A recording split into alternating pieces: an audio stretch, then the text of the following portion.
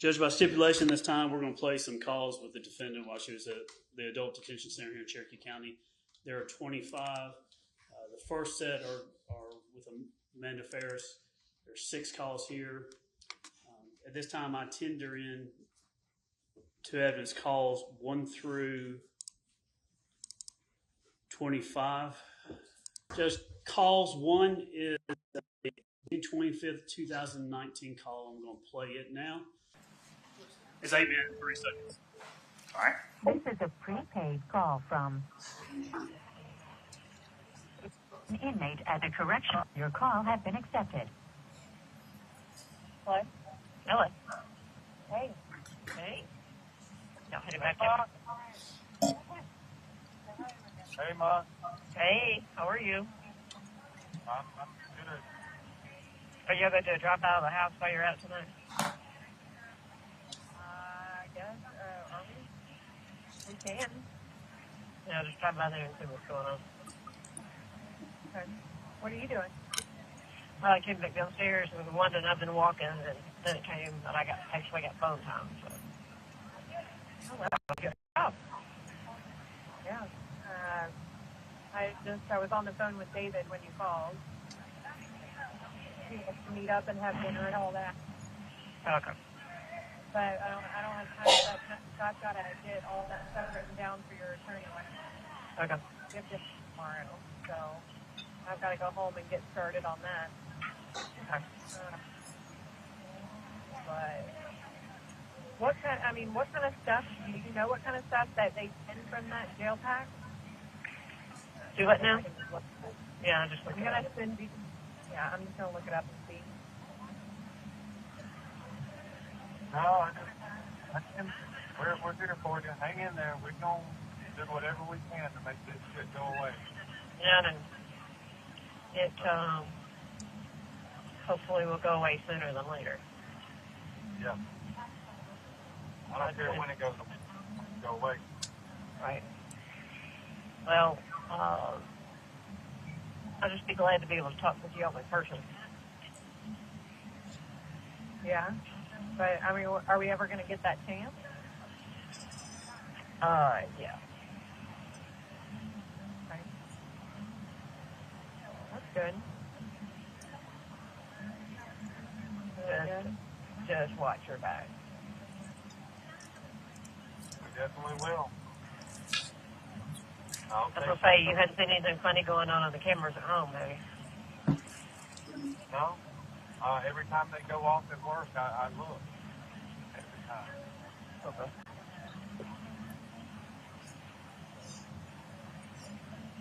Well, is Martha Jane keep a check on Chris on Facebook?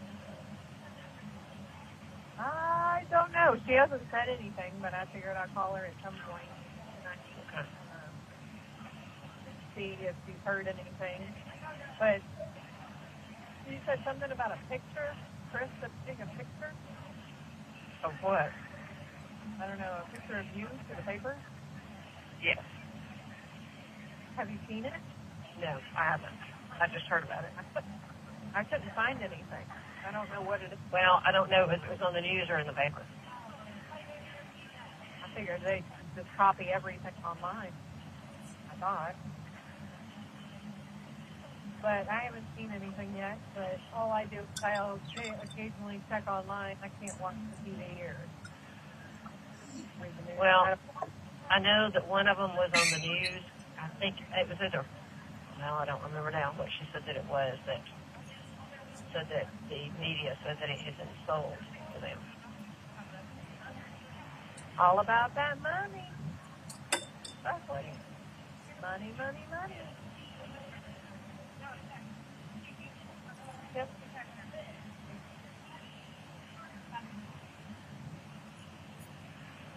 Do you know if they talked to Martha Jane when they were up there? I don't think so. I think that, I think Rusty told her what was going on, but I don't think so. Okay. They said they wouldn't be going back up there, so I don't know. Well, you know you can't believe anything they say. I can't believe anything what anybody says anymore. Sure. The hardest part about the whole thing. You don't know who to believe. No. And a certain now what's his face? Michael, is that his name? Yeah. When they're meeting with tomorrow, he said he knows Jeff. Yeah, he talked to him today in court. They had a discussion about the case today. I don't know what that pertains to, but he's going to tell me tomorrow. Well, I know he's going to be very careful over the phone and over email with you. Oh, yeah, of course. Of course. He should get a very interesting. I mean, you still got that email that you sent to Diane. Oh, yeah. But that's just about them, yeah.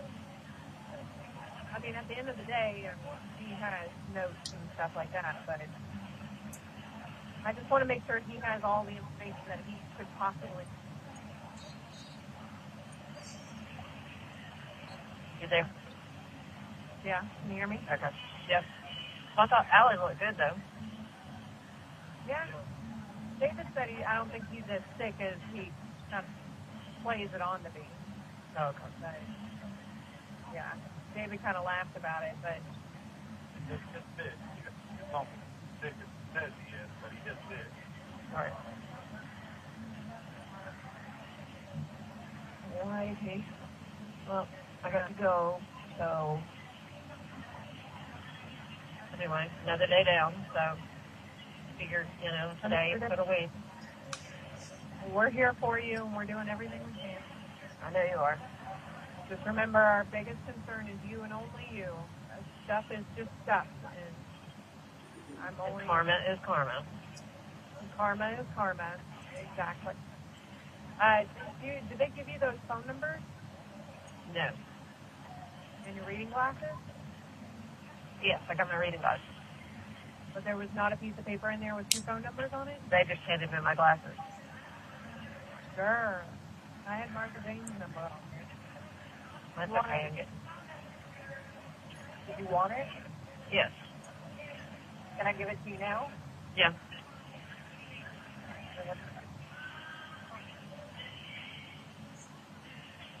You ready? Yes. 931 Okay. 581 Okay. 3343. Okay. You can call her and talk to her. I'm sure she'd love to hear from you. All right. All right, well, I guess just call me whenever you can, please, and I look forward to hearing from you. Well, I'll just wait since I've only get it basically one call or 1 15-minute slot, and I'll call you tomorrow when I know that you all had time to met with him. How's that? That's good. That'll be fine. Okay. Talk to you later. Okay. I love you. Love you all. Bye.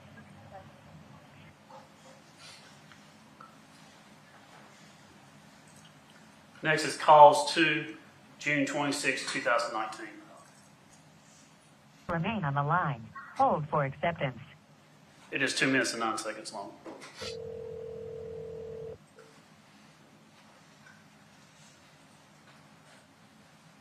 This is a prepaid call from.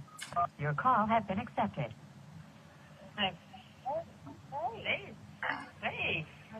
I spoke to your attorney, And? I can't say good things because obviously we're stuck in this situation. But everything is handled as can be handled. Make it quick because we're fixing to get a lockdown. All right, you're going to probably see a guy come to you tomorrow. You need to sign off saying that we're allowed in the house and that we're allowed to put the lock. Okay. Because Scott and I are getting the lock changed tomorrow evening. Because Scott told Elaine today at the showing that he had ownership over everything, and that it was his siblings' responsibility to make sure everything was theirs and protected and blah, blah, blah. All right. So we're getting that handled. So just sign that, and we'll get the locks changed on your house. And what? We're going to get the locks changed on your house. Okay. Because all of that stuff is yours. Every single bit of it. Every bit of it. Okay. So Scott and I are going to do everything we can to protect it. Okay. Did Rusty give you the list of things to get out of there? Yeah, he gave me a pretty good idea. I'm going to have to remind me, but yeah, I do. Okay. So once you sign that paper, I'm going to go over there and I'm going to get that stuff. Okay. Well, I'm just going to keep a running list, and then that way I can get to him. So. Okay. Are you okay? I am. I'm good. You think it was a good meeting with him? Yeah. Yeah. Okay. Hang in there. Keep it safe. I will. Okay. I got to go. I love you. Love you. Bye. Next is calls 3, June 27, 2019. Remain on the line. Hold for acceptance. 8 minutes and 36 seconds long.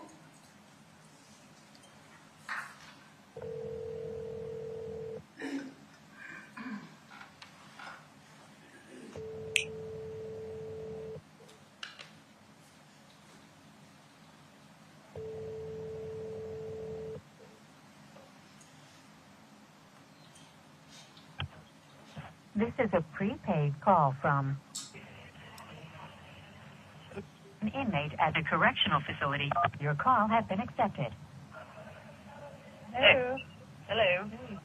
I just talked with Michael, I guess, I don't know, sidekick, 2 of them. His notary? Well, they came, well, I don't know, he just took kind of what happened on Tuesday, Wednesday, and Thursday. And then I signed that piece of paper. Wait, what about Tuesday, Wednesday, Thursday?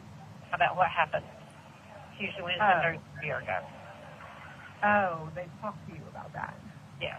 And then I signed that piece of paper giving you all permission to get in the house and that kind of stuff. Did it give us permission to change the locks on the house? Yes. Okay, good. And did you So put I'm gonna Martha James' have name down on that? I mean, I can. I Well, didn't no, know. it was on there, but there was a name on there I didn't recognize, but it was Barton, and it had to have been hers, so I just wrote Martha outside of it. Oh. Maybe it was Rusty's? I don't know. No, it wasn't. No, I mean, it was like, it would have been a variation of Martha, but that's not what it was. So I just marked it through because it was not a real name. I just put Martha and left Barton on it. Oh, okay. Yeah, I don't know why they would put her on there, but whatever. I don't know either. But it was yours and Chad's and Elaine's and David and Alan and then hers. Yeah. And his attorney people are supposed to be able to get in there. He said he was going to put his attorneys and stuff on there, but Yes, and they are allowed in there. yeah.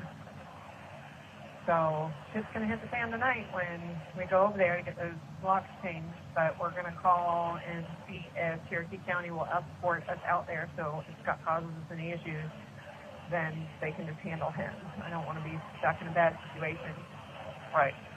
How bad did he get with Elaine? She said that he didn't show out. He wasn't like whatever, but he was very entitled. He said, "This house is mine and my siblings, all of this stuff in it is ours. We're not letting anybody take anything out of it, and this is ours," basically just taking ownership over everything. And Right. Elaine didn't want to say too much back to him because it would have upset him even more than he already was. So she said that Robin lady that was with her, was right behind her and heard everything.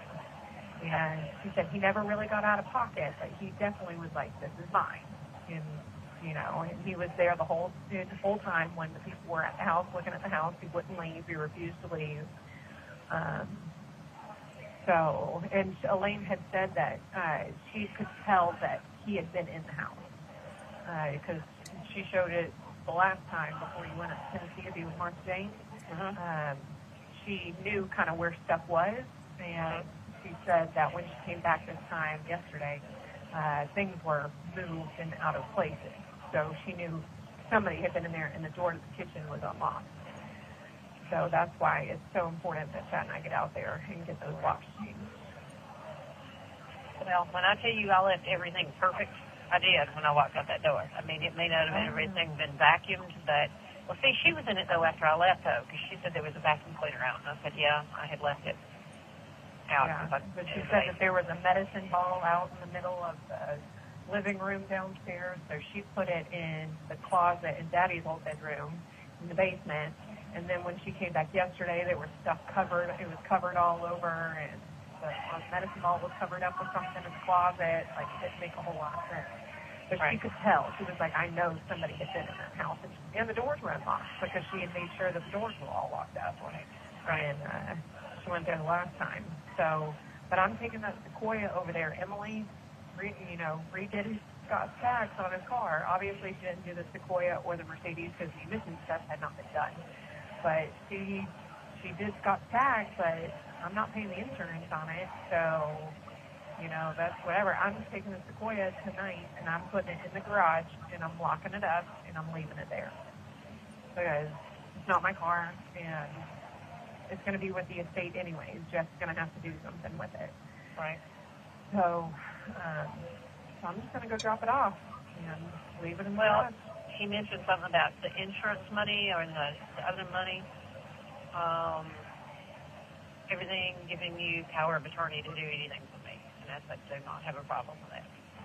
Yes, me and only me. Do None of those other kids. I just said me and only me, none of those other kids. Yeah, I said, do not let them, So does Michael understand, I guess, the severity of prison, Scott? Yes, we enlighten them to a lot of the key information that they did not know already, because, they kind of walked in this, but down, we sat down for 3 hours. Like, as you know, we could have sat there for 4 days and really gone over everything, but we got them the majority of the key information, all the hard facts.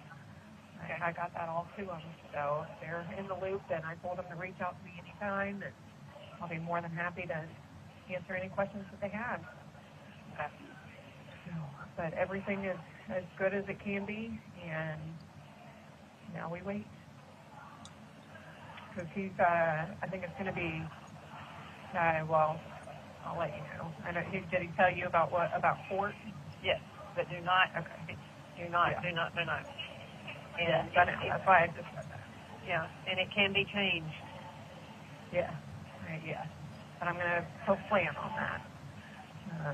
But I'm glad they got over there and were able to talk to you today. Good. Yeah. And he said that Michael may be back this afternoon because we're fixing to go on lockdown here.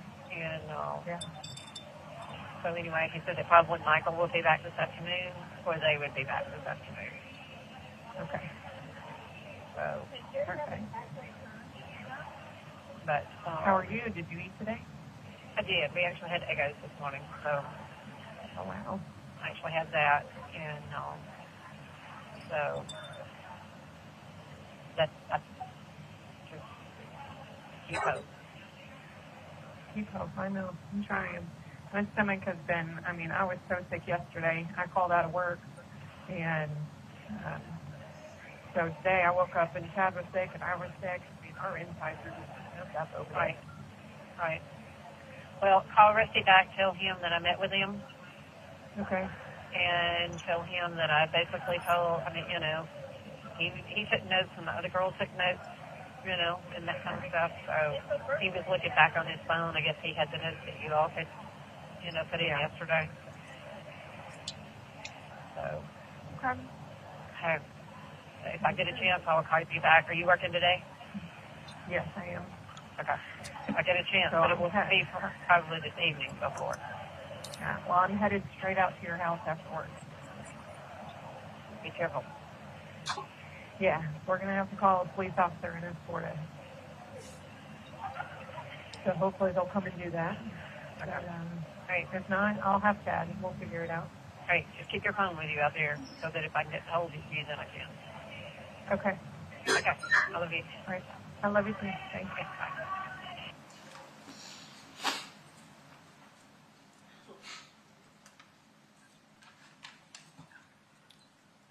Next one's calls for July 5th, 2019.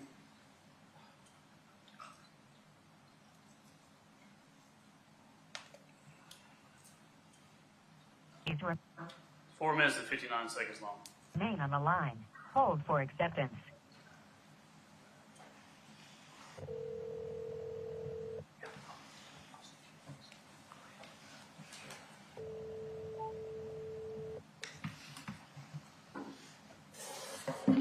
This is a prepaid call from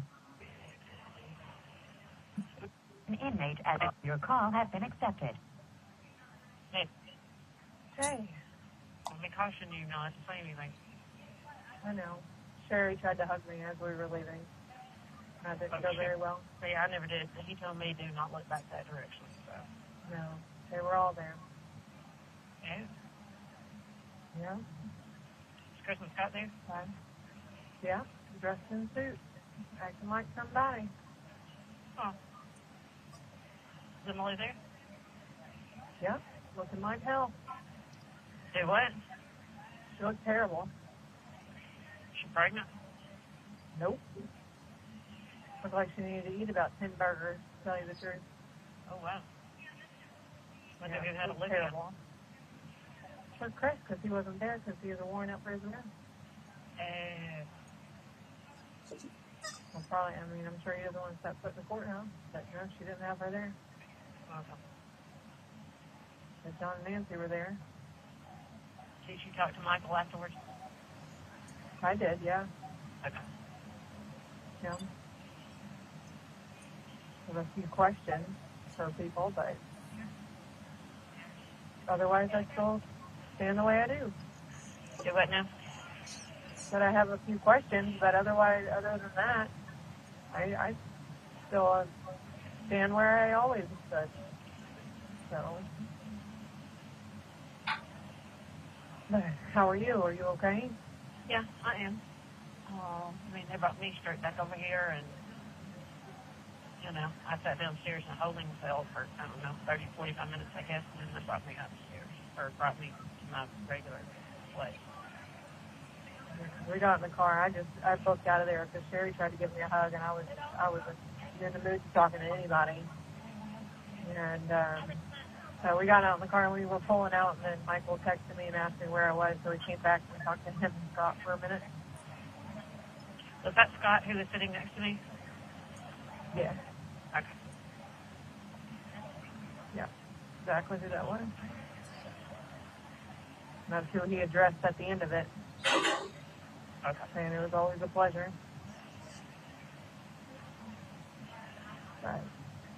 So about the carpet Yeah. on the stairs, Uh-huh. I mean, really? I mean, I figured that's when Motley did it. But I It don't wasn't. know. I figured if there was, that was because Motley. Well, Michael said there wasn't. Well, yeah, that's what I want to know. Why wasn't there any carpet taken? But, you know, we'll talk about that another time, and I'll handle that later. But, Well, I sat and wrote down everything and told him during the trial what all was, you know, wrong. yeah, we talked to him during the break and everything. Oh, okay. So, he asked a lot of the questions that I want to ask. But obviously we're getting to the nitty-gritty of it later on. Right. But Right. next will be your bond hearing, and we've got to figure that out. I just don't know if we'll have any property substantial enough to... Because if it's out of county, it's got to be double. So we'll see how that goes, but you'll still have one nonetheless. Okay. Have you talked to Rusty about what they said? No, but I was curious to know if he watched it live stream, but that's... No, I have not. I haven't called anybody. I don't feel like talking to anybody. Right. I did talk to David briefly, but it was just for a minute or two. Right. Okay. Well, you need to call him and about that, what they said that he said, Yeah? and be very honest with him. Yeah. One of the only really questions that I have. Right. All right. Well, first we got back to lockdown, so I was just going to hear your voice. All right. I love you. I love you. We'll figure it out. Okay. All right. Bye.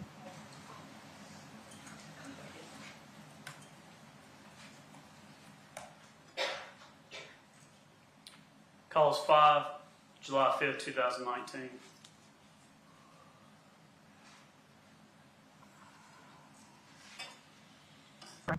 Five minutes and 19 seconds. Remain on the line. Hold for acceptance.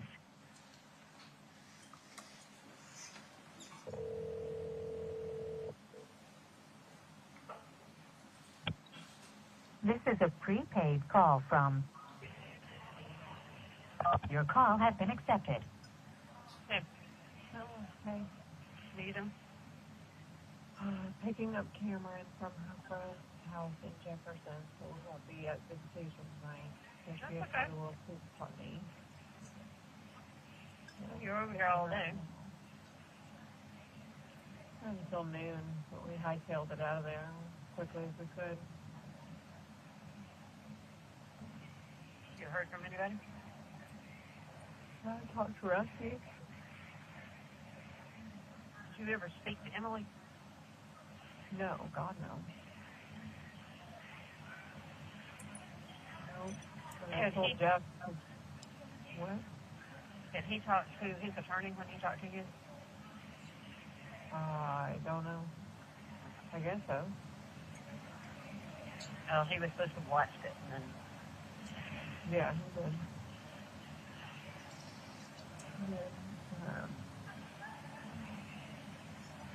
But yeah, I mean, it's all very unfortunate. Well, I guess I just didn't realize that you could sit up there and lie. Well, I mean, he's under oath. But I know he lied about one thing, so I don't know. Well, I mean, Michael said that they could. Well, it's all opinions and whatnot, so we just got to get into the nitty-gritty of it now, unfortunately. Well, of course, by me not being able to go back and watch it again, I was trying to figure out, remember some of the things and how it was worded. Yeah. Have you watched it again? No. But I was taking notes throughout the whole thing. Oh, okay.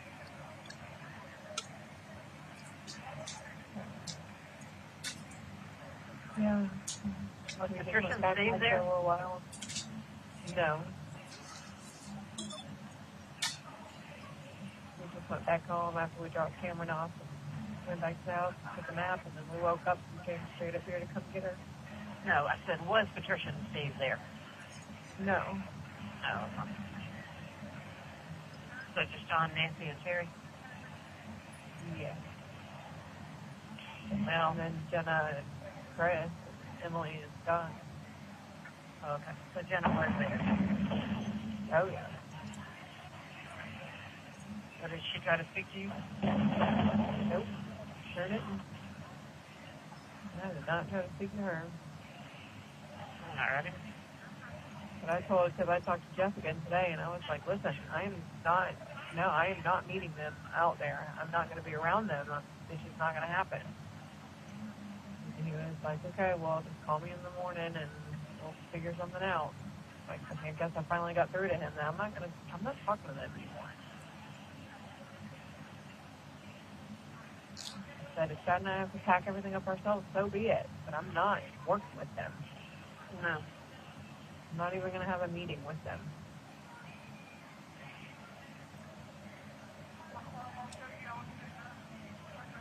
I'm going to jump that hurdle and wait. Unfortunately. Michael told me that they'd be back over here, very soon to talk to me about it all. So, What, today? no, not today. I'm assuming first part of the week. Yeah. Yeah. I should get everything, but there's going to be a lot of stuff to go through, so it's going to take a while. Well, it sounded like they did not have a lot of the test results back. Yeah, exactly.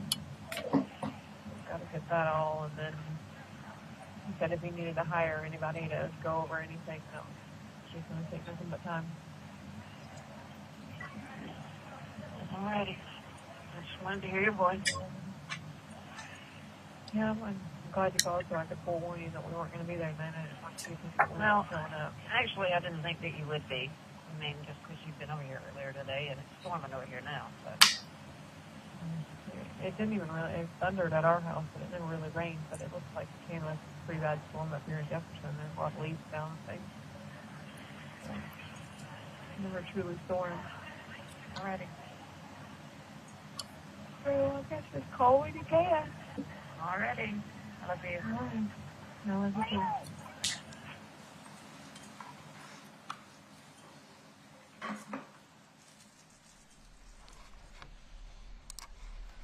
Call 6, July 8, 2019.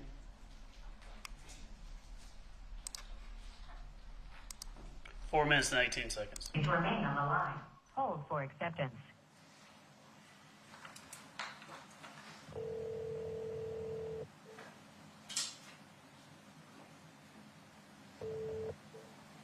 This is a your call has been accepted.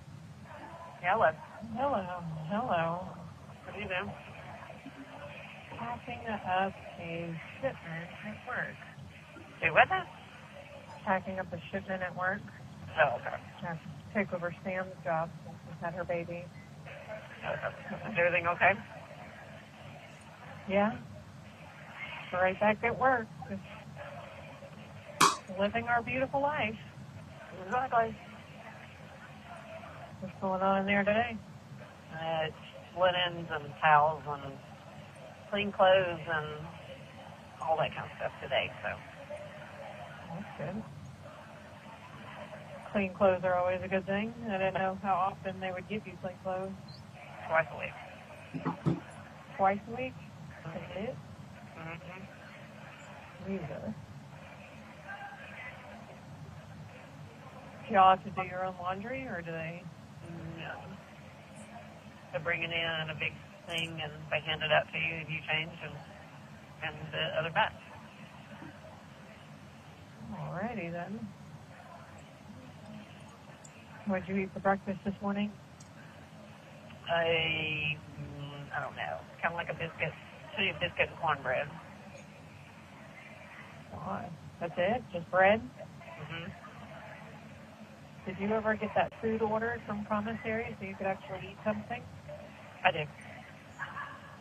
I can send you those packs that Wanda was talking about so you can actually have something to eat. No, I had ordered, granted, the only thing that's on there is kind of like Doritos, but it's enough to get by, and hopefully it's not going to be much longer. I don't know. Thanks to your boy Rusty. I don't know. Yeah, I know. I'm really mad at him, and I really honestly, I don't want to talk to him. I'm sorry, but it was just too selfish of him to lie like that. Well, of course, I haven't heard what was really said. What? But he told me enough that he was being selfish, and if you're telling me you're being selfish, then obviously you know you did something wrong. So, as far as he told you that? The reason you're, yeah. So as far as I'm concerned. He told you that?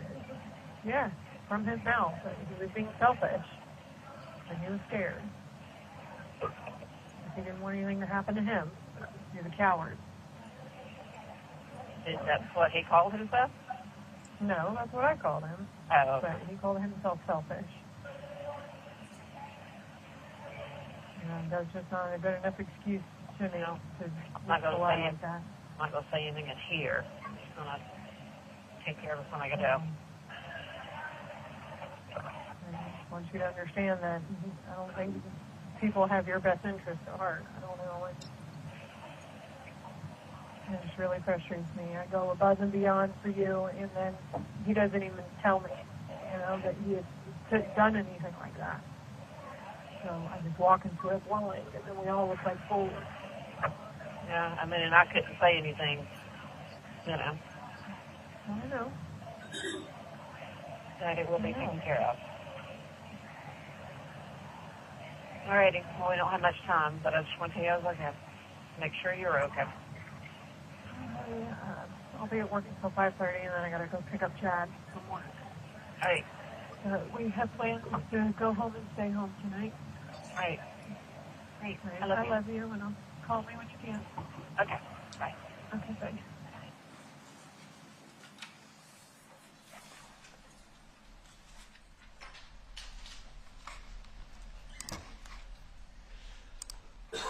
Moving to phone calls between the defendant and Rusty Barton.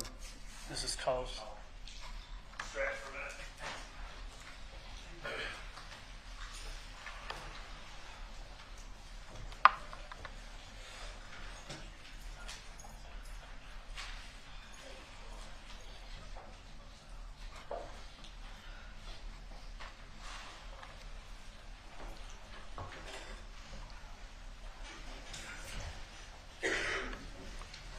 Call 7, June 22nd, 2019. 6 minutes and 17 seconds long. Please speak your name into the telephone. Thank you. Please remain on the line. Hold for acceptance.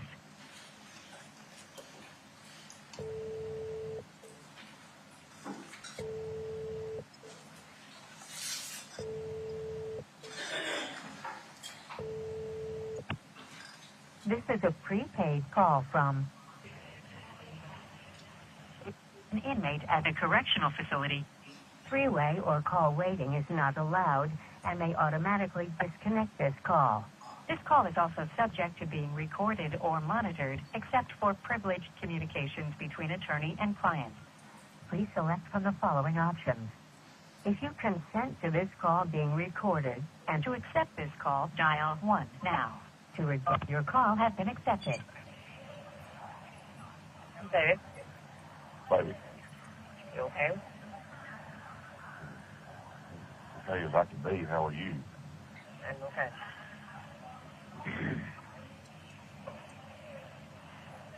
Amanda came and Chad came yesterday morning. I talked to him. She called me as soon as she got out. Okay. I talked to her. All this week I talked to her and Chad both. Okay. Did you see her the other morning? Yes, I met them Wednesday. Got the puppies, got your stuff.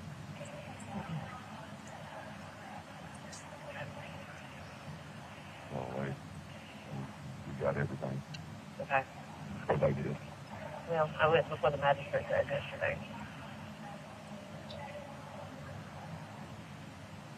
It has been an immediate frenzy here.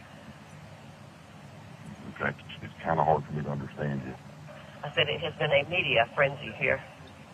I'm sure that's what she said it was at the court hearing yesterday. And, it's, you look on the internet and that's all there is. Yeah. Yeah. Just the only good part about it now is, Atlanta has so many things going on that it's one of many. So, but it's getting quite the attention. Oh, I'm sure. Yeah. Yeah. Probably by design, though.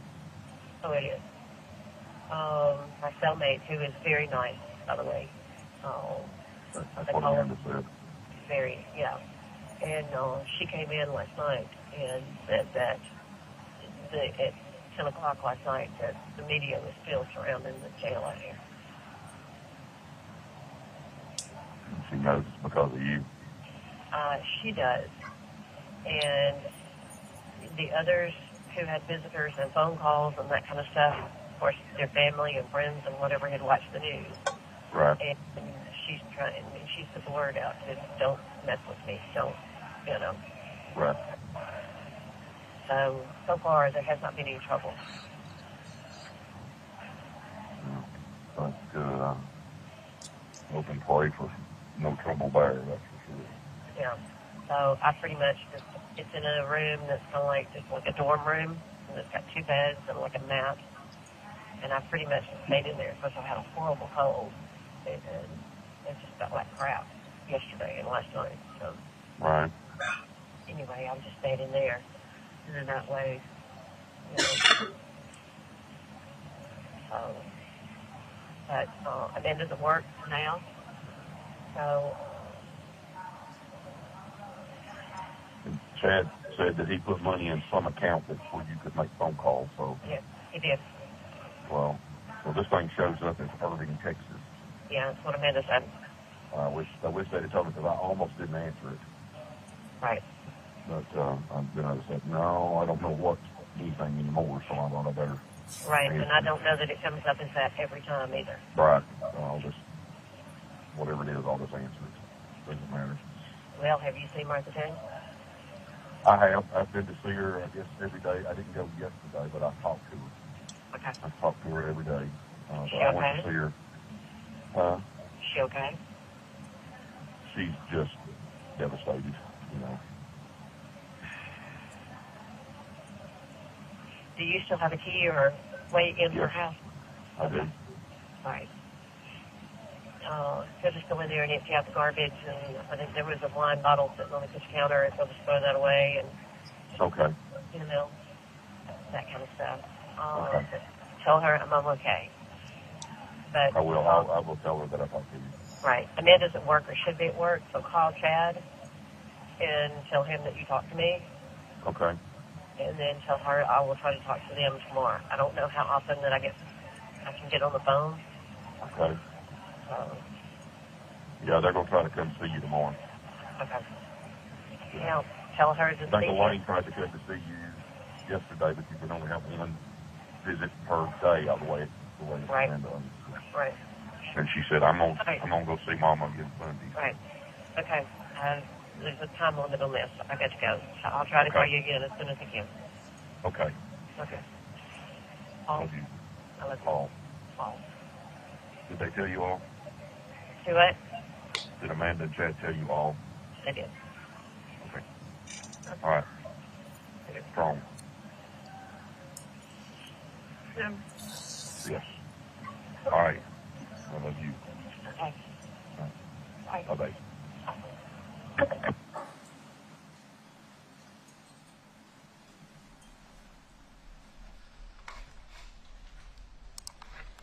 Calls 8, June 24th, 2019.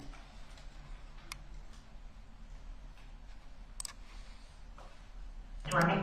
5 minutes and 50 seconds long. Hang on the line. Hold for acceptance.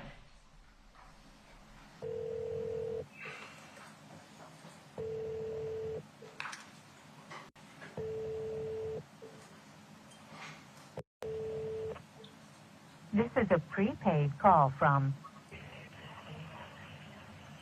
an inmate at a correctional facility. Three-way or call waiting is not allowed and may automatically disconnect this call. This call is also subject to being recorded or monitored, except for privileged communications between attorney and client. Please select from the following options. If you consent to this call being recorded and to accept it, your call has been accepted. David, Darling, what you doing? just fixing to grill some steaks. Okay. What you doing? Got the phone working? We did. Oh, good. About time. I know. You okay? I am. Okay. Did you talk to Amanda last night? I did. Okay. Did you explain to her about a chess match? No. No, I didn't explain nothing. Okay. There's a lot going on. Mm-hmm. Have you been interviewed? No. Okay. I'm going to be tomorrow. Really? Yeah. Bye. My two favorites. Oh.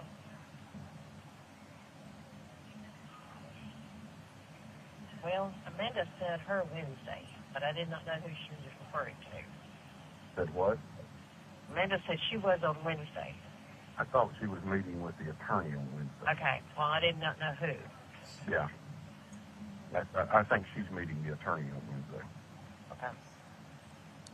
That's what I got. Okay.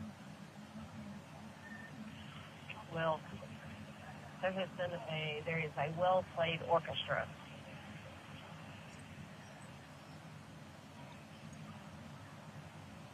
Sure.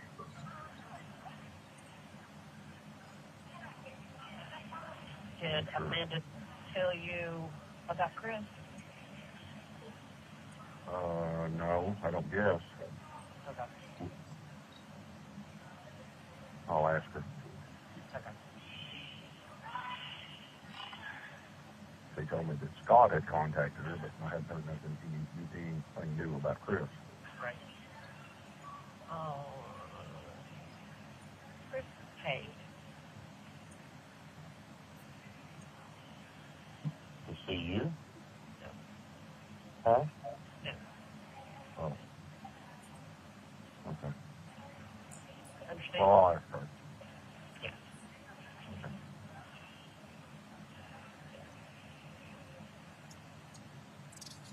Interesting.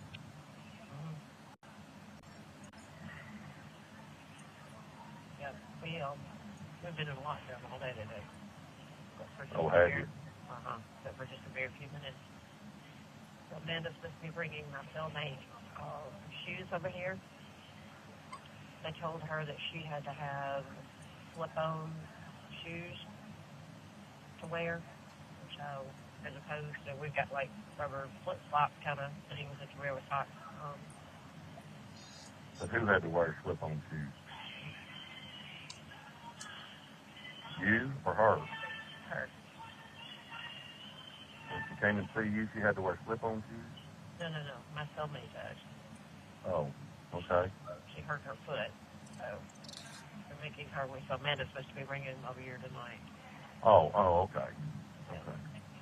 So she had to have them by 8 p.m. tonight, or they were going to lock her up in medical.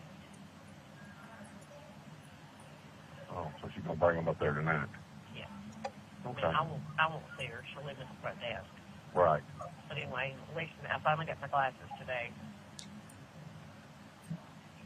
Well, that's good. Yeah. And anyway, I finally got a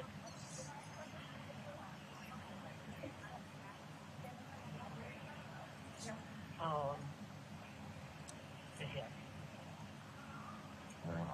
just hang tough.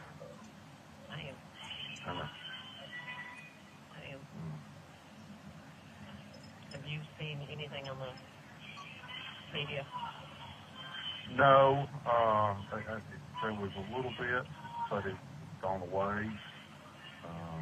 There wasn't much said up here about it, and that's gone away. The car is still sitting right where it was. What car? A Mercedes. Oh, she left it there? Yes. Oh, okay. Yeah. Yeah. Decided they wasn't going to bring it back and make things easy for Chris, because he's going to. Right. So it's still sitting up here. Okay. I got to go. Okay.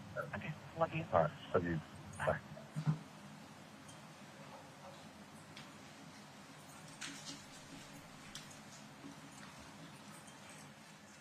Calls 9, June 26, 2019.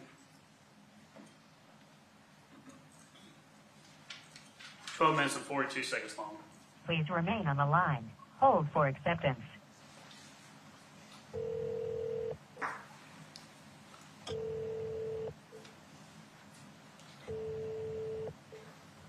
This is a prepaid call from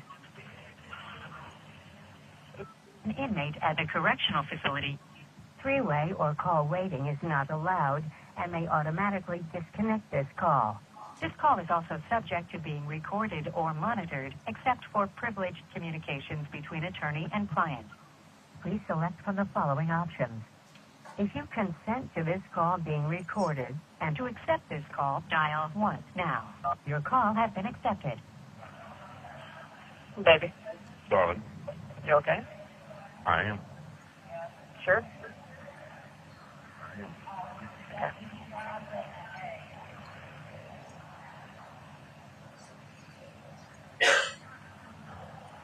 Amanda was here last night. Amanda and Alan came. Okay. Good. Good. How's Alan? He was good. He was tanned and thin, but he's going, I guess, this coming Tuesday for another treatment. Right. So, how's him do? You know, she's okay, but obviously just tore all to pieces.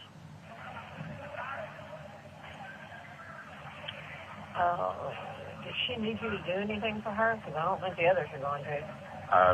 I've been over there every day and check on her, Okay. including yesterday evening. Okay. And I don't know what the others are doing. I know somebody has gotten the mail that this been gone, but I've been by to check the mail a couple of times. I wasn't getting it every day, but I went by a couple of times every time it's been gone. So I figured, well, It may be James and Sarah.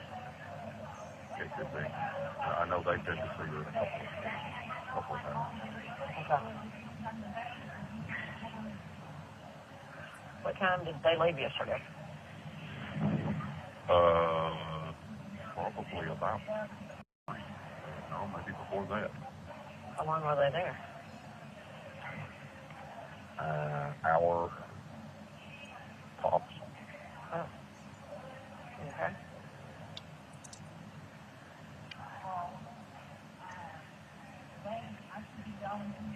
Was Bobby there? Oh yeah. Wouldn't have met without him.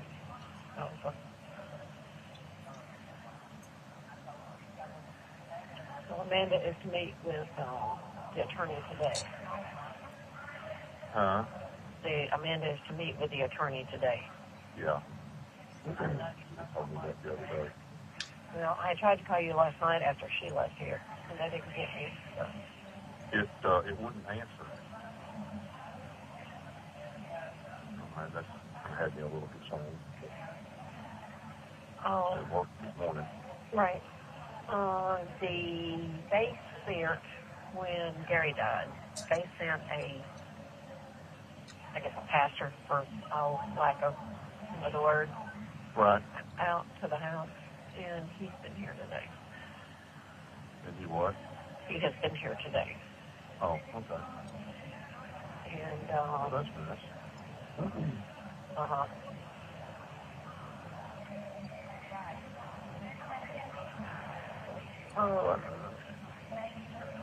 Well, let's just say the orchestra is playing well. Yeah. There's no doubt. You need to explain that to Amanda, Okay. and you need to explain a chess match to her, Okay. and make sure she understands. Okay. She's supposed to meet with them today at 4 my time, so All right.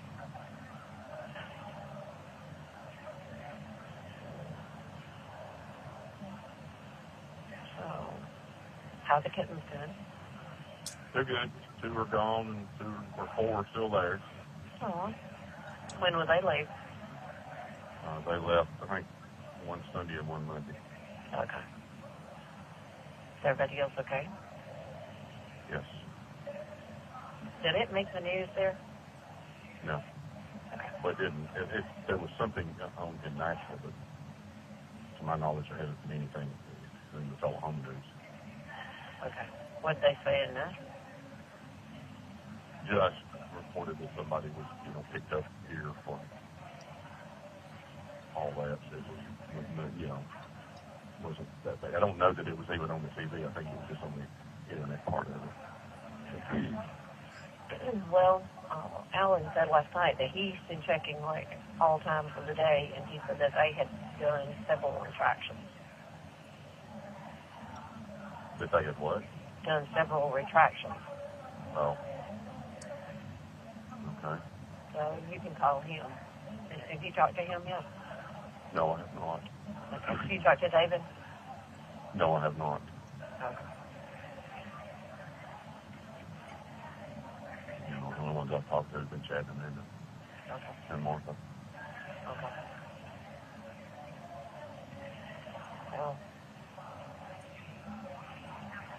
he needs to stress to Amanda that she needs to find out what trouble Chris is in. Okay. And have that dealt with. Have that followed up. Yes, and dealt with.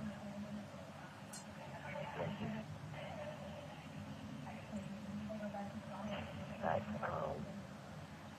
my bunkie, as they call it, is very informative. Yeah. Just very sweet. Remember, it can go both ways. Very true. Oh, I know. Amanda said the kids were going to go get everything out of your house. Yeah, she's trying to have that stopped. So,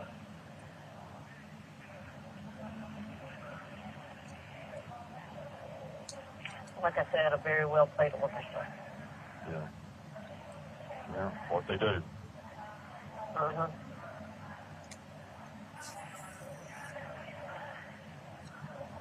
Yeah.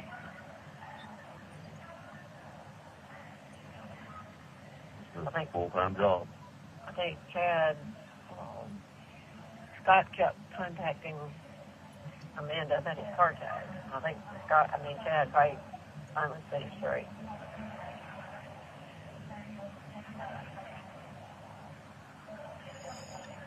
Like, look, he still has to talk to the estate attorney. But Amanda said the only person that he's talking to is Chris.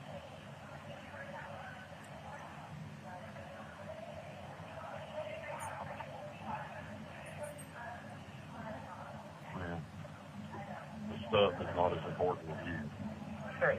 And that's what Amanda said. She said, Mama, at the end of the day, you are what we've got to take care of. That's the thing that's important. Right. They're not going to want anything sentimental thing. Yeah. And they'll make sure she don't get it, probably. Yeah. That concerned her, but she said,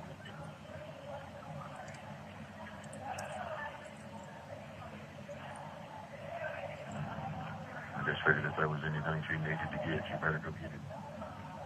Yeah. I would like to tell her when you talk to her that there's 2 clocks in my study. They belong to my grandparents, but I really would like for her to get out. There's that antique gun that's in the basement that is my grandfather's that I really would like for her to get out. But Okay. I had thought of just anything else. My daddy's picture hangs in the study, but I think that she will, but the others she won't think about. Right. Getting. And tell her that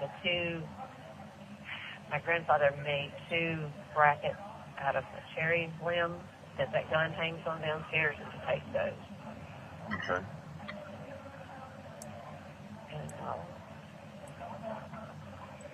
there's some jewelry in the chest in my bedroom that's in the top right-hand drawer, and it's in like a folded velvet kind of thing. Tell her to get that out. Where's it at? In the chest of drawers in my bedroom in the top right-hand corner. And then tell her to go through the 2 top drawers. And there's jewelry and stuff, some left in there.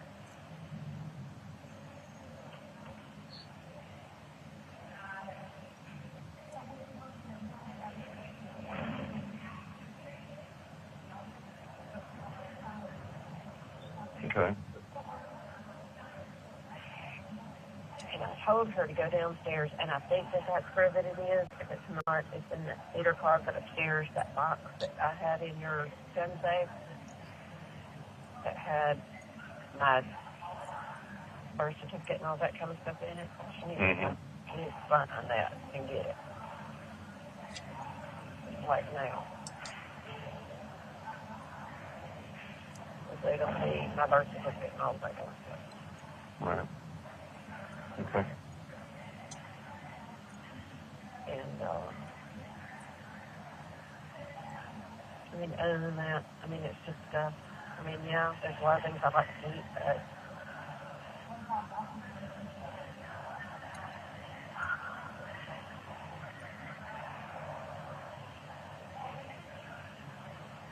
I don't know that they will actually, because I told her, I said, remember, innocent until proven guilty. And that's what the judge kept saying the other day. And I said, I don't understand, because I haven't done anything.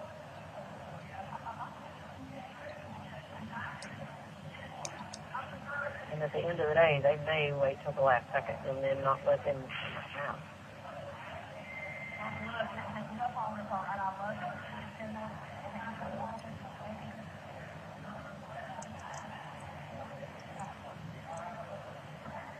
But at least they pull the media away from here.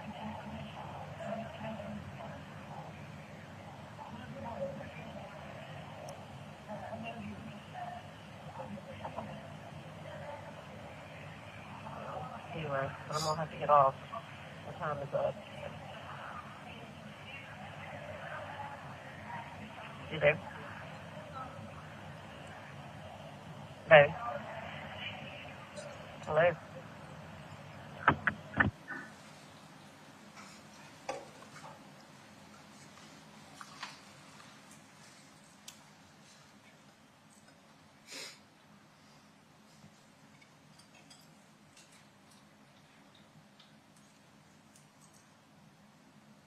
Remain on the line. Hold. It says June 28, 2019, and it is 8 minutes and 1 second long. Hold for acceptance.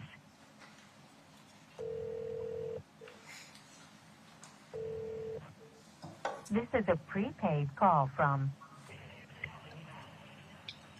an inmate at a correctional facility. Three-way or call waiting is not allowed and may automatically disconnect this call. This call is also subject to being recorded or monitored, except for privileged communications between attorney and client. Please select from the following options. If you consent to, your call has been accepted. Baby? Baby. You talked to Amanda last night? I did not. Okay. They went and changed the locks on the house. I sent her a text, but I never heard from her. Okay. I never heard from her. Apparently Scott had locked the gate up where they couldn't get him. So they cut the lock off, or cut the chain off. And they had the locks changed on the house, and they moved a bunch of the tools from the barn over into the house and locked them up. And they had to call animal control because Scott has not been taking care of the animals.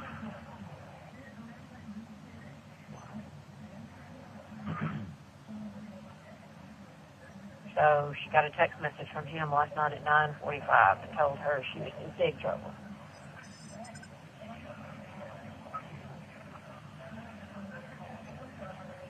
Mm-mm-mm. So I have a feeling if we can get real. Yeah. You okay? I am. You sure? I'm sure, baby.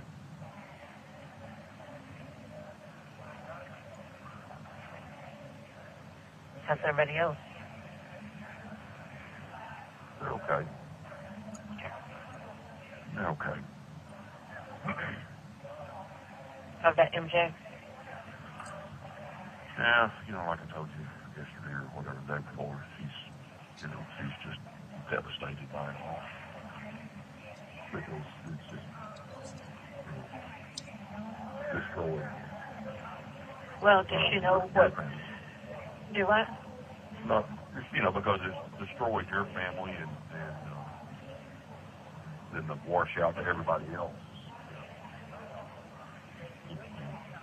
Well, she does understand what Chris and Scott did, doesn't she? Oh, yeah. She knows what Chris and Scott, she figured out Chris and Scott on her. Okay. Well, I do know that Chris was talking to Pat pretty regularly. Yeah. Well, Chris has been talking to a lot of people this time, right? All he's doing is trying to get everybody to believe what he wants them to believe. Right. What him and Scott have done from the get-go. Well, yeah.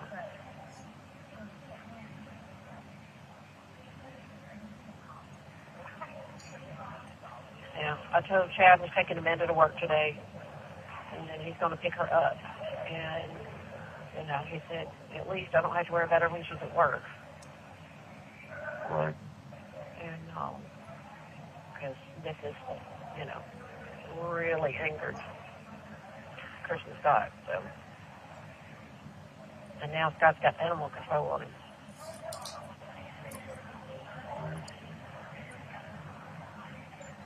I truly believe that they're the ones that brought all this on everybody. Well, yeah. And I mean, all of it. Oh, I know that. That's got to come out. Exactly. Were you asked about them? Them? No. No.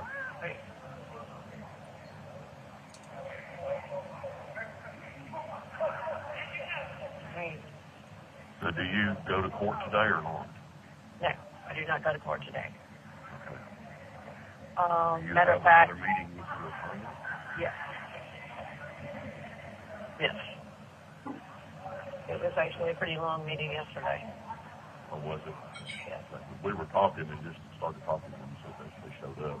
Yeah. I didn't know if that was just about putting locks on the door or if it was No. everything. Yeah. Yeah. All right. And he'd had like a 3.5-hour meeting with Amanda and Chad the other day. Oh, did it last that long? Uh-huh. Oh, wow. Oh, yeah. And, so, yeah, no court dates are discussed really openly. Right. Okay. So, Well, talk to your attorney about it. And like I said the other day, just open and honest and yes. tell them the truth. Oh, I did. Yeah, good. But, like I said, the orchestra is playing well. Oh, yeah. Oh.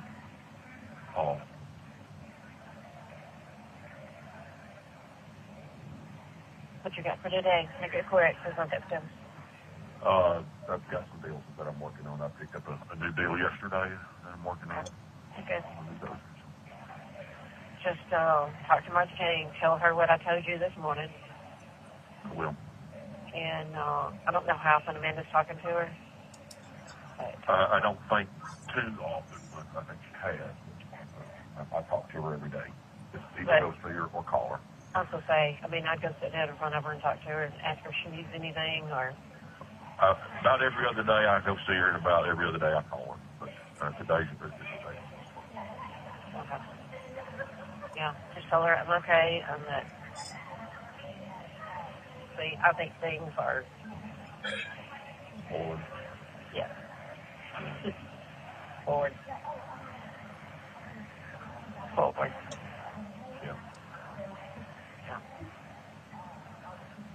All right. Oh, baby. Keep the faith. I got it. Tell her that, too. You too. Tell her that she is on the list of people that can go in my house. Martha Jane, yes. Yes. Okay. Okay. And tell her about, and tell her she might want to call Amanda. Amanda won't get off until like 5:30 or 6 today. Right. But Amanda is coming here this evening, so it'll be later on before. Okay. Okay. Just make sure you talk to Amanda. I'll tell her to call you, but if not, touch base with her tonight. Call her. I will. Okay.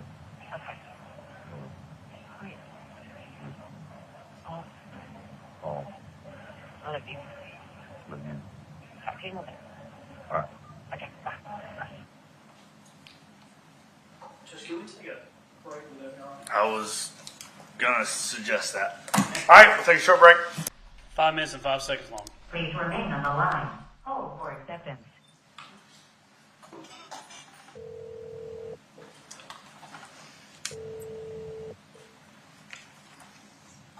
This is a prepaid call from an inmate at a correctional facility. Three-way or call waiting is not allowed and may automatically disconnect this call. This call is also subject to being recorded or monitored, except for privileged communications between attorney and client. Please select from the following options. If your call has been accepted. Baby, Darling, what's good? laying across the bed. You okay? Yeah. You know, bathroom, shower, lay down. Yeah. Bathroom, shower, lay down. Well, hey, today's Saturday, today's shower day. Oh, So I got to have a shower. that'll be nice. Mm-hmm. Shower helps everything. It does. Mm-hmm. You just get one once a week or what? Shower, yeah, no, I mean, a couple of times a week. So. Okay. That's good. But hey, Wanda had lesions, so. Oh, that makes you feel better. It does. So another 2 days, my hair will be dry. Yeah. Maybe. So anyway, Ben and Chad came last night. Did they? She said that Emily had blown out another email about her wedding dress and other things that she wanted out of the house, etc. Her schedule. I think Amanda has made it her schedule, though. And she was coming this weekend. She was like, I got to work, on Saturday, and then, so. Yeah. Good stuff to give it to her. All good. Oh, good. Mm-hmm.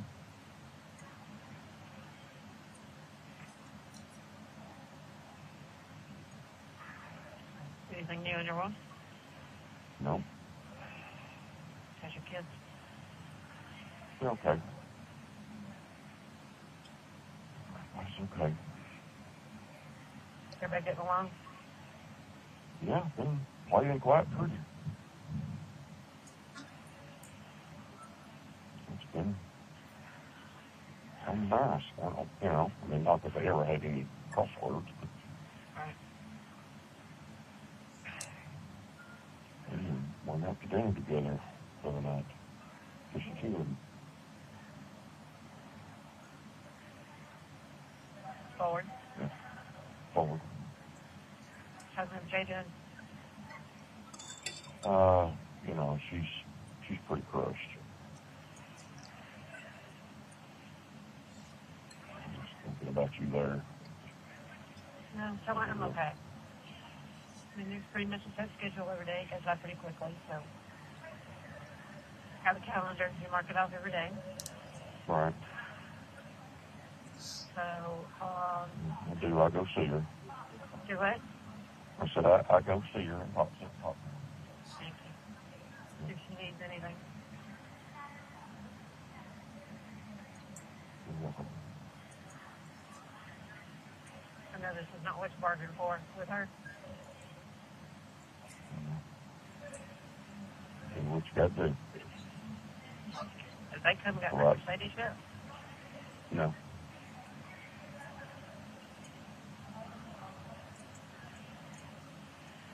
As of yesterday, been by there. Well, Amanda said she told Jeff where it was. He's like, well, how am I going to get it? She said, that's your problem. Amanda has got a backbone to her.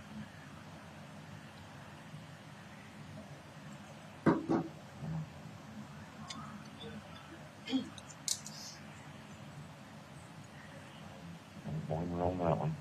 Yeah, I love you. I love you. I think we're going to be out this afternoon, so maybe I'll call you this afternoon. Okay. Okay, I love you. Okay. Be strong. I will. You too. All right. All right. Love you. Bye-bye.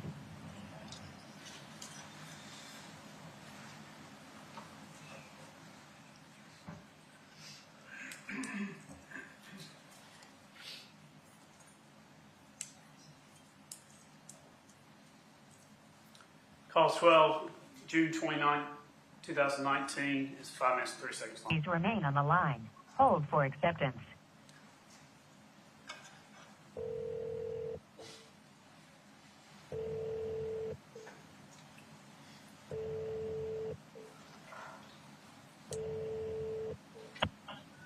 This is a prepaid call from an inmate at a correctional facility. Three-way or call waiting is not allowed and may automatically disconnect this call. This call is also subject to being recorded or monitored, except for privileged communications between attorney and client. Please select from the following options. Your call has been accepted. Baby, Darling, what you doing? came upstairs. So I talked to you. Everything okay? Yep. Sitting out by the pool with a bunch of girls and a bunch of kids. You already? Mm-hmm. What you do today? A whole lot of nothing. I did get my bow and other stuff out for my bow to start practicing with. And actually worked on the deal today. I've really done a whole lot of it. A lot of fiddling stuff. Right. Did you see MJ? No, I haven't seen her today. I actually come over to the other listening place for a couple hours.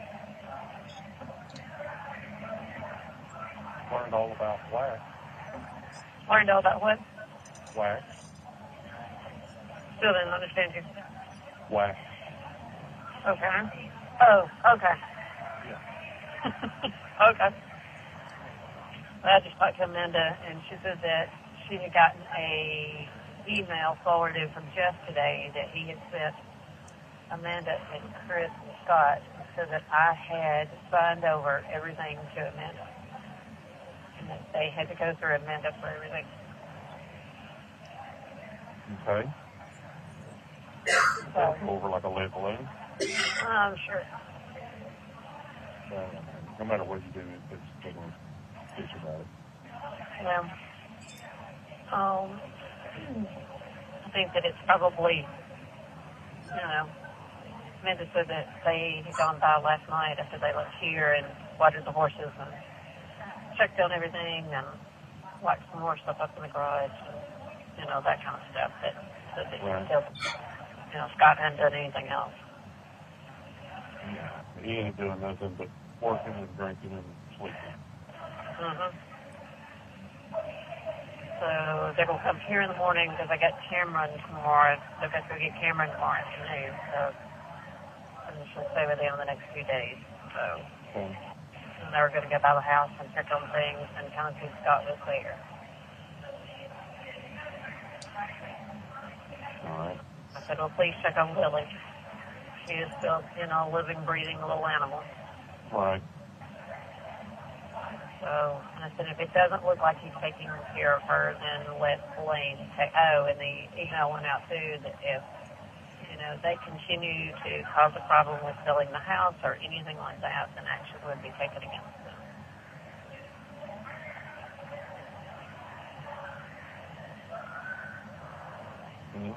Baby. What a mess. Not kidding. And I'm sitting here. Yeah. All because of them. All because of them. I love you. I love you. I miss you. I miss you. Oh, Forward. Forward. forward. Oh. You okay? Yeah. Okay is okay for me. Yeah. Today's been a long day. Sure. Okay. Hey, another closer to Okay. another closer. Yep. I love you. I love you, baby. All right. I'm going to let some others use the phone. I need to call it. Okay. I do hear your voice. Okay. I love you. I need to hear yours. I need to hear your voice. Thank you. Okay. Oh, bye, baby doll. Thank you. Love you. Bye.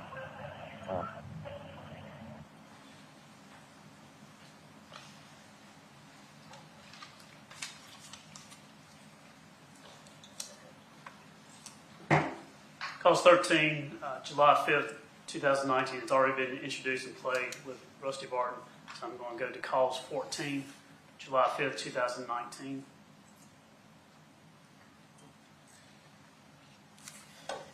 It's 15 minutes and 4 seconds. Please remain on the line. Hold for acceptance.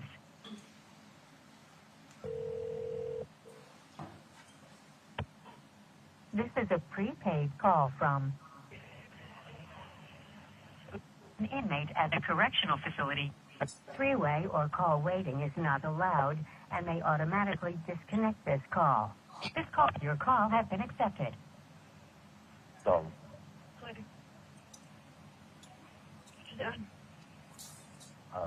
sitting in the bed, flipping through channels. Not ready. I didn't tell you earlier. Figured you were eating dinner. Yes. You know, and there's 20 people over here. No, okay. You okay? They were having a surprise birthday party for a guy whose girlfriend had dumped him, trying to make him feel better, and at the last minute, he told him, and he didn't know it was for him, and he told him he wasn't coming. Okay. Yeah, so anyway, all the small group bunch in there eating leftovers from yesterday, so we had yesterday. You okay? That's all. Yes, I am. Good visit with Chad and Amanda. Chad did most of the talking. It was a good conversation. Okay. Yeah.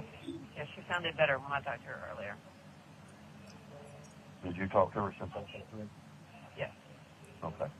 Yeah, it was good and went very well, and they were very, very nice, and I was thankful. And, so they would stay in touch. Oh, have you talked to Bobby? Actually, just got off the phone with him. Have you watched it? I think he watched parts of it. But we talked about it basically in its entirety. He didn't think it was very strong. That's what Michael said. I mean, I've thought of it, 10,000 times in the last, 8.5 hours. They talked about Scott, way more than they talked about you. And like, okay, Scott went in the house, Scott went out of the house, Scott went up here, Scott went over here, Scott did this, Scott, the only one seen a gun was Scott. It was all Scott, like, hello, are you listening to your own words?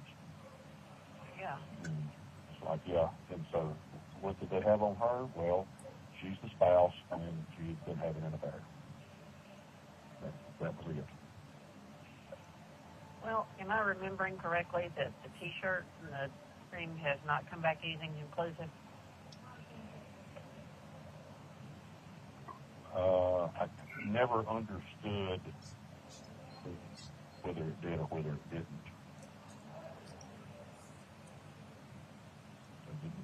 I couldn't really comprehend what he was saying. No, I couldn't either. But I'm thinking that, y'all live in the same house, you're around the same thing, you're doing the same thing. You want to have each other's DNA on, Exactly. clothes that could have been there for whatever. So I don't know all that stuff. It don't seem like that's really powerful stuff to me. But, what do I know?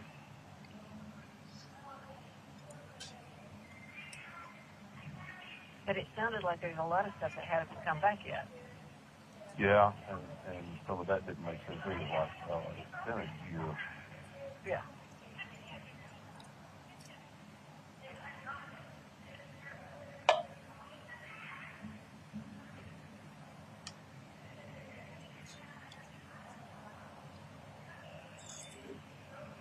Okay. Oh.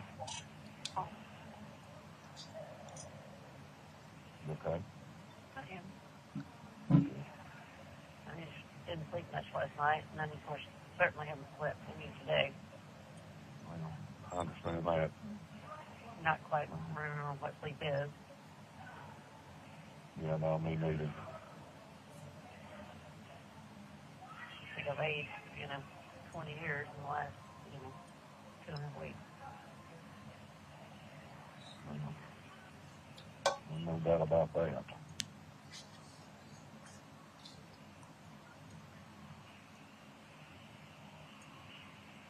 So, you know how much of it was just long today, right? Yeah.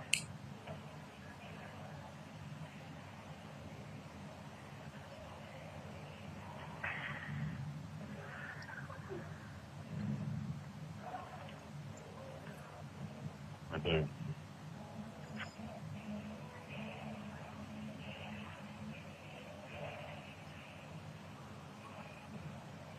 need to see you.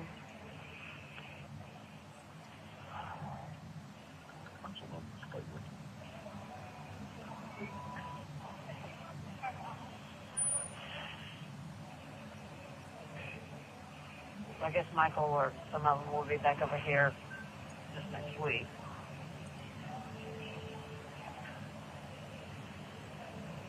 So, who was the other guy? Was there 2 attorneys with you? Yes. Was the other one Scott Farris? Yes.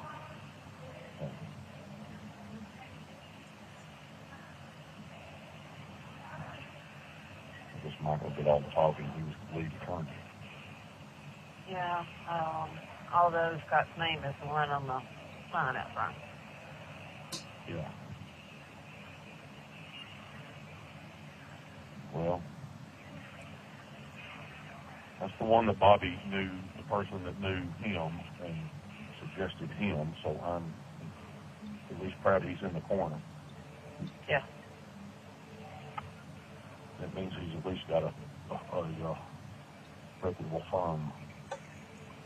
Yeah. And for him to be there with him is, I think that's huge too. Because he can get corrected if he needs to. Yeah. But that was what Michael had told me, was what Bobby had told you. Yeah.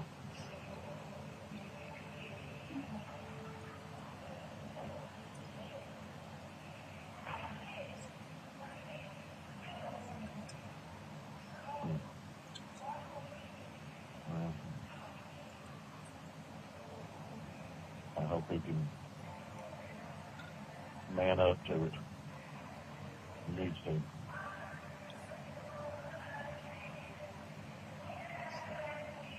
Well, I think once all the evidence comes back in, Yeah.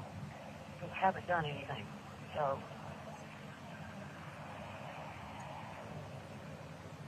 That's the whole thing. You haven't done anything, you didn't do anything, and then,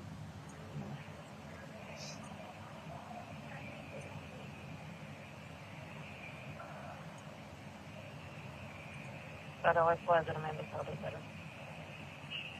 yeah. She told me that she had told me right off the bat that she had talked to you. Well, good. Well, like I said, Chad did most of the talking, but she was there. I mean, she started the conversation, but he did most of the talking. But it was a very good conversation, and I was most thankful for it. And I think I answered her questions.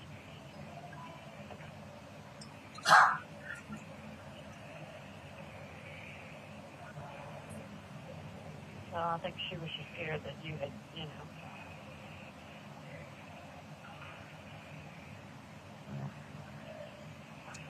I think I answered her questions. Well, she said you took notes.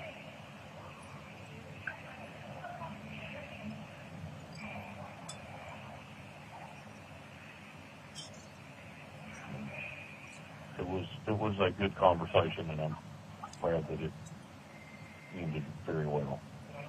Good. Yeah. She's a good kid. Yes, she is. And he is too. He is. Bless their heart, they've had the weight of the world put on them. Yeah. They certainly have.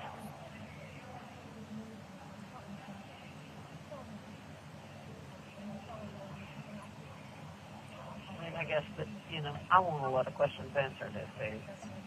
Yeah, I didn't, of course, I had no way of knowing, but she was telling me that all the Farrises were there. Yeah.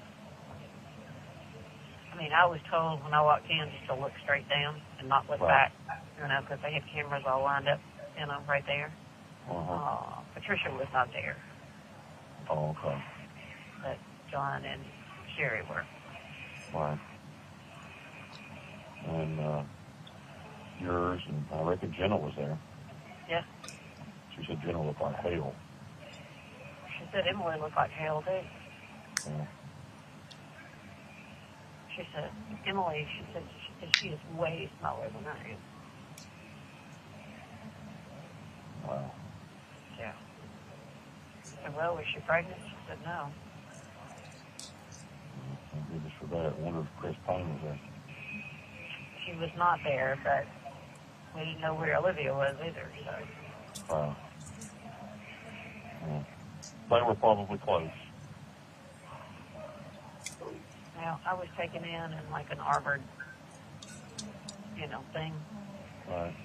And I was backed, they backed into the courthouse and put the, you know, the door down so I could see out and see, you know, and then when we pulled out, we kind of went out the back way. So. Right.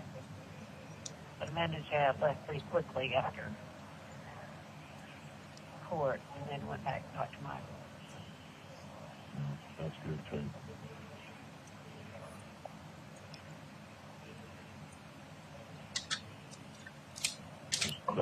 That'll help her and both of them to be able to talk to him and understand what's going on. Yeah, and that's what, because I asked him right before they took me out, he said that,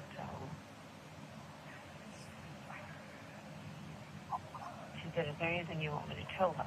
I said, just explain this to her, you know. Right. He said he would.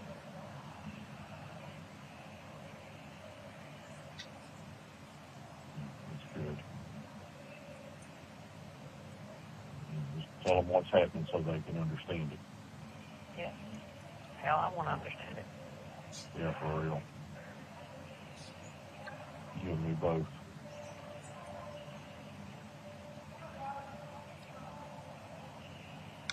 Understanding is you're the easy target. Oh, I know. I do know that.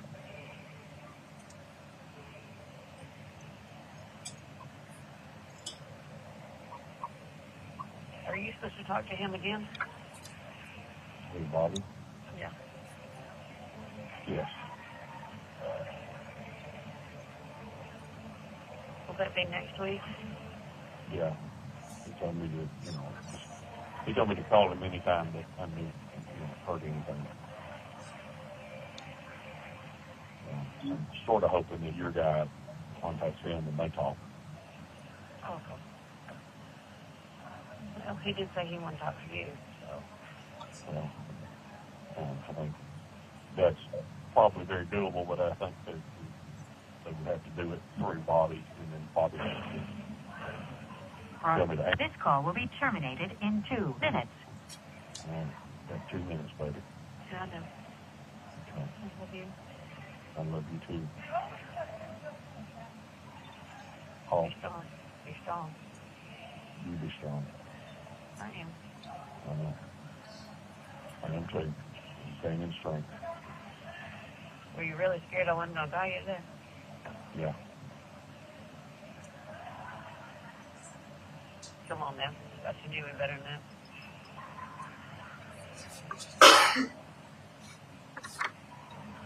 And I thought I did, and now I know I didn't. So. Thank you.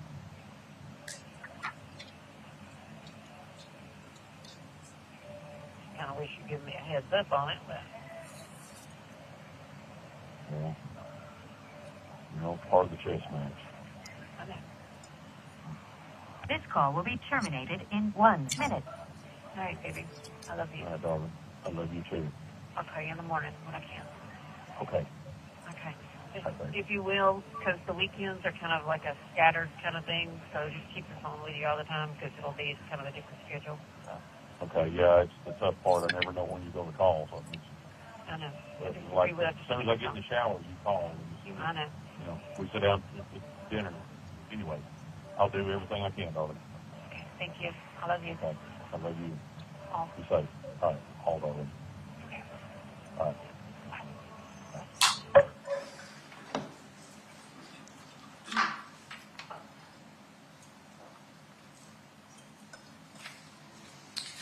Call 15, July 6, 2019, 14 minutes and 4 seconds. Please remain on the line. Hold for acceptance.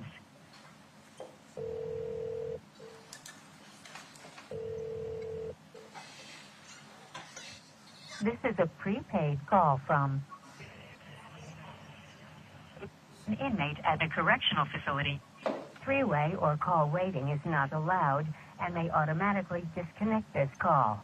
This call is also subject to being recorded or monitored. Your call has been accepted. Baby. What you doing? I just got let fella out. Okay. Doggy duty. Ah. Are you driving? I am. I'm just right below. Oh, okay.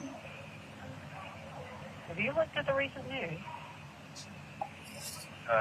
Have you looked at any recent news online? No. Well, you need to. Okay.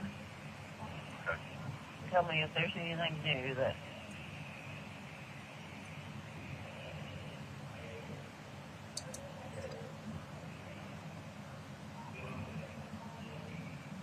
Where are they this weekend? You know, somewhere baseball. I don't really have no idea. I think they were in Nashville last night. I saw a picture a little while ago. Dinner in Nashville. And it was Deanna and Mason together. And I got a picture yesterday of Mason in a baseball uniform somewhere. Ah. What's Andrea up to today? Do what? What's Andrea up to today? I think she probably just got up or just woke up because she had called me and asked me had I been to let Bella out yet. I told her no, I was on my way.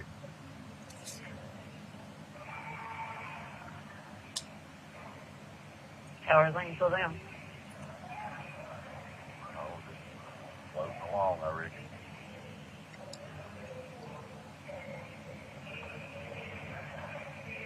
Everybody's playing pretty. I'm assuming that she knows about all this.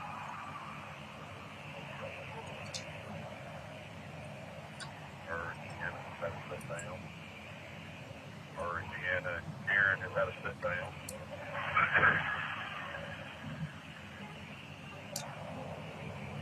And? I know Andrea watched court yesterday.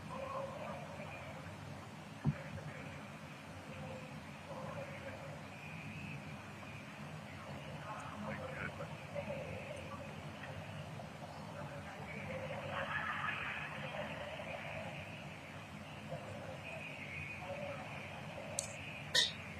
Okay, is that better? No better. You got your phone where you can Google it and see? Don't think it'll let me do it. Oh, you don't have your other one? The only thing that was in print yesterday afternoon was, they printed what I had said, the little voice and this. They left out the Recount. uh-huh.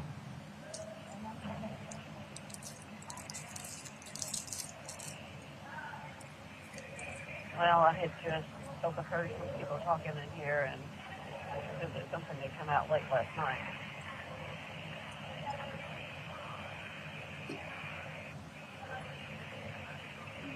I'll look again. I haven't looked at it this morning. I'll look again. I'll try to call you back this afternoon. Yeah. Okay. What are you going to do today?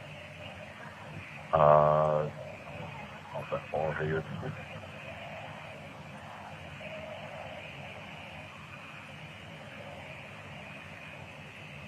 What's the weather doing there? It's pretty.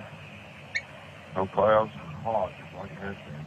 Already 81 degrees, like 90. Well, it stormed here last night. It was very foggy this morning. It's still cloudy looking. So. It was like before. In places, it stormed and it went from 92 degrees to 74 degrees. Before dark, it was back up to 88 degrees and was, steamy. Oh, did y'all go out to the Nichols? Yeah. And yesterday it was just plain old hot. I had one deal that I'm working on, and I've got a machine set up to be delivered Monday morning to someone. To this guy.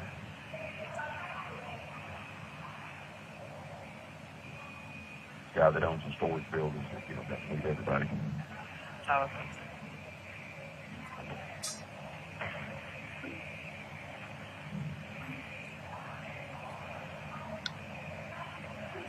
How about you? How about you? Did you tell Andrea that I was not upset with you? Yes. She said good.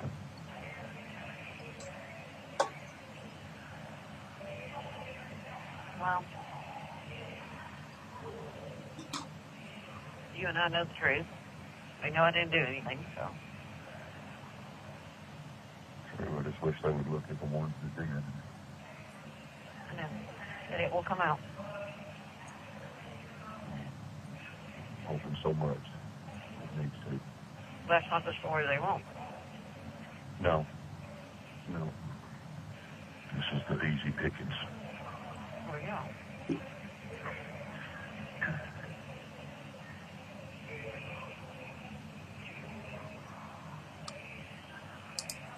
Today's Cameron's birthday, so. Did they have her? Yeah. Yeah, I don't know whether they have her all day or not. I don't know. But she said they were going to Longhorn and eating dinner, so I'm assuming that, I don't know whether they'll take how much of that, I don't know. Yeah, maybe they'll have a bit of a good day and a distraction. Well, yeah, what I told her, I said, just try to,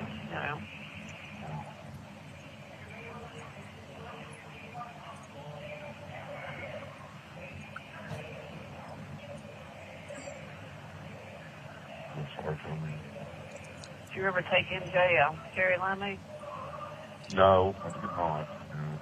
And I need to go back and see her today. I really need to go sit down and talk to her again. Yeah, tell her, I wonder if the perfect ones have been over there, do you know? Don't know. I know Bruce had been over, took her to the doctor and, I don't know. There was, when I went in, the other day when I went in, there was a lady from church there. And, it hasn't made like the Telehominese, has it? no, but we'll see what comes out tomorrow. I mean, it didn't make like Nashville News or anything. Not yet. But Nobody's got the phone call yet. I guess you've heard from C, have you? No.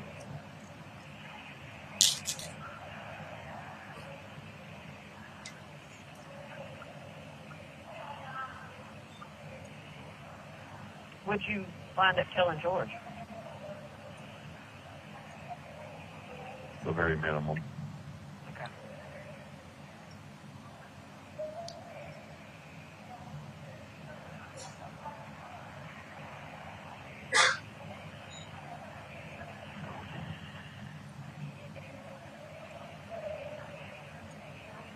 Now you ask him to kind of keep it. Yeah.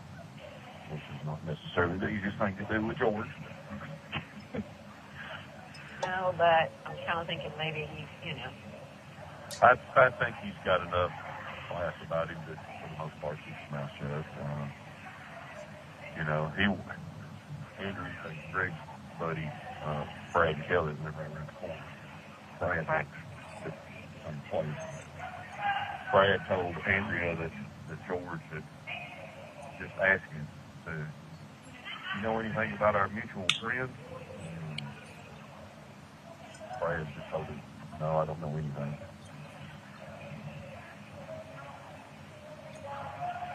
That's pretty well it, so I wouldn't worry about that.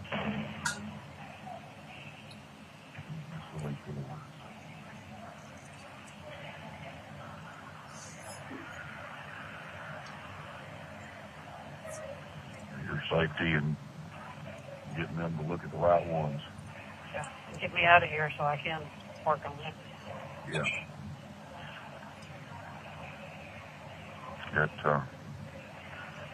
You and Amanda got to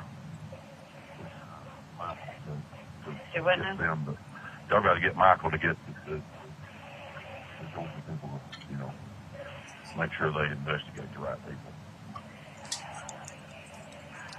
Oh, yeah. And I want the test results. Yeah.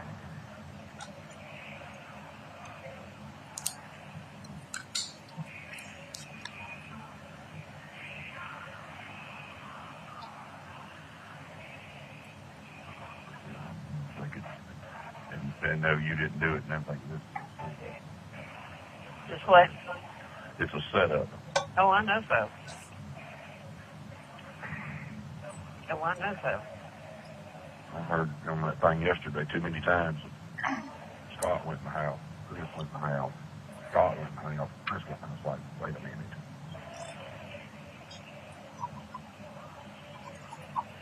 I heard too many, I don't recall. Yeah.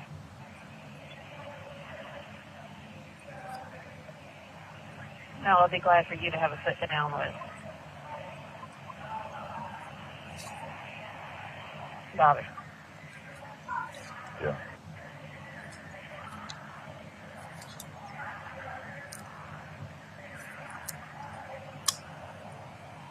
I love you. I love you.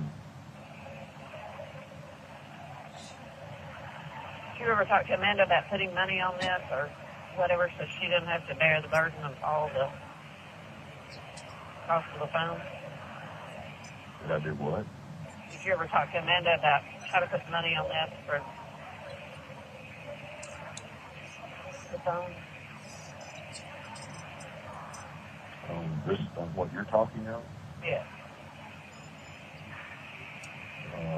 No, I don't know how it's even done.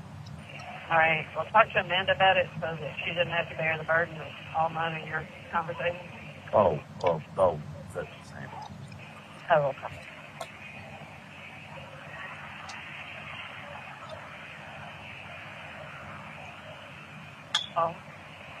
Oh, Darling. I'm glad you all did have a good conversation with each other yesterday. Me too. Very much so. She and Tad both are. They're good. Yeah. They're good people. I did good on one of them. You did good on one of them. This call will be terminated in 2 minutes. And Chad he's standing right there beside her. Yeah, I know. They should be over here at some point now tomorrow. So. All right. Well, I'll look at everything online. And I'll try to call you back as soon as I can. So I'll call you back after next. I love you. I love you. All. All right. Talk to you later. All right. Bye. Call 16 has already been introduced with Rusty Barton, so I'm going to skip to call 17.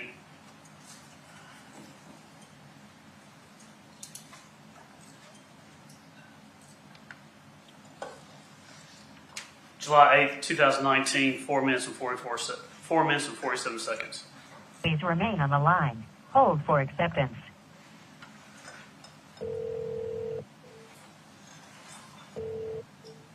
This is a prepaid call from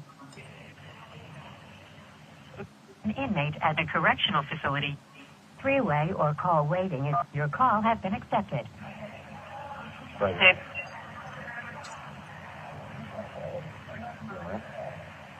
Yeah, I do. Yeah. Okay. I got to talk to Bobby for a minute. Do what? I only got to talk to Bobby for a minute on the phone. We just had a family emergency. Okay.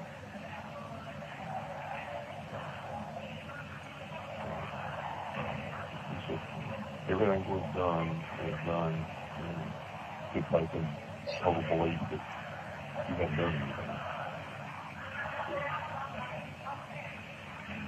Okay. Is she going to get in touch with the people here? Yes. And I gave Chad his number so he could give it to yours too. Okay. So you talked to Chad too? I texted him. Okay.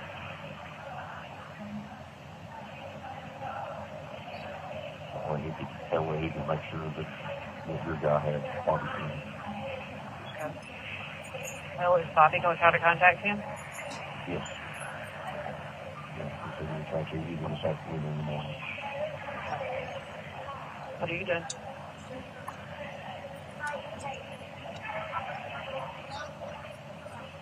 Darwin, Maybe. what are you doing? Waiting on my customer to go out and put an application for him to get to you. Anything else with him? Yes, sir.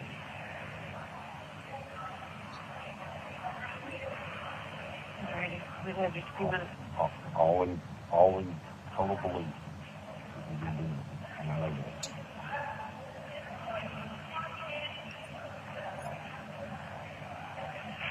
Well, I just hate seeing Amanda close to that. Well, I do too. But, we let them two talk and we'll see what they say. Okay. Okay?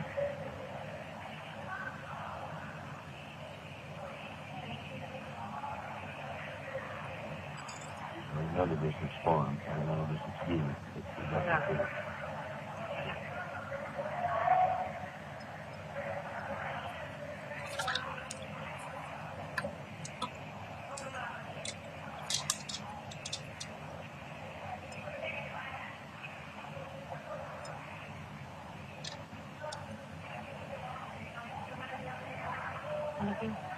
What about you? All, baby.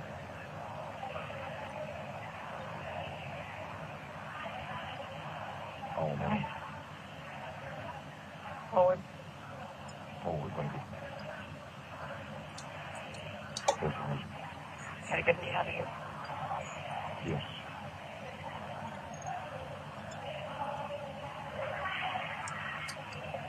Next step.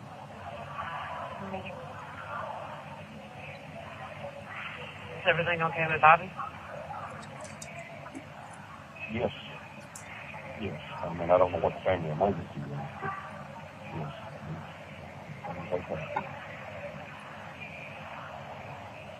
Alrighty. Well, we have just 2 minutes in between. We felt good. Huh?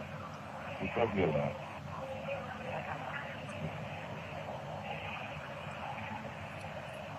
Did you tell Chad that? Huh? Did you tell Chad that? I didn't talk to anybody. I just sent him. Well, I know that, but No, I just sent him Bobby's name and number and said, so your attorney can get in touch with him too. And Chad said, will do. And call him back.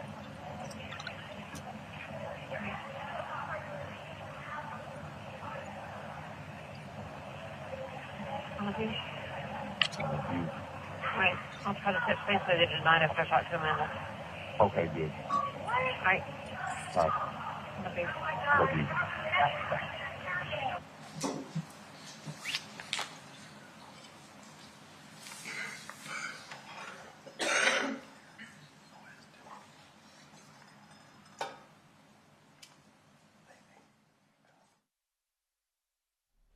Calls 18, July 9th, 2019, 3 minutes and 29 seconds. Please speak your name into the telephone. Thank you. Please remain on the line. Hold for acceptance.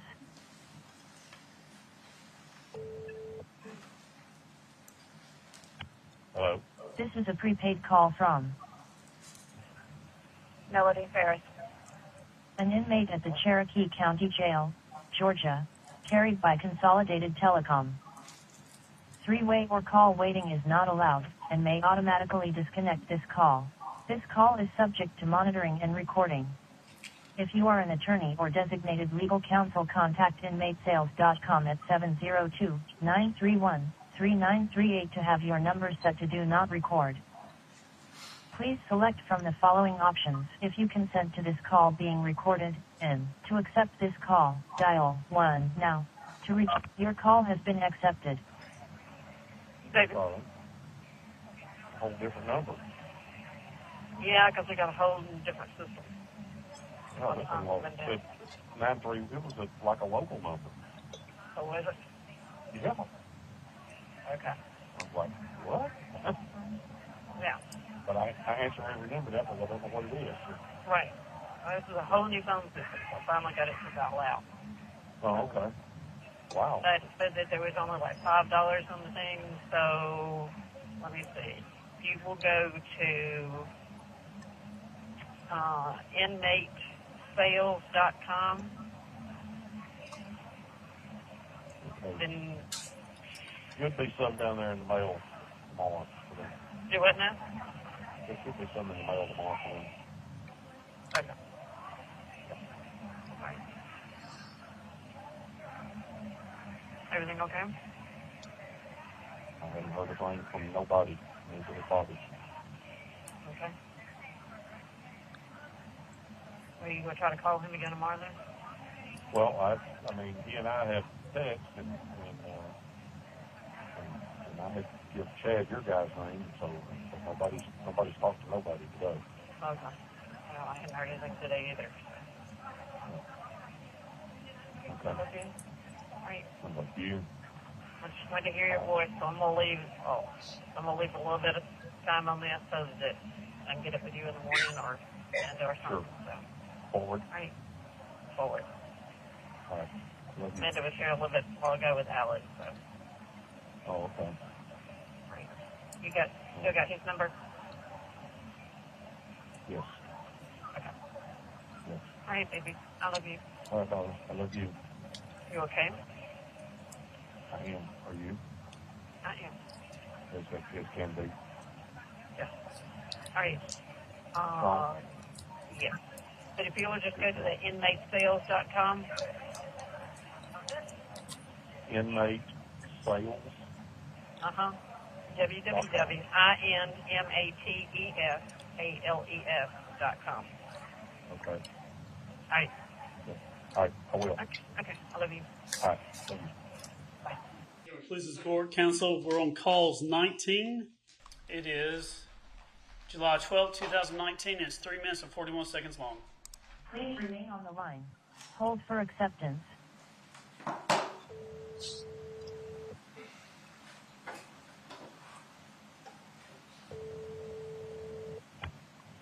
This is a prepaid call from Melody Farris. an inmate at the Cherokee County Jail, Georgia, carried by Consolidated Telecom. Your call has been accepted. Hey, baby. Baby? Hey, can you give me a speaker? Yeah, kind of, sort of. I need to make this really quick. All right. I'm working on it. So hold you in place. So bear with me just a second. Okay.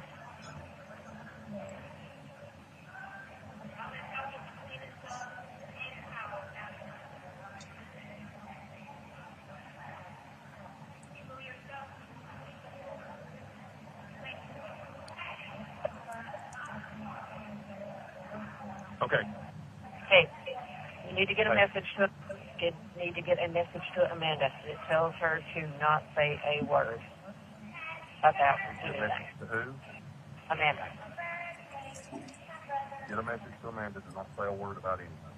Anything. Okay. Tell her that is very, very important. Okay. Nothing. Got it? Got it. You understand what I'm saying? I do. Okay. Everything okay in your room? It is, but it's got to do with the neurosurgeon. Oh, and? I get a MRI about a week and a half. Okay. Do you think everything is okay? Yeah. Okay. Don't need anything else to worry about. Do what? Don't need anything else to worry about. No. This is Miranda. What were you telling me last night when it kept cutting off? That Martha says that Manny's office had called her to be a caretaker. Of course, she can't get down there because she's, in a nursing home. Or, yeah, but they can do an affidavit. Yeah. So, but I just can't imagine Manny's office. She just No, it wasn't. No, it's... So get Amanda to text you Michael's number, Okay. and then you can get it to her. Okay. But it needs to But be she done talked to like... him. She called him back and talked to him. Oh, Yeah.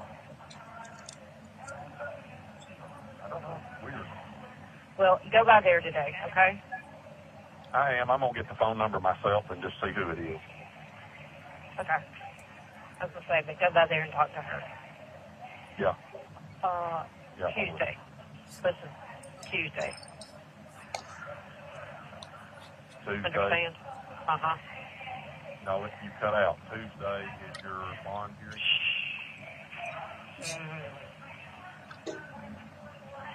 Yeah. Well, what did you say? Just Tuesday. Tuesday. All right. I got to go. We're locking down. I'll call you back. Okay.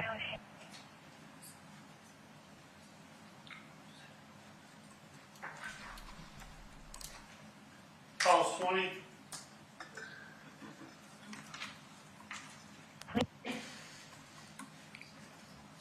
July 12, 2019, 6 minutes and 42 seconds long. Please remain on the line. Hold for acceptance.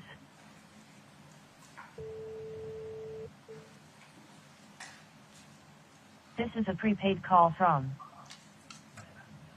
Melody Farris. an inmate at the Cherokee County Jail, Georgia, carried by Consolidated Telecom. Three-way or call waiting is not allowed and may automatically... Your call has been accepted. Baby. What? What's good? Just got back in my truck and then I got that machine picked up and out on demo. Okay.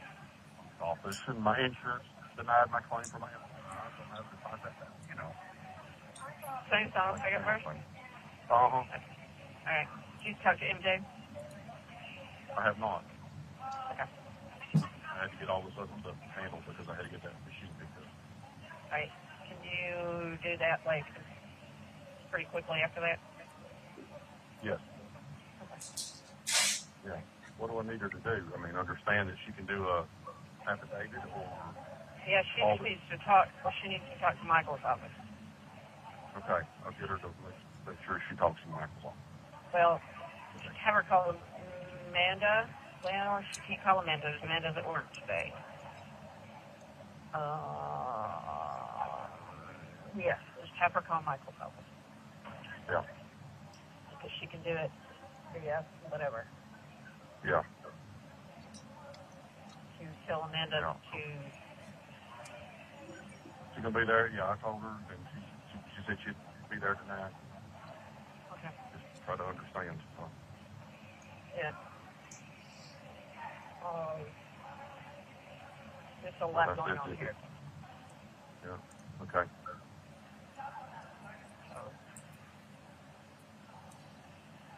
You okay? Yes. Well, lots of chess match. Do what? Lots of chess match. Gary. Yeah. In capital letters.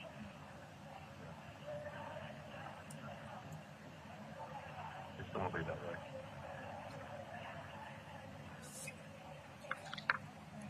Did you ever talk to Amanda? Tell her what Bobby said? I have not talked to her. Talking to her is not simple. No, it's not.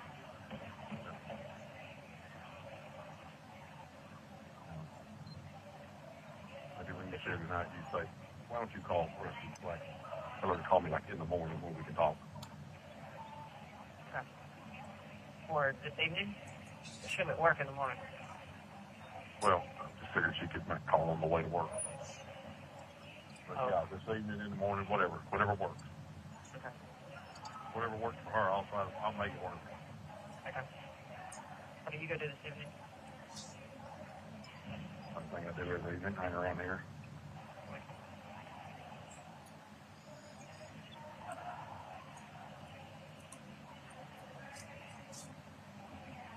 Oh, Have you heard any more from him? yeah. But yeah, very much a chat. Okay. Yeah. Kind of what I figured.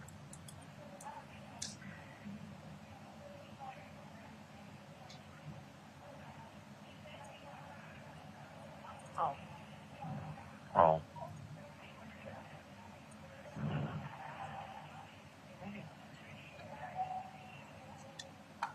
I'm surprised you got to use the phone this time of day. Yeah. Things are... No schedule. Uh-huh. Yeah. Probably by design. Mm-hmm. Very much.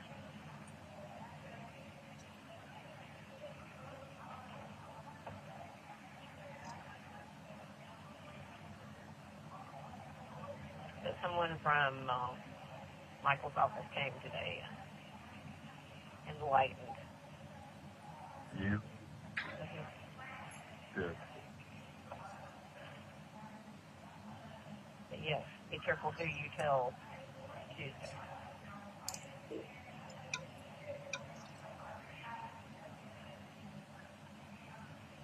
Yeah.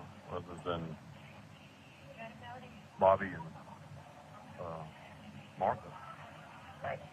So nobody. Right. Well, did Amanda respond back to you when you told her to pick a lot? Yeah. Yeah. We didn't know the what. Amanda can have some really blonde moments. Well, me too. I told her to just zip it. To anybody. Yeah. Right? Correct. Yeah. And who she's going to be with. Mm-hmm. Yeah. All right, baby. Did you ever get money put on this? I haven't, but I think her son, so I didn't know if she had. I haven't sat down and tried it yet. No. Did it tell you how much you got? Well, it's flip-flopping back and forth, so... And I haven't been able to call about that too. Right, and I have not been able to call out to her. Okay. So tell her that. Okay. Yeah, because she said you had called her this morning. Right. But go ahead and tell her that I haven't been able to call out to her. Okay, I'll tell her that. It's an orchestra. Yeah.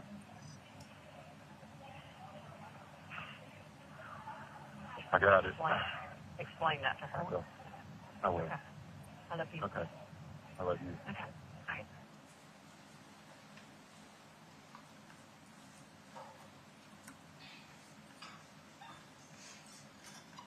Call swing 1.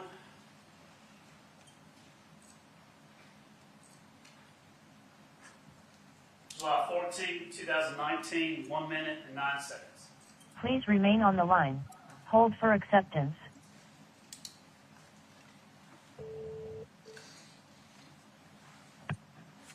This is a prepaid call from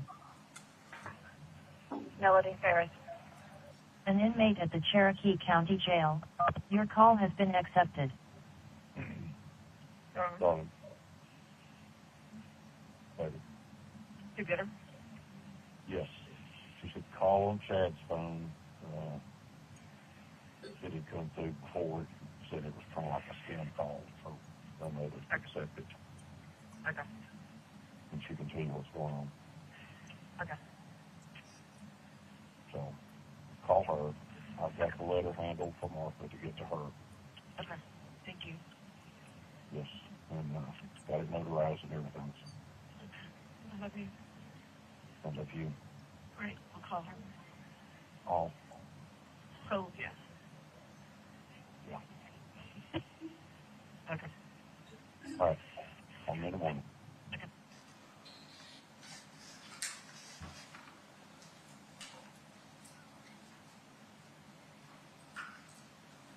Calls 23.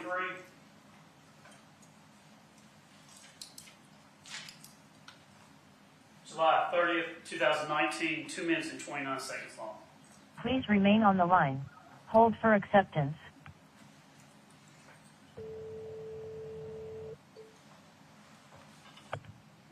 This is a prepaid call from Melody Farris. an inmate at the Cherokee. Your call has been accepted. No. Darling.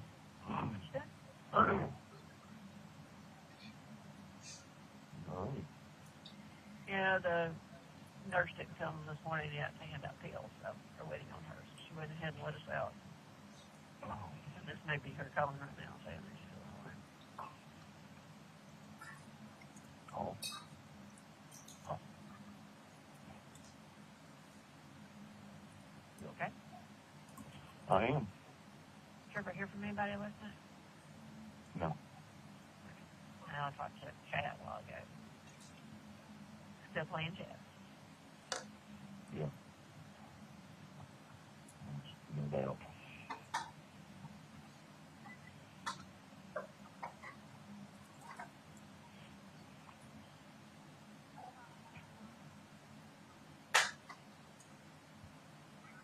Lord. Lord. Lord.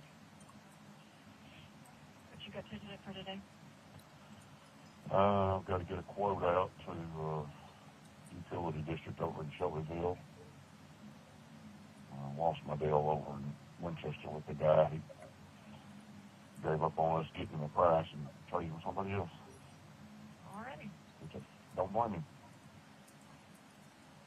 Would you pass that along to the higher up people? Well, I didn't find it out for a while. But yes, I did send an email out and told them. I haven't heard from him again this morning.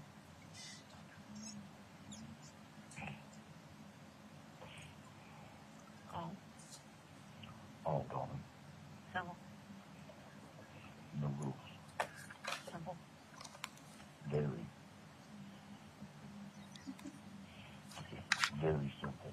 Very. Alright, here comes the nurse. I'll try to call you back when we get back out. Okay.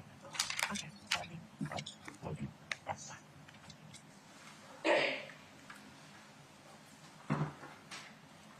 Calls 23.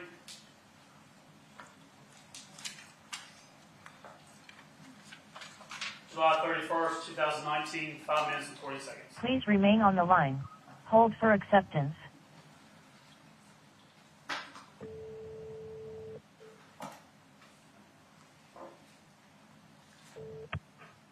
This is a prepaid call from Melody Farris. an inmate. Your call has been accepted. Baby. Darling. Sound like I've had a lot now. Well, beginning to wonder.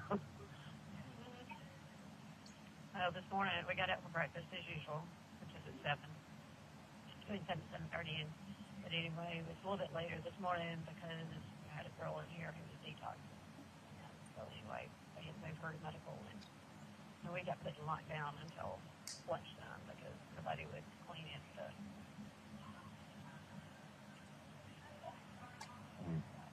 Such the education. Mm-hmm. like I told Amanda a few minutes ago, I said, I didn't get put in here to clean up after somebody's been detoxing off drugs. Yeah, really. Yeah. I don't want to come in here and get some Ajax and penicillin on here. Yeah. That's true. Have you talked to MJ today?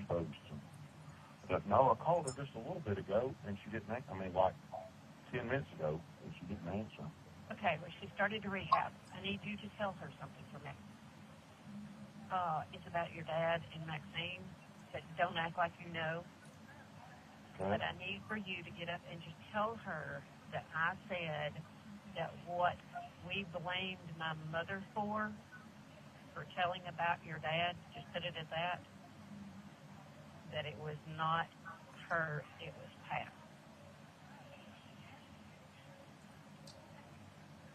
It was not. It was not my mother that told Chris. It was Pat. Oh, okay. And tell her to, as soon as I get up, just tell her that I'm on, and then I will talk to her as soon as I can. Just tell her that we tried to call her. And I didn't get up with her, but tell her it is imperative that she know that and to watch her P's and Q's. With Pat. And Jennifer. Yeah. Okay. Because they're running them out. Yes. And it's to Chris, and we do not want them to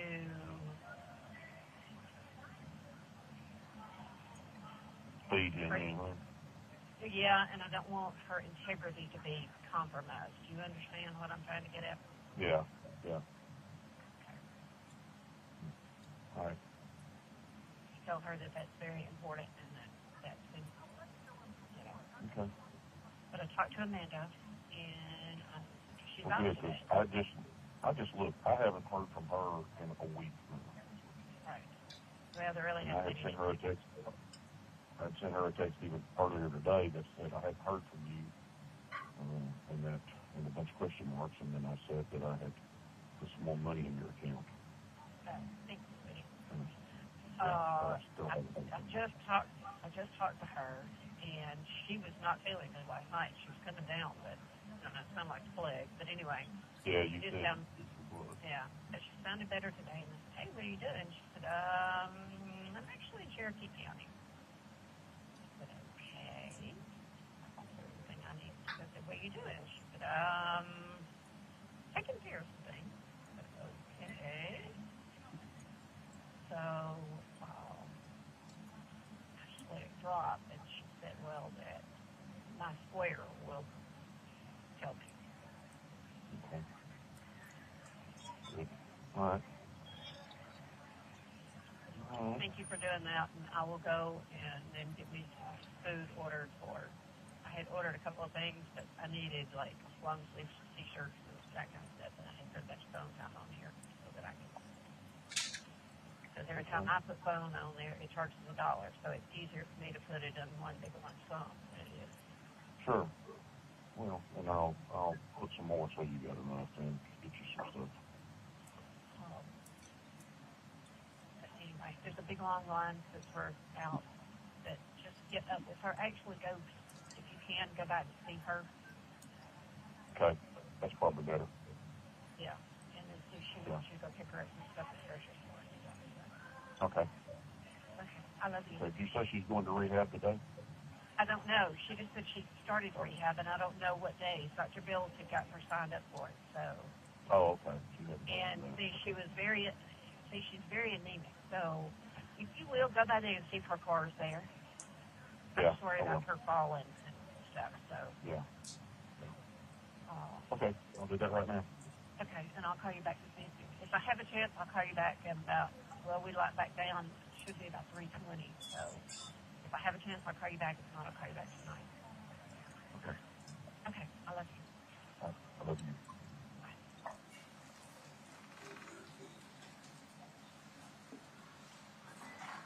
Calls 24.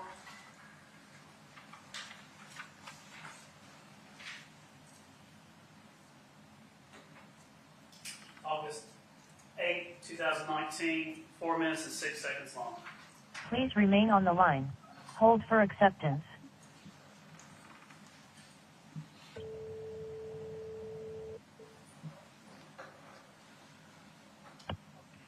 This is a prepaid call from Melody Farris. Your call has been accepted. Stone. Baby. Stone. Listen. Got back from parties and, you know, got in the shower. Such things as that. Well, you know, you could go get you a biscuit and then come home and get in. And cut out at least, you know, one of the showers. I don't know. But I have done that. Occasionally will do that. Well, I tried to call Amanda this morning. She doesn't answer. She has the day off. Called Chad. His phone is not accepting phone calls, so he must have gotten to his phone bill. So about normal. About normal. Mm-hmm. About normal. I'm like, you have a job. Yeah, I had never understood that concept of being completely off grid when you've got 12, 13-year-old daughter out there. Yeah. You know, but mother's They got a could mother at any that's moment got, need you. yeah, got a, you know, a mother that's got the walking around sense of it, you know. Monkey.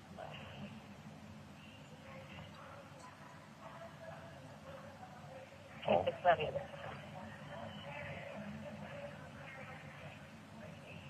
Everybody else okay? Things okay. Everybody up? Another Gone to day. school? Another day? Yep. All the way from Madeline was up. She was already up and dressed and making her lunch when I came down this morning. All right. Yep. That one is self-sufficient, I'm telling you. Yeah, be careful. I had one like that was very self-sufficient. That would be Emily. Yeah, but you are too, so. Well, it's true. Well, yeah. I mean, heck, when, let's see, what grade is she in? 8. Oh, heavens, yes. By that time, I was up, getting myself ready. I mean, I was on the bus at 7:03. That's what time the bus picked up in at 4th Street Church. Headed to school, and then I'd come home and I'd go to the store and work. So, yeah. She's up and at 'em. And, you know, I was cooking, you know, at home, and, you know, I did all the yard work and all the house cleaning. And, so, yeah.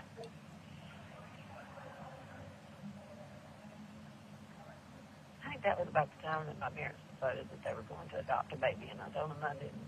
No, they weren't, because I didn't need anything else to take care of. That's just what you needed, wasn't it? I'm like, no, no. I can't do anything else.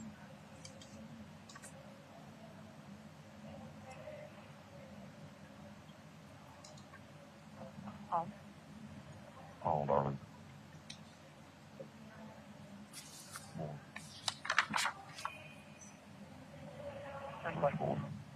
Simple. Very. All right, baby. Up this line, and we're not out for very long, so if things change, I'll call you back in just a little bit. That'll be good. Okay. I love you. Be careful today. I love you. All right.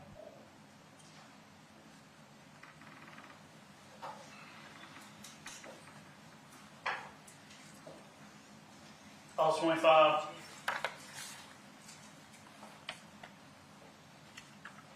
October 12, 2019, 57 seconds. Please remain on the line. Hold for acceptance.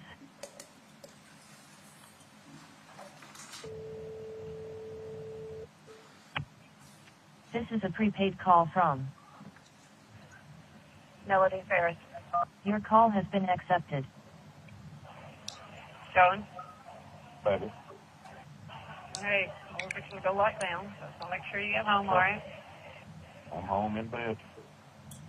Alrighty. Eat half my pizza and everything's good. Alrighty. I love you. I love you too, baby. Sweet dreams. You too. Forward. All right. Forward. Off. Right, baby doll. All right, color to the left. All right, baby. Okay. Nice. And I know we've referenced you here and there, but could you please introduce yourself to the jurors?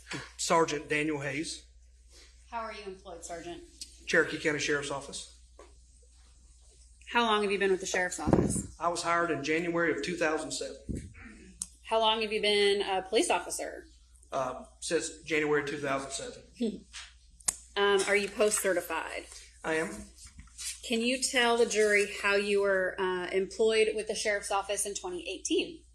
In 2018, I was a detective in the Criminal Investigation Division. What does that mean? We're assigned to follow up on cases that patrol, can't handle themselves.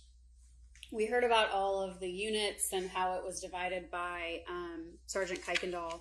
What unit were you assigned to as a detective in 2018? At the time, it was called Day Shift Persons Unit. We responded to calls involving crimes against people. And was his description, I mean, you've been sitting here, was that an accurate description of how you got assigned cases? It was.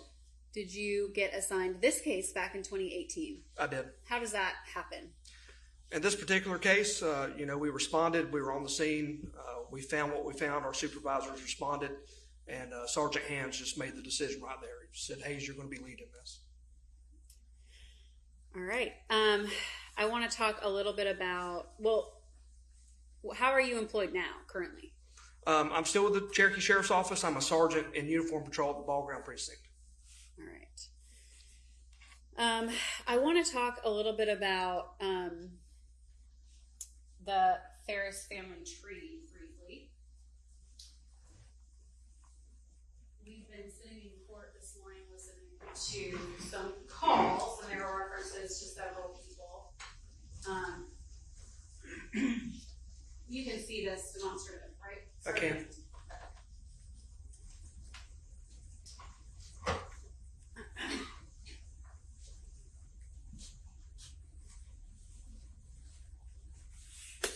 Let's start with when you arrived on scene at Purcell Lane back on July 5th of 2018. Who did you speak with first? What was going on? When I got there, we were led by Uniform Patrol. I believe Lieutenant Simmons, or Captain Simmons, I don't recall his rank at the time, gave Detective Kuykendall a briefing. I walked down to the burn pile where other people were. And eventually, did you learn about all of these individuals who are on this family diagram, family tree? I did. Okay. Can you, that evening on July 5th, did you speak with Chris Farris? I did not. I don't believe I spoke directly to him. He was there. Okay. Did you speak with Emily Farris? I did not. Did you speak with Scott Farris? I did. Okay. And did you speak with Amanda Farris? I did. All right. And did you eventually learn all of their partners? So Chris was married to Jenna. Correct. All right.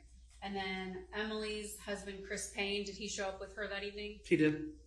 And then Chad Bruce, was he on scene that evening? Yes, I believe he was there at some point. And who was he to Amanda? At the time, I believe they were engaged to be married, fiancés. All right. When you arrived on scene and you went down to the burn pile, when you looked at the burn pile, what was going on through your head? I just recall Sergeant Kuykendall and I were at the office when the call came out, and we responded. We doubled up because we heard a body fell into a fire, and that's not something we get to see every day. So we rode together to go handle it. At the time, we were expecting what we had thought and discussed on the way there was, it sounds like someone had a medical episode and fell into a fire. I recall that day it was extremely hot. It was July the 5th. We got there and we walked down to the burn pile, and I think, at about the same time, and everyone had the same opinion, like, well, this doesn't appear to be what we thought it was. How is that? Just the damage to the body. We could make out some bones in the fire, and it just didn't appear to be that someone just had a medical-related incident and fell into it recently. So once you saw pile and the remains. Well, can you tell the jury who all responded to the scene that night? That day, the fire department was already out there, uniform patrol, of course. Kuykendall and I went as, I believe we were the first arriving members of the Criminal Investigation Division. Of course, we started making phone calls, relaying to our supervisors what we had. The crime scene unit was sent out there. Eventually, more firefighters and other specialized personnel like the forensics, they were calling in people. When you started calling to supervisors, did supervisors start arriving on scene? They did. Is that typical? Yes. And so when you say supervisors, who all, what ranks? Kuykendall and I reported directly to Sergeant Hands. Above him was Lieutenant Darrell Clark, and then above him was Captain Tommy Pinion.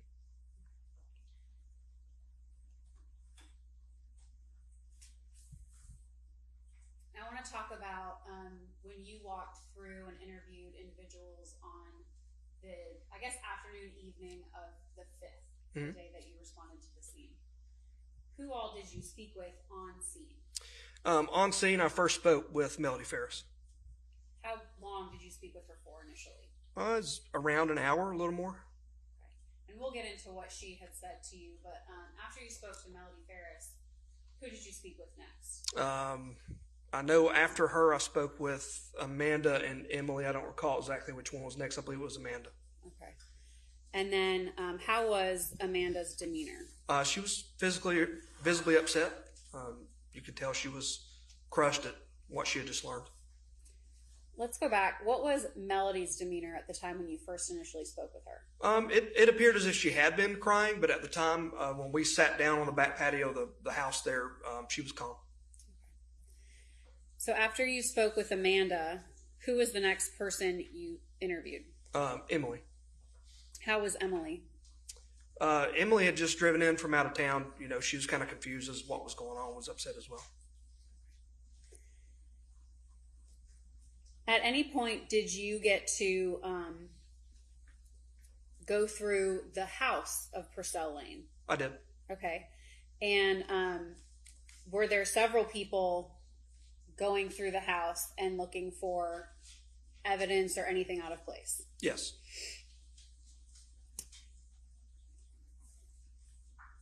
And tell the jury a little bit about how you were being communicated with about what was found, where it was found, and who it was found by. Tell the jury a little bit about how that works.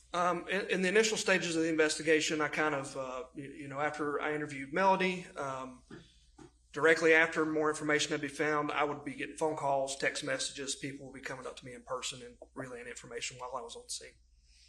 So while you were interviewing people, were you also receiving information? Yes, I was being interrupted during interviews. At times I'd have to step out of interviews to, answer when it's a sergeant or lieutenant call and they want an answer right then. So, after you spoke with Emily, who did you speak with next? I believe I interviewed Melody again. Okay. At some point when you were on scene, was there a projectile found in the basement of the home? Yes. And then at some point later that evening, was there a projectile found in Mr. Farris's remains? Yes. Okay. And at that point, how did your investigation shift or change, if it did at all? We responded, like I said, to what we thought was a natural death with a body that fell into a burn pile. When we got there, we had suspicion that was not the case. And then when we found projectiles in the basement and the bones of the body, it definitely changed the projection of the investigation that we had confirmed it was a homicide.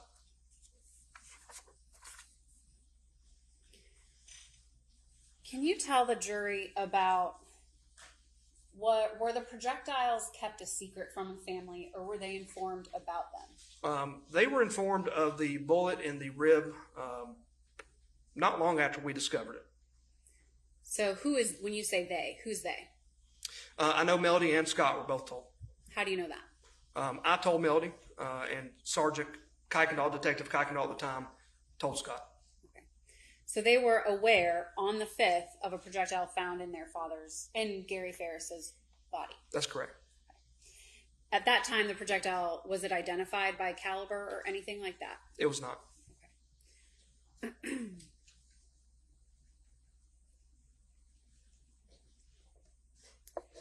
Was the rest of the family eventually informed about the projectile found in Mr. Farris's remains? They were.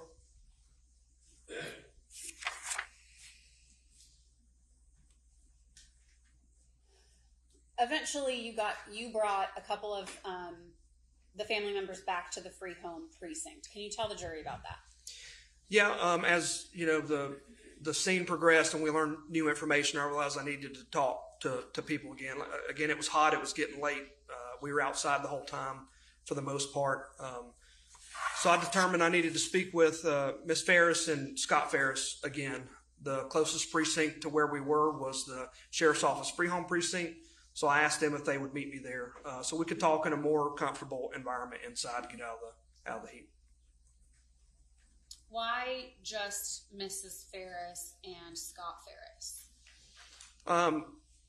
They were on scene at the time. We knew they had been there most of the time. We'd spoken to the daughters and the other son and determined, that they were other places over the last couple of days.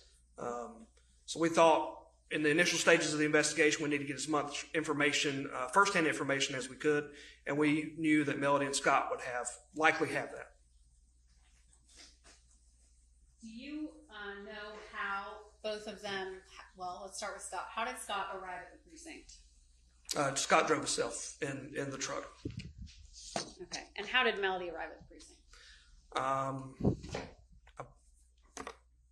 I believe she was driven by Amanda. When both Scott Farris and Melody Farris were at the precinct, did you have the opportunity, or did Kuykendall or you have the opportunity to search Scott's vehicle? We did. Did you photograph that search? We did.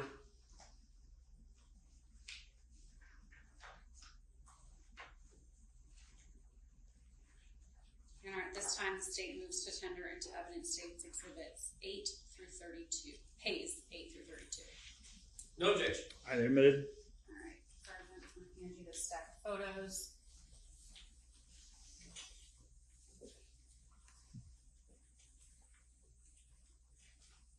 Did you end up collecting anything from Scott's vehicle? No, we didn't find anything of evidentiary value. Are those the photos from his vehicle? They are. Okay.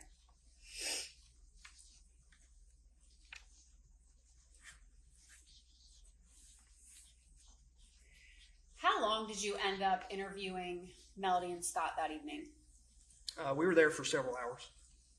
How many is several? More than 2, less than 10? Both. Yeah, both of them combined. It was more than 2.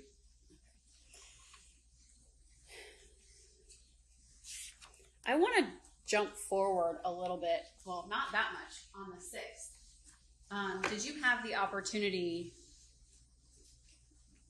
to travel up to Tullahoma, Tennessee on the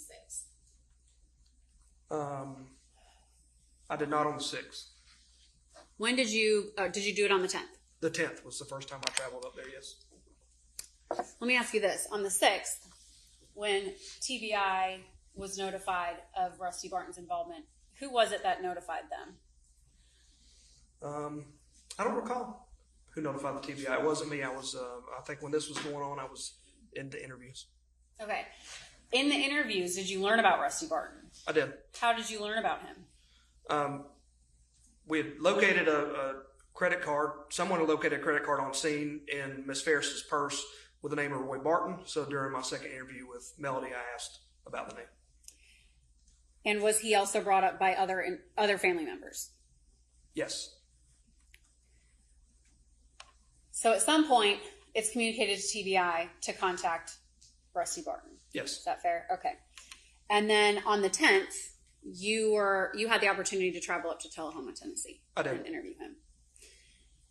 Can you tell the jury a little bit about how it came to be that Mr. Barton recorded phone calls with Melody Farris? Initially, we gave him, we were up there. We came up with the idea. We went to an electronics store somewhere. Out of my pocket, I bought of course, I was reimbursed, but I bought a little digital voice recorder. And, we kind of told him you can put the phone on speakerphone and click the recorder on and record you talking and her both. Eventually, after a couple of days went by, I learned of something that is typically used in our narcotics investigations that I wasn't aware of. It's called Colio. It's a program that they use. So a couple of days, I think it was several days later, we called up there and offered that to Mr. Barton and his attorney, and he agreed. Tell the jury how Colio functioned. So Colio, it's not exactly an app like you could just go download on your phone. Basically, we have an administrative account, the sheriff's office. We send a link to Mr. Barton, and Mr. Barton accepts it, accepts the terms and conditions. It actually assigned a new phone number to his phone. So you could call his phone number that he already had, and his phone would ring. You could also call this other phone number, and his phone would ring, and that would be the recorded line. The Colio, the company, works with law enforcement. They have off-site data centers where all this data is stored. The sheriff's office, we intercept it live time. We also get access to the recordings, but we can't access the data center where they keep it, so it's secure, it's off-site, and they control all that. And Mr. Barton had his attorney present for these interviews. He did. Okay. And was his attorney was aware of him recording Mrs. Farris? Yes. Was he the main person that you communicated with? Bobby Carter, the attorney? Yes.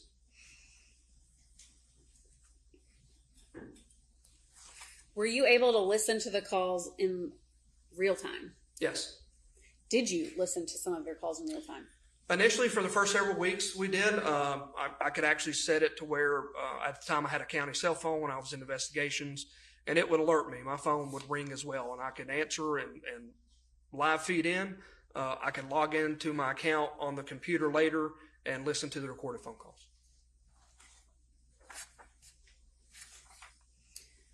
So I want to talk about on July 24th, that interview with Mr. Barton. Was that the interview, and we've already heard all these, but this one, was that the interview where he informed you of what Melody Farris told him on the morning of July 4th? Yes. At 2:28.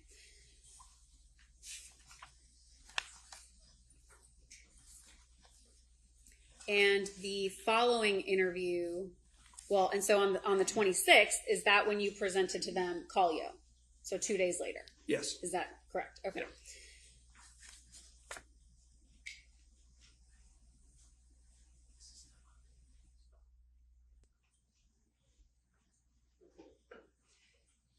At this time, Judge State moves to tender Colio's 1, 2, I'll change this one, and 3. No objection. All right, you're good.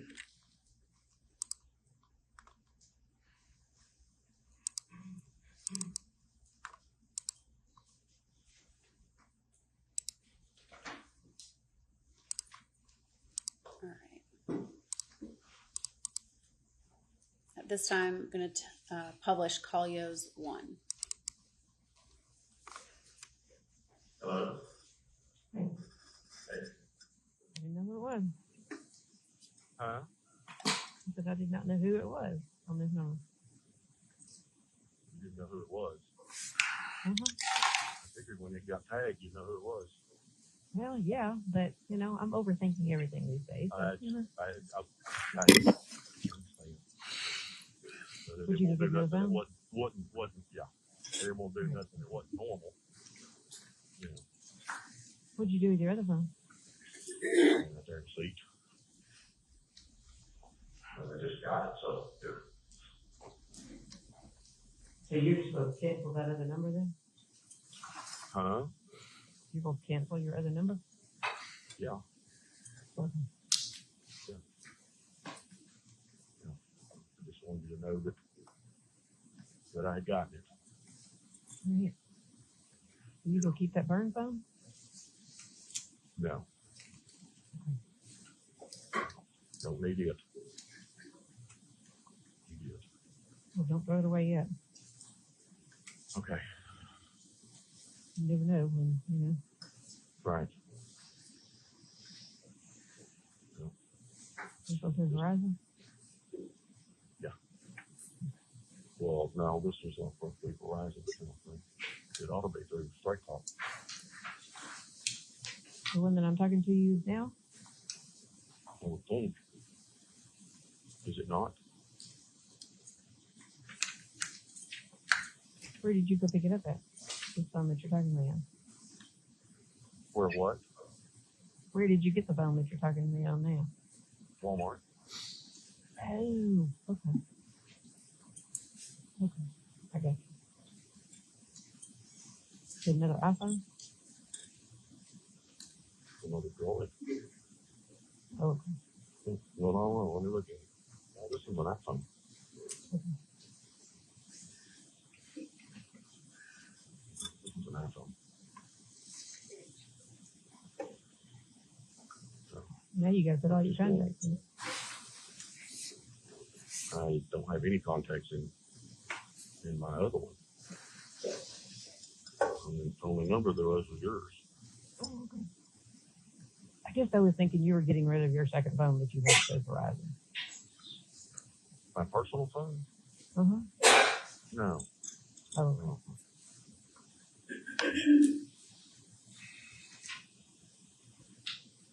No. No, I mean, you know, everybody's got it. So now you got 3 phones. I know. Well, I've been carrying 3 phones since the last week.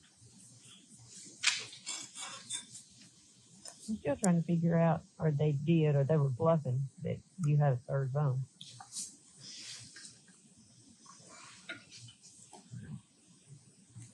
I don't know, but they seem to know. I just can't imagine how they figured that out.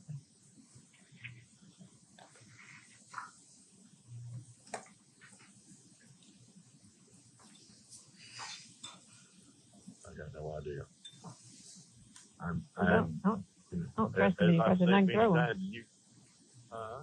Well, I don't trust any one of them until I could, you know. as I've said, you know, I'm computer stupid, and these things are old computers, and you know, they got people that all they do is work on this stuff. Right.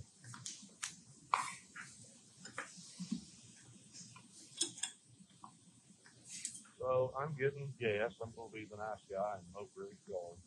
Aw. Now don't screw it up, man. I know. I guess you heard Be from the first MJ. time for me on a 0 phone. I guess you've heard from MJ, have you? No, I have not.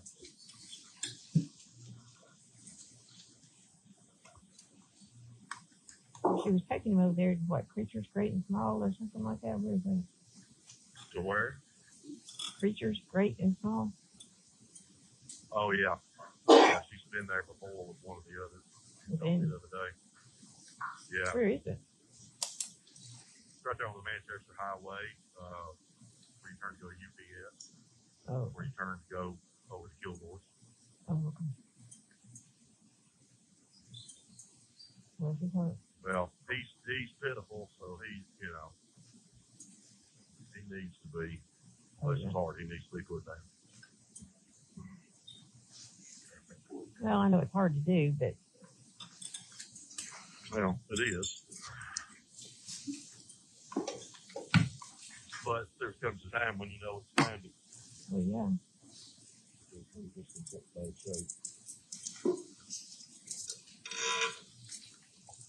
Poor little old wine, and then what's that? For a long time. Although I think he's been about the healthiest of all of them, though. Yeah.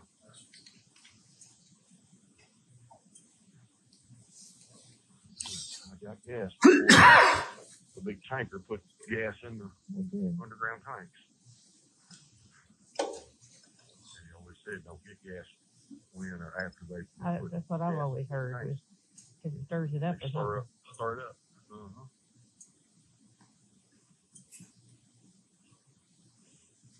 And you got two tractor trailers in the Speedway parking lot, and they can't. One's got to move, let the other one out. I don't guess you told Christina about any of this, did you?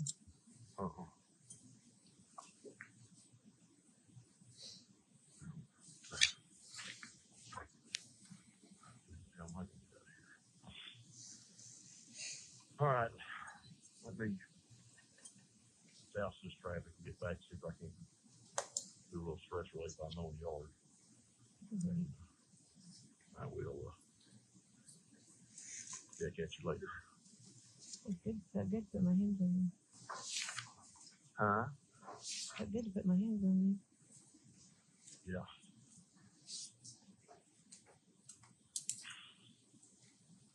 All right, sweetie. I'm gonna roll. Okay. All right. I love you. Talk to you later. Okay.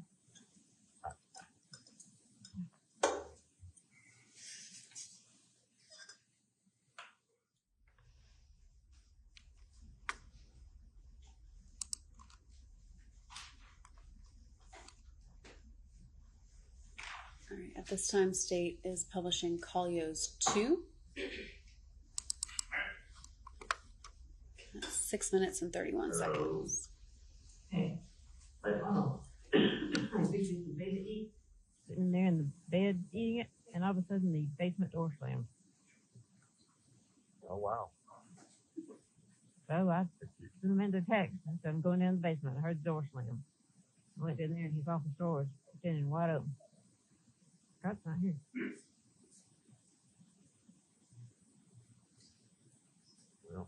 Well, you need to be extremely careful. You need to look around and inside and out.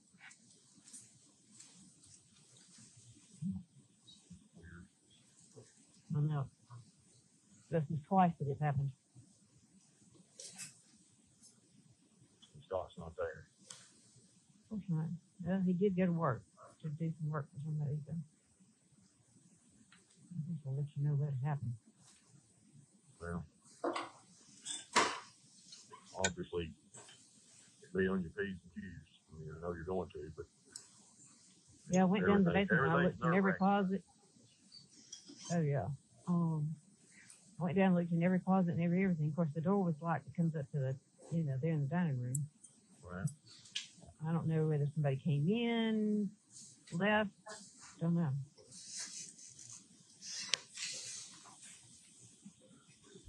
Super creepy though.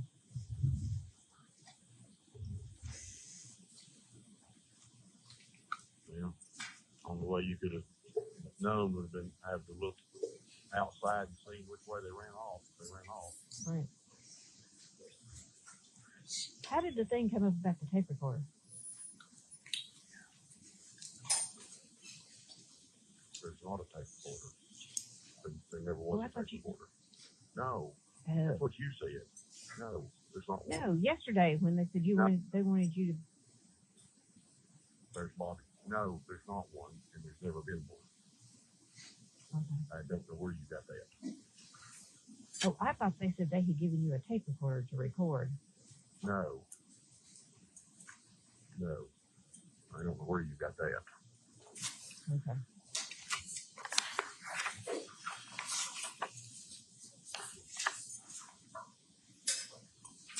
Well, didn't you say yesterday, no, I'm not Didn't you say something about I'm not recording it? About them not recording what? Well, yesterday I thought you said they gave me a recorder to record you to get a confession out of you. No. We never even talked about that. I don't know where you got that. Okay. Right. No, not at all.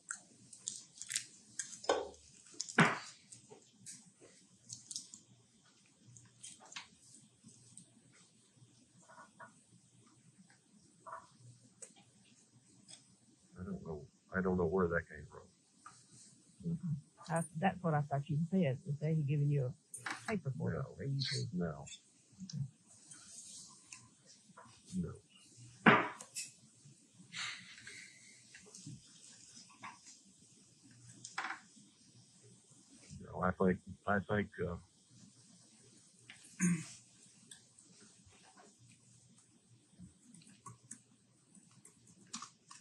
think you said that everything was probably tapped, but no, that was never talked about.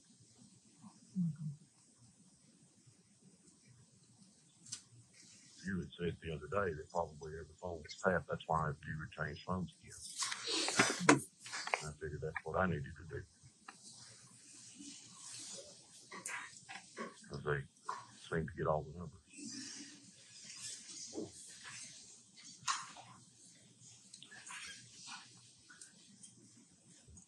You started mowing yet? No, not yet. Got it filled up with gas. Started it. You did you some light? Not yet. I kind of thought I might go do that first before I got dirty.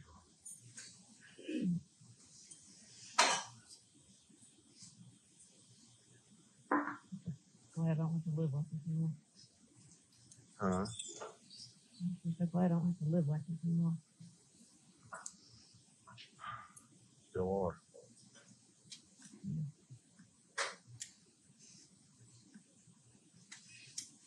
Worried about every phone that rings and dog that barks and door that slams. Barks and door that slams and everything else.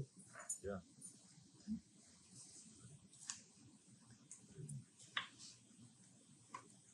You know, can't remember nothing and don't No. know. That's just it. And then your mind goes 1,000 directions. 1,000 different directions. And then you're wondering what's real and what ain't real.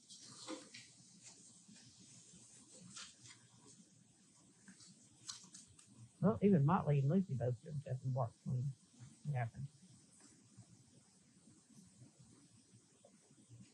You know, every time my dog's barking, I run look out the window.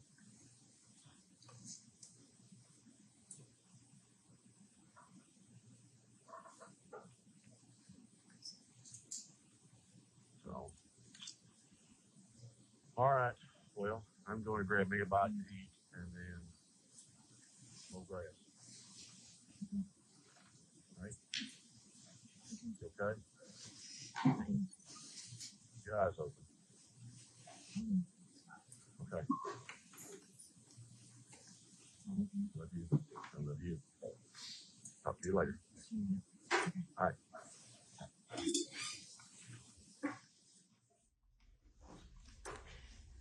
Sergeant Hayes, at some point, you heard these calls and realized he had possibly informed Mrs. Farris he was recording her. Yes.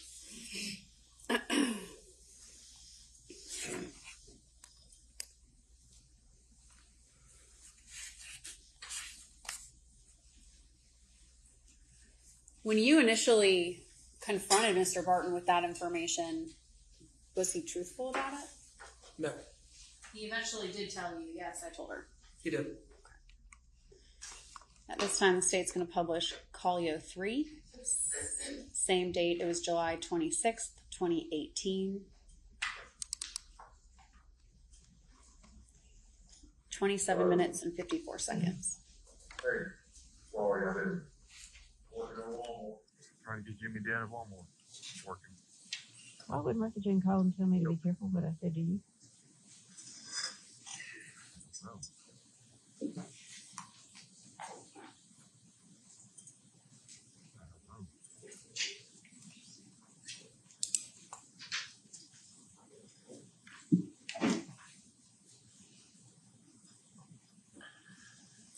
You're really confusing me on all this. What's going on?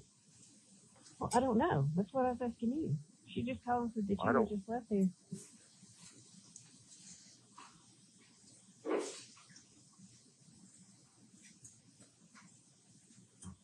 Well, it's been a little while because I've been over there and buried the dog. That's been a little while. Yeah, she said that. Well, she said you just left, and she said you need to be really careful what you say to him.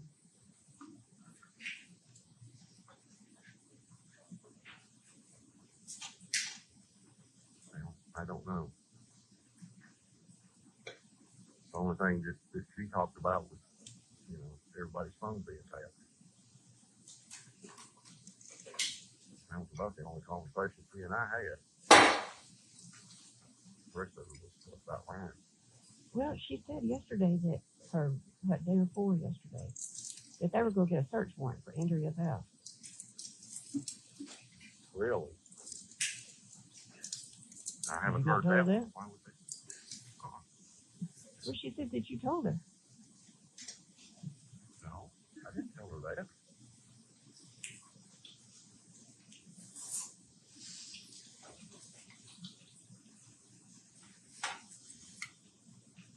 I don't know where she's coming up with this, because I didn't tell her that. They didn't tell me that. Why would they do that? I don't know. That was one phone call that she said that you had come by over there and told them that they were getting a search warrant to search your vehicle in Andrea's house. There has never been any talk about a search warrant for anything.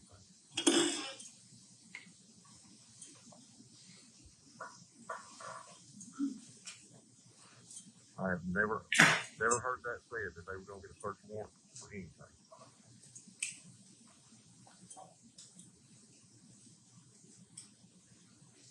Well, when I talked to you and you said that you had walked out of there and the attorney was trying to talk them down because they were going to arrest you on the spot.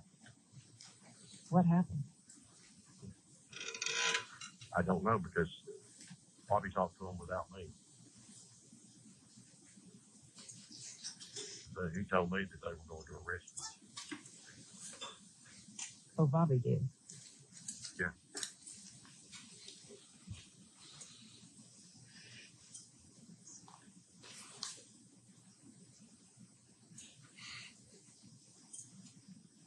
Well, kind of what happened from the time you got there that morning, or when you all got there?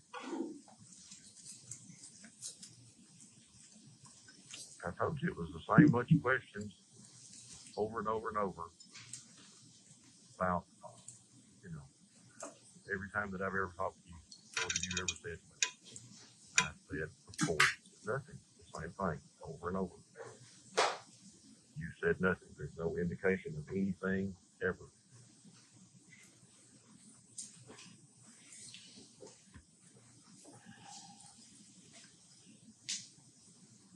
Well, I mean, I guess I've been sitting here running through my head over and over and over again. I know Well, that I you don't said, doubt that at all. Because who's not? What? I am, she is, you know, we all are. Right. I could have sworn that you said that they had given you a recorder. No, I did not. I don't know where you're coming up with these, but just I listen. thought that that's what you said. You know. No, just listen. Just listen to me. Okay. We're all to the point we can't breathe. Sure. We're all scared to death. This thing happened, and what happened? Scott and Chris are yelling and, you know, pointing at you. And what's the first thing that happens to me? You know, I get a knock on the door Friday night, TBI. And then Right.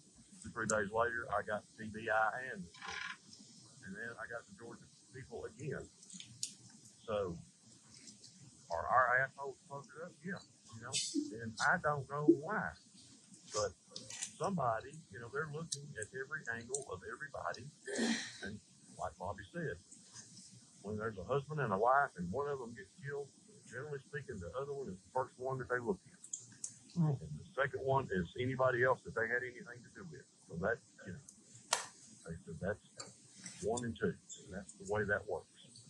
And he said then from that point, you just start interviewing everybody and asking them again and again and again. And they ask you the same thing from 6 different directions. But they start, then it's a process of elimination. This is who we think it is. Okay, it ain't that one. Okay, maybe it's somebody else. And you start looking in another direction. And that's what they're doing. So they're just, you know, taking their time, checking the boxes, asking the questions, trying to put the puzzle together, the chess game together, you know, and figure it out. And that's what they're doing.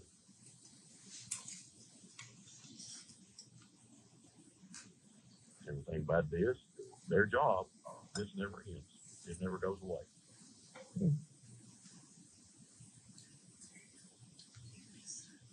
So they want to find somebody to put in jail. That's their job.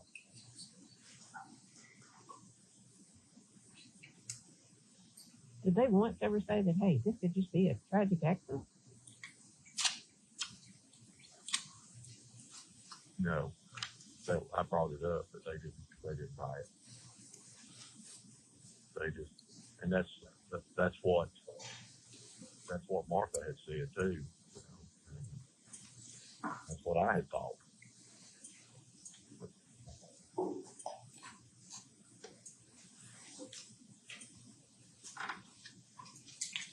I just thought it was weird that she called and told me that right after you left. It's been a while because I've been gone for a while.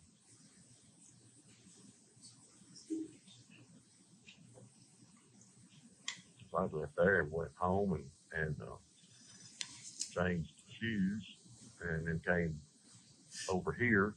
And then I've been here thinking on this for, I don't know, a while anyway. So you have no idea why she said that? I have no idea.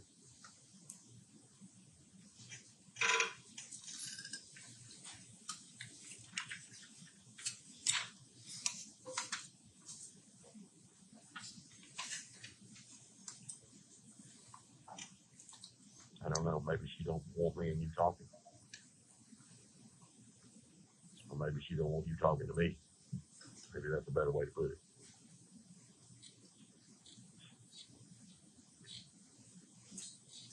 Well, did they ever say that they were going to arrest you yesterday? No.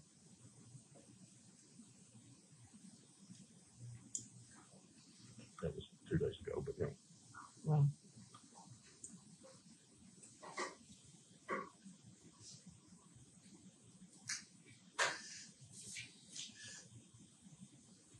Free, baby.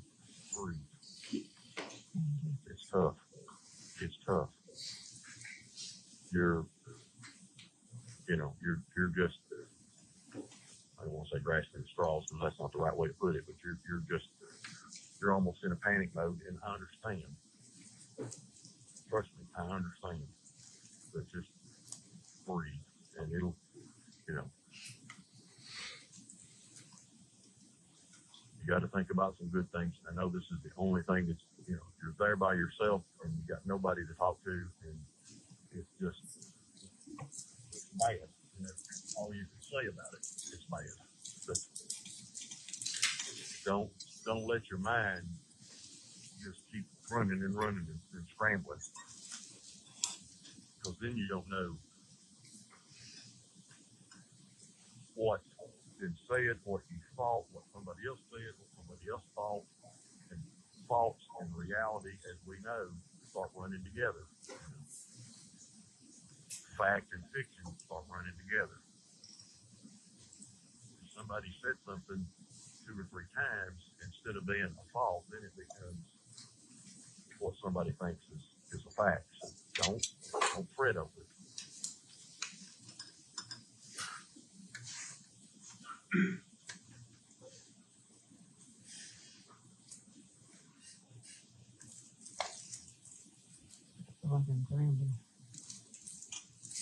I'm sure.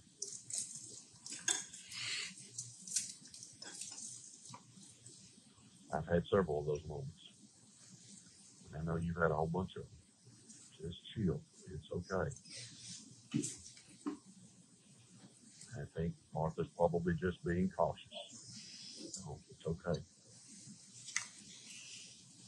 well, Amanda called and she's coming out here in the morning. That fire investigator's coming out here. The one that Manny hired. Say that again. The fire investigator that Manny has hired is coming out here in the morning. Oh, okay. I didn't hear this. I just heard fire. I didn't hear investigator. Well, about Martha. Martha doesn't completely know about us, If the kid said something to your mama and your mama said something to her, she at least hasn't brought it up to either one of us. But if Well, that's too, she's got to true, wondering why that they're coming and talking to you too. exactly. So if that's true, then that makes complete total sense. That that's what she's thinking about. So she's Well, going. what did she tell you when you went over there the other day? About what? About me leaving. About me leaving. Oh, Tuesday. Mm-hmm. She said that she had talked to Emily and Amanda, and they had talked to your attorney because they thought you had ran.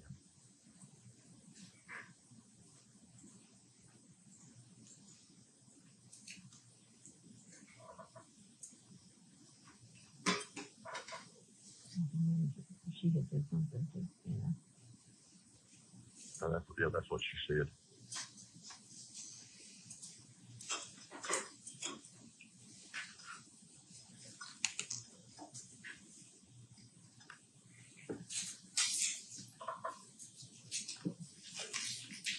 But just be at ease. Breathe. Like you told me. Think about the good times. Okay? Put a good thought in there every now and then. Okay? I did see you had a voicemail on this one. Yeah.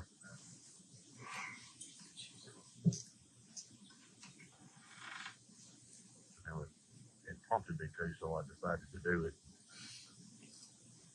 Kind of thought that way you would at least know that it's me too.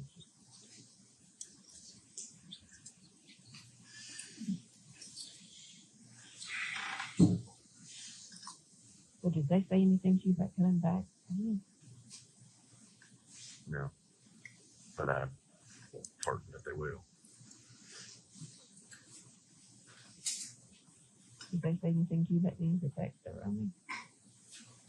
Did they what? Say anything to you about being the text messages that were on me? No.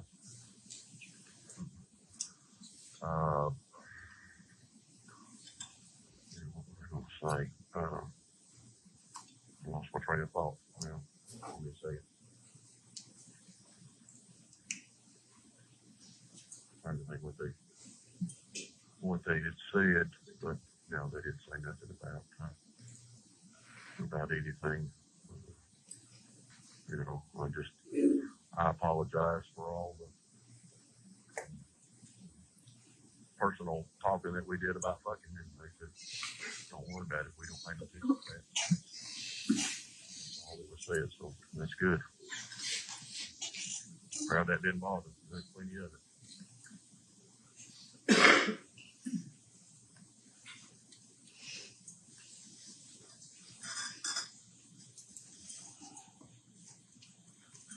Yeah, she is chill. You know what that is?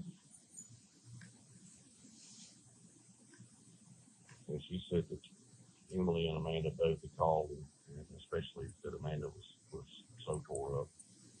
So when she's talked to Emily, she's been just very, it's kind of matter of fact about things. But she told her that she ought to get in her car and go down there to see you this weekend.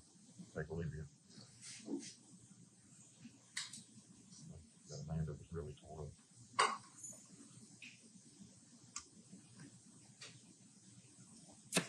Well, Amanda wanted to stay here last night. She said, I'll stay here with you. And I said, no, go home, it's fine. Which I really just thought I should have said, no, you stay here, because she may have needed to stay here as much as anything. Yep. You might have helped her. Been as much help to her as it would have been to you.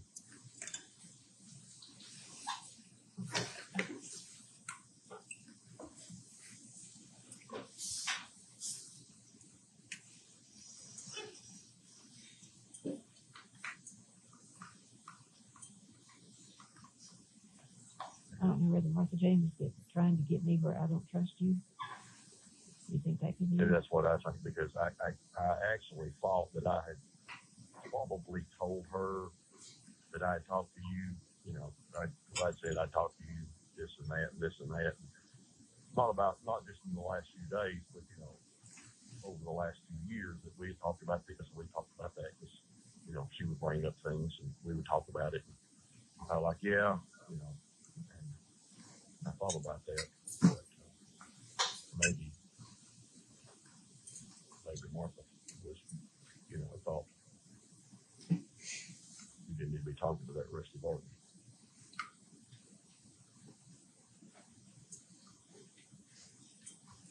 Because I can see that, can't you? Yeah.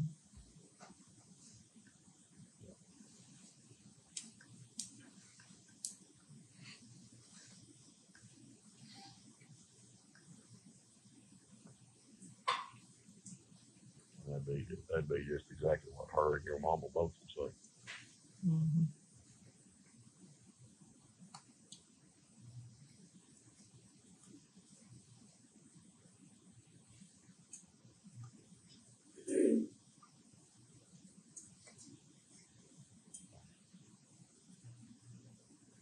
All righty. You okay? Can you breathe? Mm-hmm.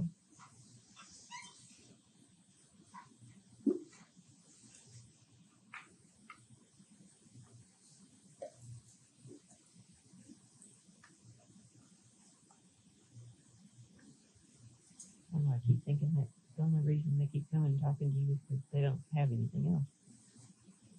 Right.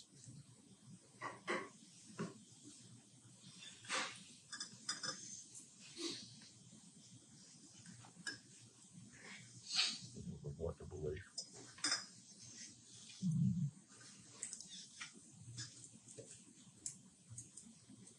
I wondered if my Jane is really just not wanting me to trust you. You and I both know that would be right down her alley. You know that. You always said she'd either be one way or the other. She'd either be, you know, all for us or totally against us. So she never really liked me. So.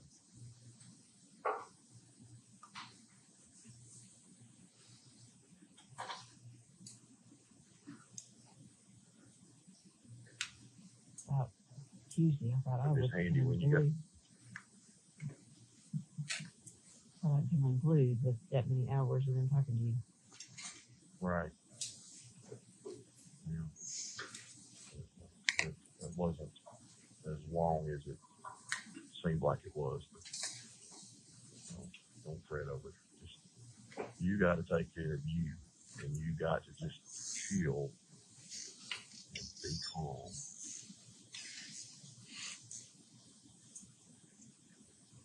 So we can think about good things. Where we've been and what we want to do. Okay? Can you do that a little bit? You try? Okay. A little bit. Did you go eat? No. Been working a lot more. What's wrong with the lawnmower? I don't really know, but I think I've got it when I stopped because I couldn't see because my glasses had done drip water on it so much I sweated. I think it's got a low oil indicator cut off switch in it. I think that switch is probably bad. I had a pressure washer done it that way. So I'm going to take that wire off and see if that makes it run. Is that the one that Karen gave you? Yeah.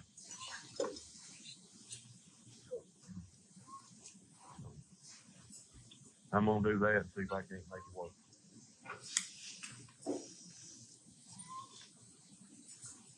And we'll buzz you again.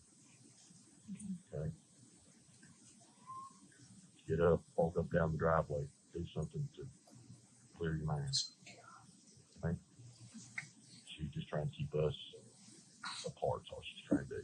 I guarantee, just like you said, the kids had said something to your mama, and your mama had said something to her, and she thinks, she thinks that there's something going on between us, and she don't want you talking to her.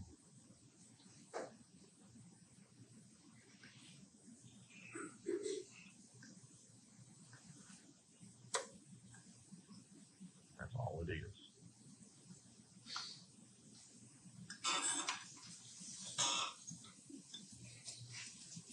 I just won't say that I talked to them.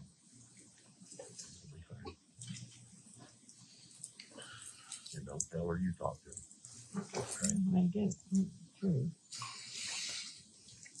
Huh? True.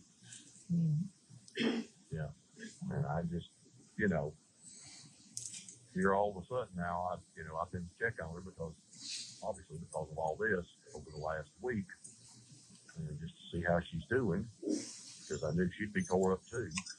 And, you know, now after a few days, now she's taking it, you know, but you need to be careful what you say to him. Well, she don't want you telling me anything, but she don't want you talking to me. That's what it is. But we'll just stop telling her anything. I'll just quit, letting her know like I've talked to you. All right?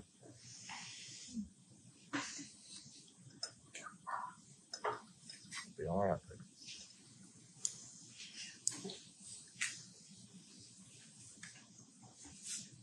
I love you.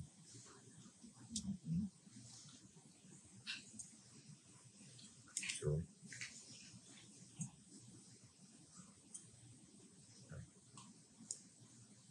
I'm counting on that.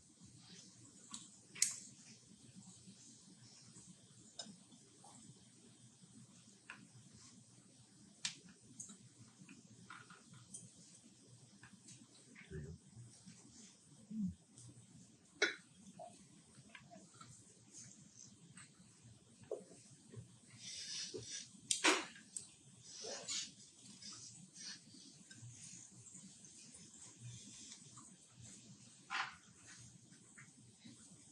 I need you spunking to talk now, okay?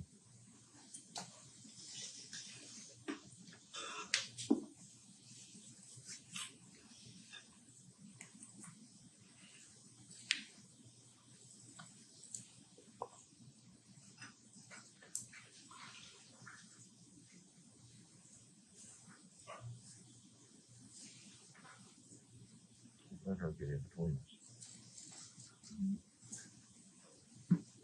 Sure.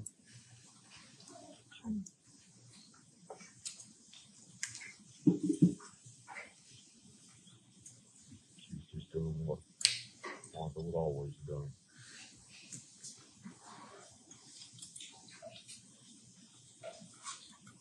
Oh, I mean, that was the thing. She said you had come out there.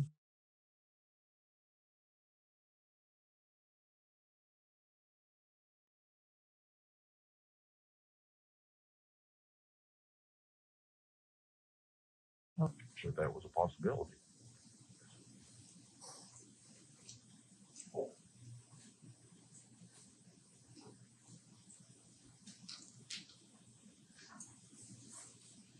I'm telling them all the time, I didn't do nothing, and I don't know nothing, And of course, now I think they understand that they know where I was that week. They've seen everything will be on that week, so they know that. So, Well, I mean, that was the main reason that I came, because I thought, oh God, if they lock him up, neither one of his kids are in town.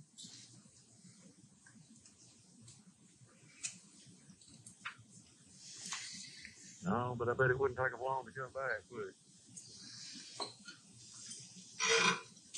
Hey, Andrew can help me.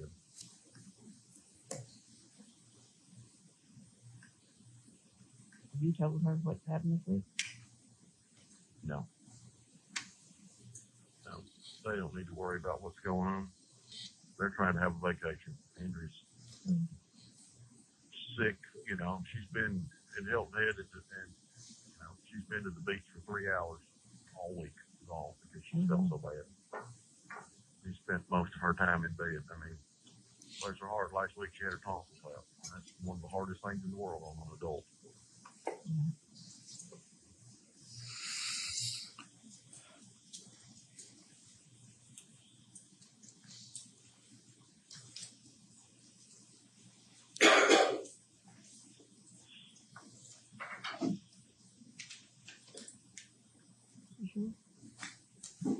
Yep. Very sure. You sure? I'll get there. Good.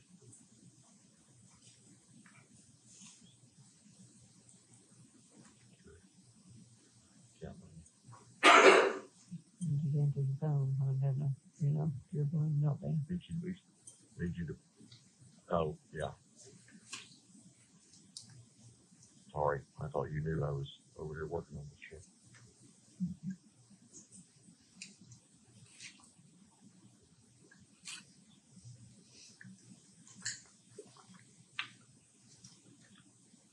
All right, babe, let me get this done before it's too much past dark. All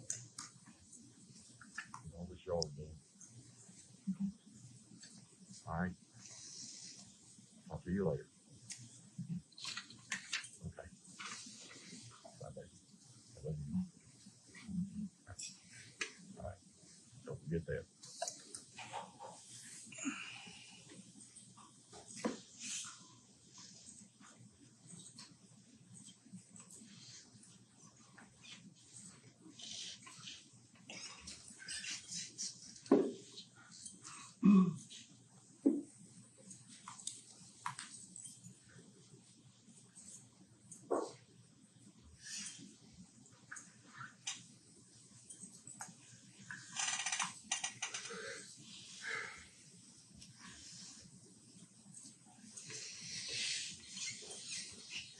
Time states we publish Collier 4.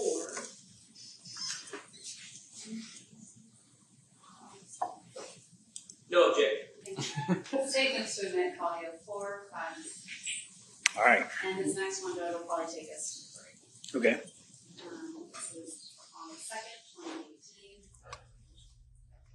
2018. Oh, actually. Oh.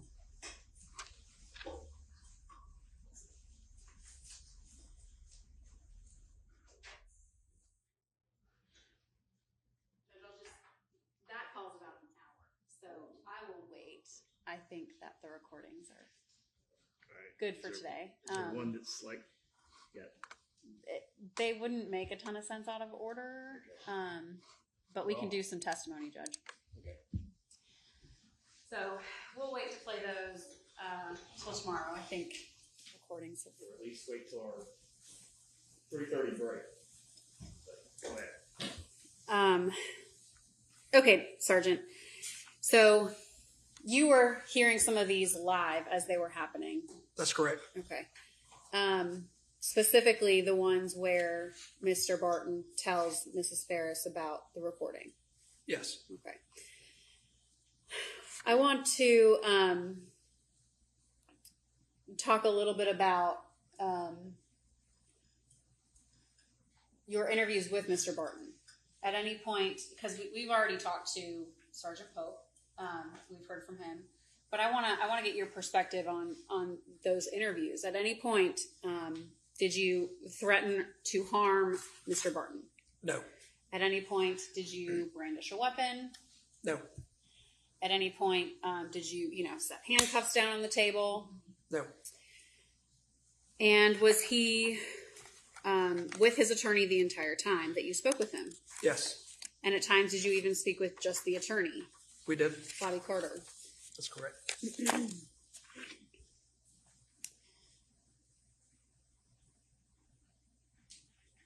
At any point, did he appear from you across the table, in your opinion, appearance, demeanor? Did he appear in fear of you?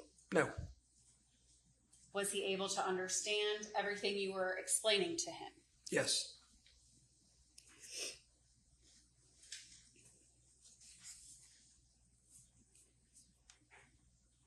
How long did Mr. Barton, how long were the Collios left on his phone? Or how long did he record her for? They were from this date, the 26th, until she was arrested, I believe. And I don't know if you know how many, but could you guesstimate how many total calls there were for a year? I know when we wanted to download them off of Collio, we had to buy a very large hard drive. There was a bunch. When you interviewed Mr. Barton, had you already obtained some returns for call detail record search warrants? Yes. What does that mean? Call detail records are incoming and outgoing calls from the cell phone company. Did you obtain, at this point, when you applied for search warrants for the call detail records, did you know Melody Farris's second phone number?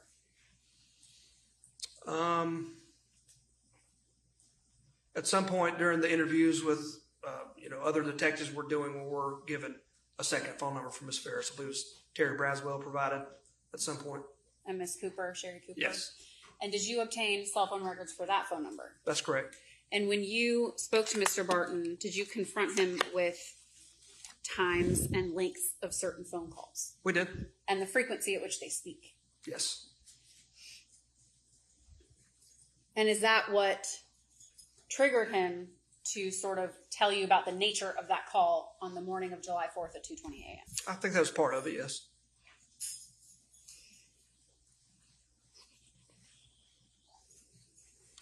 All right. Okay. I want to dial it back a little bit to going back on the scene at Purcell Lane. We kind of jumped forward. We wanted to get some of those calls in, but back on the scene at Purcell Lane, did you have the opportunity to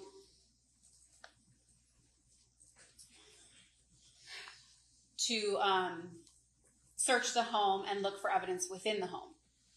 I did at times, yes. Did you search the bedroom? I did. And when I say the bedroom, Melody's bedroom. Yes. Did you go through items in her closet? Yes. I'm going to pull up what's already been admitted. Did you locate some shoes? I did. Tell the jury about that. The search on the house was kind of winding down. I had been off-site either doing interviews. At some point, I had gone home and caught a few hours of sleep and came back. I was told that the search was winding down, so I wanted to do kind of a final walkthrough through the house. Since I was a lead detective, just to put eyes on everything and see if I saw anything out of place or something I wanted to see with my own eyes. I remember going into the study, the area they called the study, and the books just didn't look very in order. So I thought, well, one thing we're missing is a gun. So I started moving books around, just double checking to make sure. I ended up in the master bedroom, looking around in there. That's when I ended up in this master bedroom closet. Again, the whole house was very organized, and just out of my own curiosity, I started checking things just to make sure that we didn't miss anything.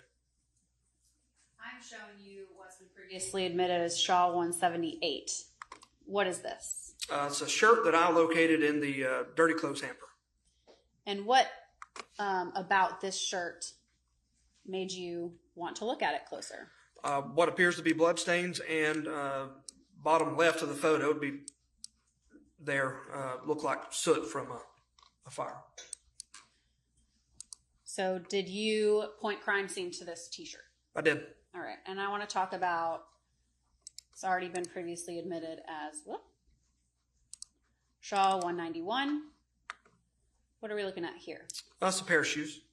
And did you locate these shoes? I did. What made you want to tell crime scene about this pair of shoes? I recall wearing leather gloves, or not leather, I'm sorry, nitrile gloves, like doctors wear. That's what we use when we're searching stuff. These shoes just felt cold to me. Ended up, they were wet, like they had been recently laundered. And I want to pull up Shaw 206. What about this pair of shoes? I noticed when I picked these up, there was blood on the bottom of them. So suspected blood at first? Correct. Okay. What appeared to be blood. And then it was tested later, confirmed to be blood? Yes. And in Shaw 209, is that the spot that you noticed? That's it.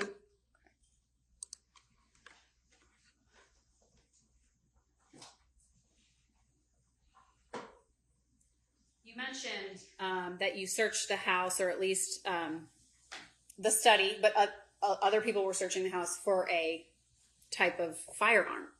Yes. Were any located? No. Any pistols, I should say? I don't believe there were in the house. The one pistol on scene was located out in the barn. And then there were some longer guns collected. Is that fair? Correct.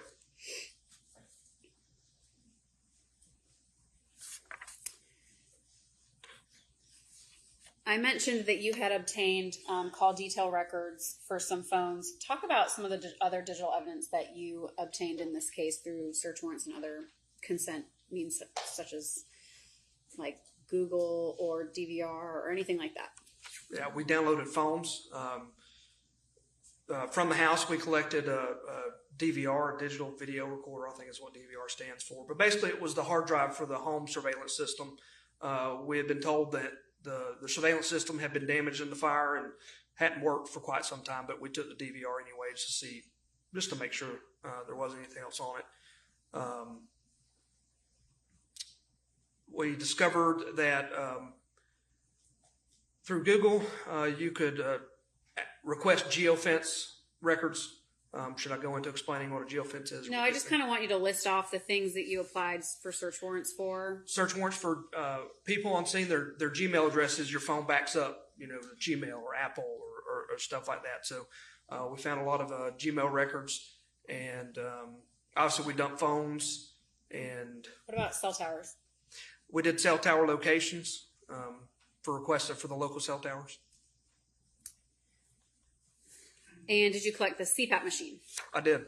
Was that, tell the jury about how that came up. It had been mentioned several times about Gary's CPAP. People were looking for it to determine if he was home or not. They stated that he didn't sleep without it. He couldn't. I think it was even mentioned he may not survive through the night without it. I've never had a CPAP. I've never been issued one, prescribed one. But other people around the office said, you know what, that if he had to have it every night, those record data. I had no idea they recorded data. The data is used by doctors to see how you're doing or whatever. So we started looking into, how we can get that data off of that device.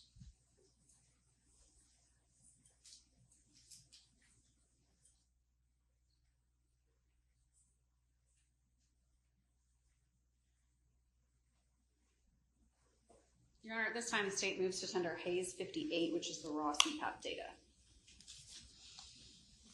Objection? No objection. All right. Let's move.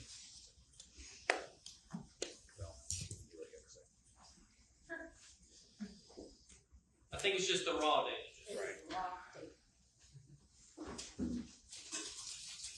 It's a lot. Okay. And at some point, the data was extracted out of that CPAP machine. It was. Based on, I'll allow it for purposes of showing that it was being used when it says it was being used, not for any medical information. I don't think there is. Yeah, well, that's just a bunch of numbers. So I don't know what it is. Okay. And when you were with Rusty Barton, did he give you his phone to extract? He did.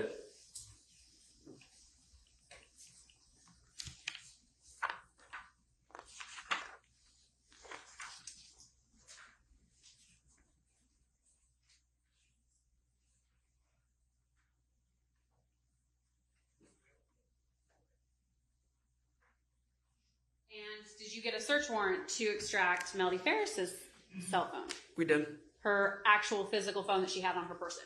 Correct. Okay. So when you don't have a physical phone, what can you obtain? You can obtain, call records, cell tower location data from the cell phone company. You can't obtain the actual data from the phone. Did you ever find a second cell phone for Melody Farris? No. You found one phone? Correct. Physically, okay. Yes. And that was the phone that she had in her interview room with you? Correct. And, and you extracted that phone. That's correct. At this time, the state moves to tender Hayes 7 to celebrate extraction report. No objection. And Sergeant, I'm going to pull up Hayes 7 for the jury. Whoops.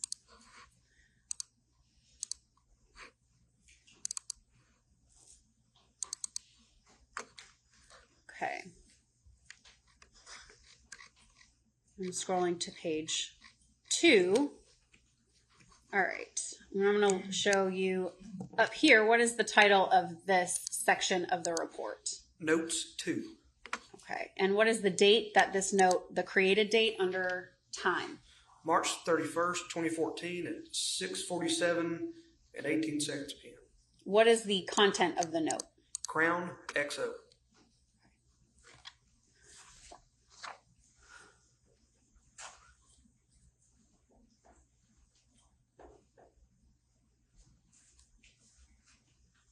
And that was in Melody's cell phone. That's correct.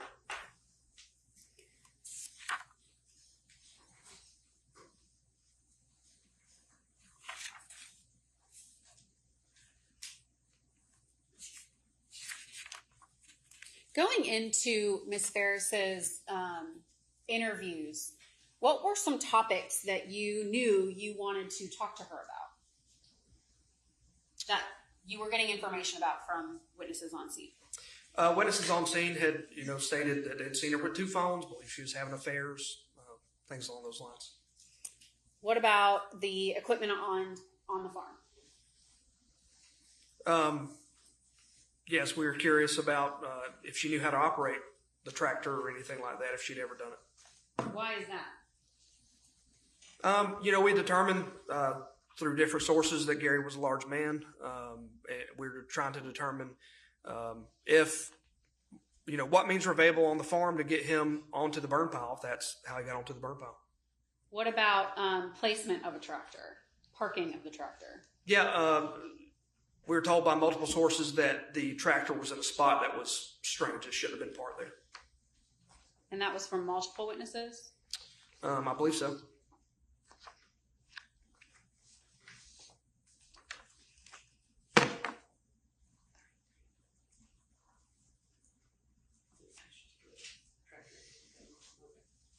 At this time, state moves to tender Hayes 33 through 50.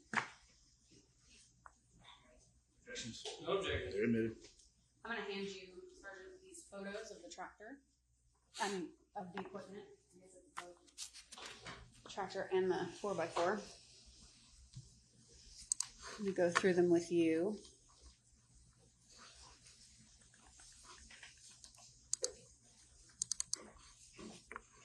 Okay. We're looking at Hayes 33. What is it that we're looking at in Hayes 33? That is the Kubota tractor and the Kubota RTV. Those are located in our sheriff's office impound yard. Tell the jury about why it was the sheriff's office collected these 2 vehicles from Farris property. During the search of the residence and the processing of these 2 pieces of equipment, blood was discovered on these 2 items. We believe they could have been used to move the body of Gary Farris to the burn pile. So we seized them as evidence.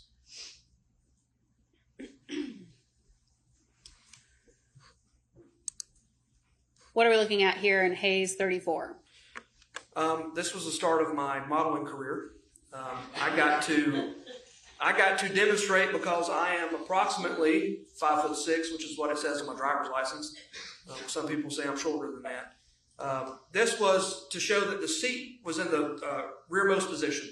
This is as far back as the seat would go, and I can reach the pedals and all the controls on the tractor. And we're just kind of scrolling through this. Hayes 35, Hayes 36. Is this the other? Are these the other pedals on the other side? Yes. So it would be the right side. That's correct. And are these the pedals that make it essentially go forward and backwards? Yeah, that's the C-shaped pedal, I believe. So my heel would have been on the back and the toe of my foot on the front.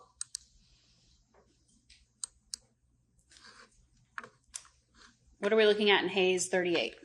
This is the tire comparisons of the two different vehicles. Same in 39. Yes. What are we looking at in Hayes 40? Measured the width of the bed of the Kubota RTV. And I'm going to kind of zoom in on Hayes 41 here. How many inches is that? I believe it's right around 60 inches. Hayes 42, about the same. There we go. Hayes 43, about 59 and a half inches 59 there. and a half, yes. All right, and what are we looking at in Hayes 44? This is the bucket of the Kubota tractor. That's showing the width of it, I guess you would say, is about 2 feet. Okay. And same in Hayes 45, zoomed in. Yes. Hayes 46. This would be the length of the bucket. And Hayes 47. So shows about 65 inches. Hayes 48, closer up. About 65 and a half inches, yes. All right. What's Hayes 49? It's just an overview. Looks like standing from the back of the tractor, looking down on the controls. God bless you. Okay, and Hayes 50, is that C-shaped pedal? It is. Okay. Whoop.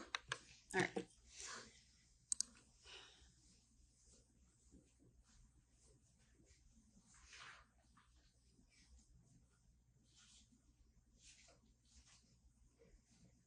So after the scene was locked down and you have spoken to Mr. Barton in Tennessee, what were some of the next steps in your investigation? Was there more people you had to interview? Yeah, we continued interviewing people. Evidence had been sent off for different stages of processing with different entities, and more search warrants for different records as we came upon them.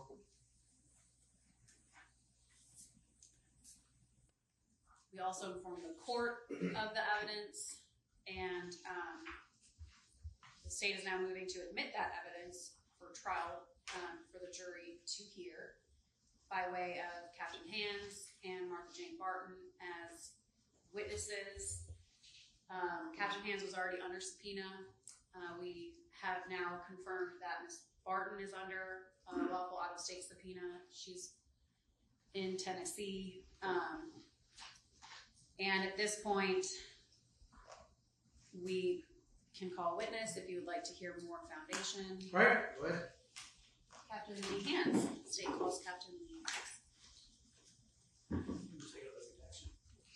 Yeah. Your Honor, Captain Hands took a recording of Miss Barton when she called into CID, and towards the end of the recording, it's about a 14-minute recording, from 12:10 to 12:30, Martha Barton gives her phone number, and we have been made aware by several witnesses that we have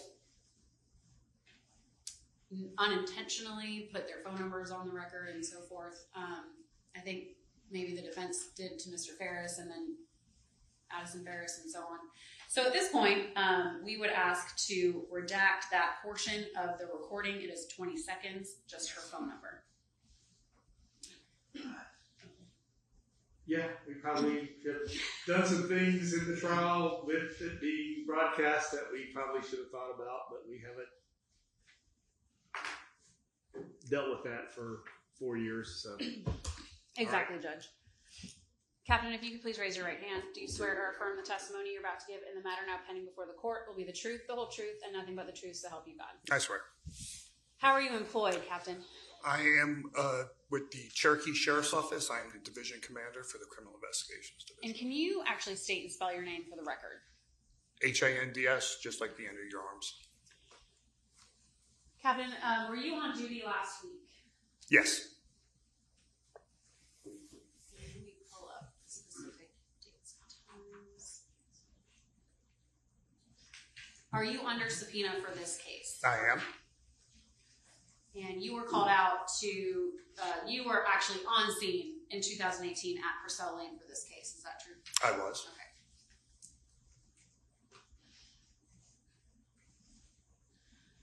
On Friday, October 18th, this past Friday, did you take a call at CID that you had to make our prosecution team aware of? I did. Okay, can you tell the court about that call? It was slightly before 10 o'clock. My administrative assistant said that there was a Martha Barton on the phone, and she wanted to talk to someone that had knowledge of the case currently being prosecuted, the Melody Farris case. So who ended up taking that call? I did. Why you? I believe I was the only one in the building at the time that had knowledge of the case. And so did you end up speaking with Martha Barton? I did. Did you record that phone call with her? I did. And have you had an opportunity to listen to that recording? I have. Did you forward that recording to me? I did. And did you then inform me about who it was that just called and why you were sending me a recording? I did. And at this time, the state would like to publish, admit and publish M. Barton 1. For the purpose of this hearing? For the purpose of this hearing, all right. Have y'all gotten a copy of it yet? We have. Okay. It's 1409, Judge.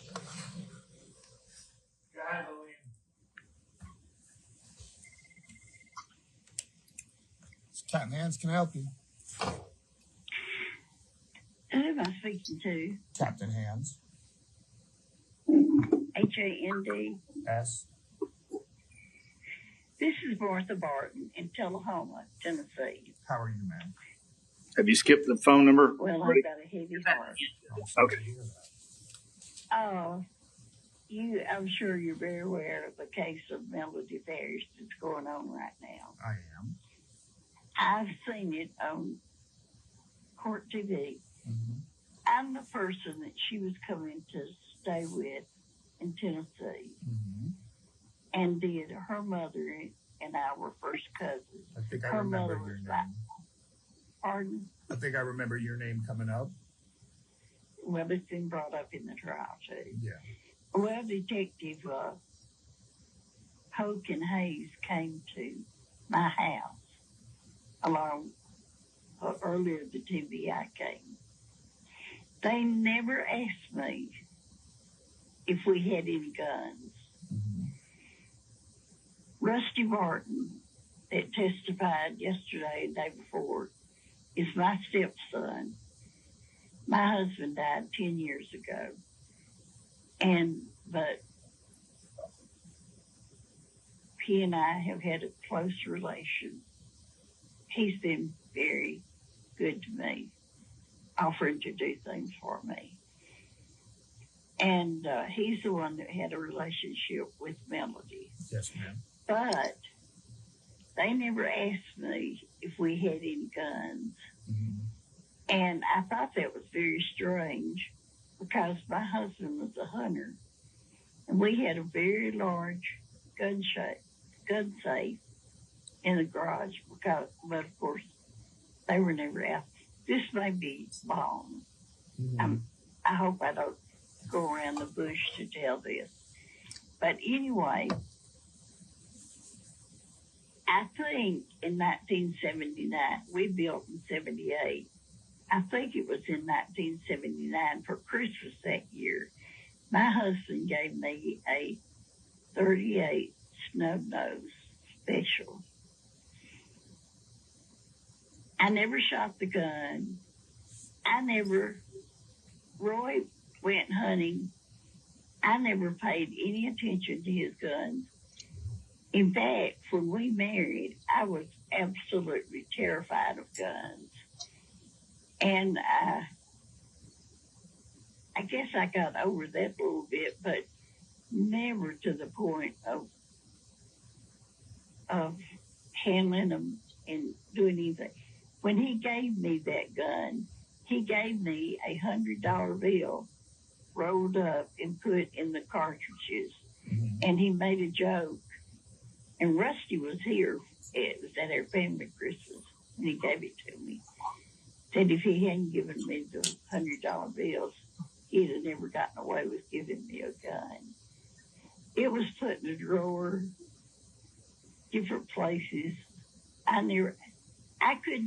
even bought him a 357 Magnum. I couldn't tell you for Christmas one year. I couldn't tell you what that gun looks like, and it's in our safe. I couldn't tell you if it's chrome. Well, I couldn't. I'm sorry. I just don't know. Okay. And if it were a purse or shoe, I could tell you. But anyway, the 357 Magnum, my husband was sick and at home when Melody came up to help us take me to Nashville to doctor's appointments. And at that time, Roy had gotten sick. Before that, because he had a stroke and he had Parkinson's. You're talking about Roy, your Before that, husband, not Rusty, right? Right. Okay. Before that, he had kept his 357 Magnum in his closet on his side of the bed.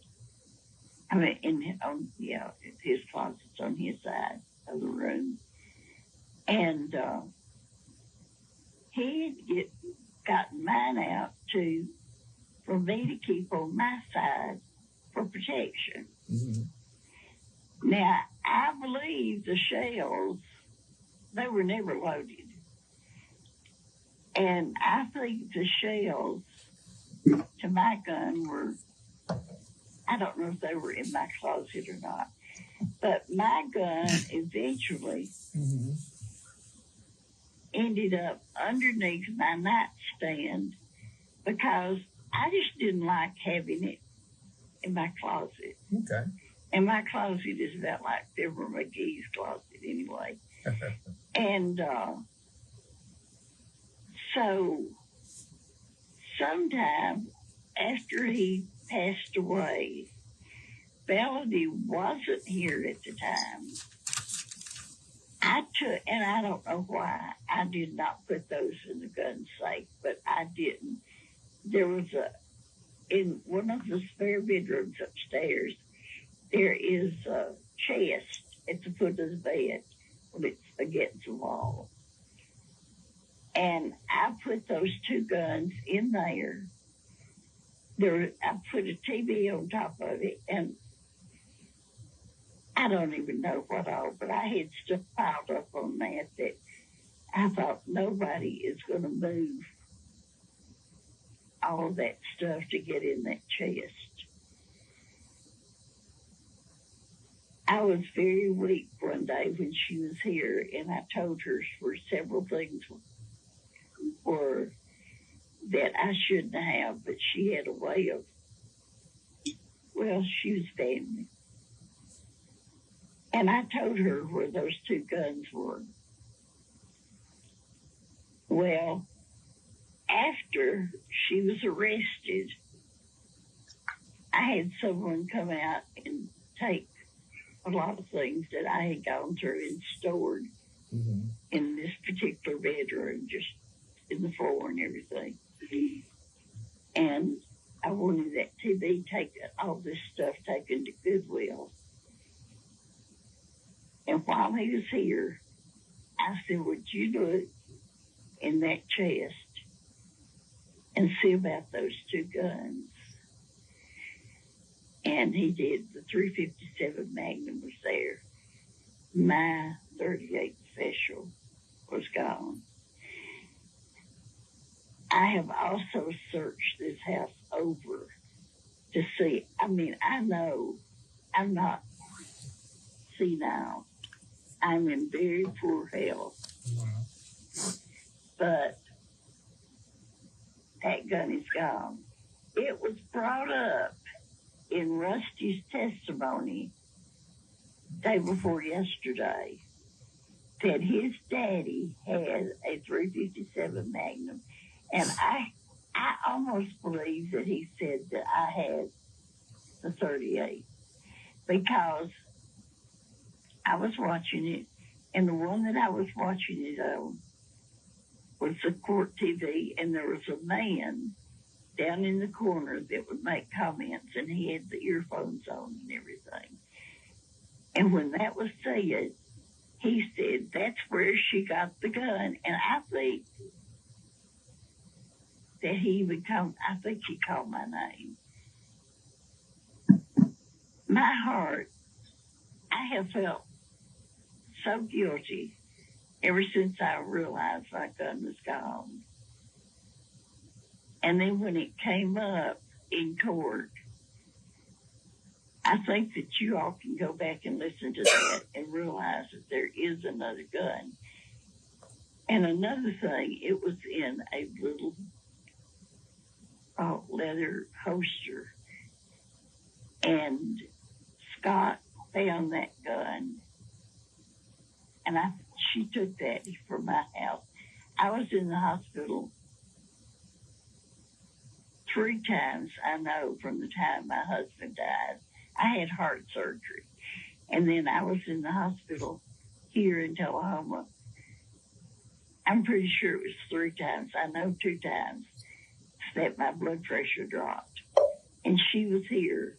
And she had access. And Rusty mentioned in his testimony. Okay, I can't talk about the testimony, though, because I'm under subpoena. Okay, well, if you all can go back and listen to it, can you do that? Okay. Now, was your gun in a holster? Yes, it was in a holster. Okay. A leather holster? I guess that's one reason that I don't even remember if it was dark, chrome, whatever. Who? I'll check. Okay, go ahead. Pardon? I'm so sorry, Miss Barton. Who was the guy that came over that you told to look for the guns after the arrest? It was my nephew. Okay. But I really don't want him involved. I understand. I am going to, and you've checked other places for the gun since, is that correct? I have looked this house over. That gun is not here. And there were some other things that I told her that disappeared when she was here too, that she is the only person, she was the only person in this house. So I don't have a family. I've got a niece and nephew, and we were split up over Melody too. It just about broke our family apart. Her coming up here, and I think they were in contact with Chris and Scott and knew about Rusty. Honestly, I did not know that was going on. It made me sick to listen to the testimony. I don't even feel like I can go out of my house. I don't get out that much anyway. But hold my head up in Tullahoma, because I don't know who knows this. I am so embarrassed. Well, there's nothing that you did, so, I mean, there's no reason for you to be embarrassed. I know, but it's the Martin name. Well, I'm just sick. What's your phone? I didn't sleep a 12. I muted it.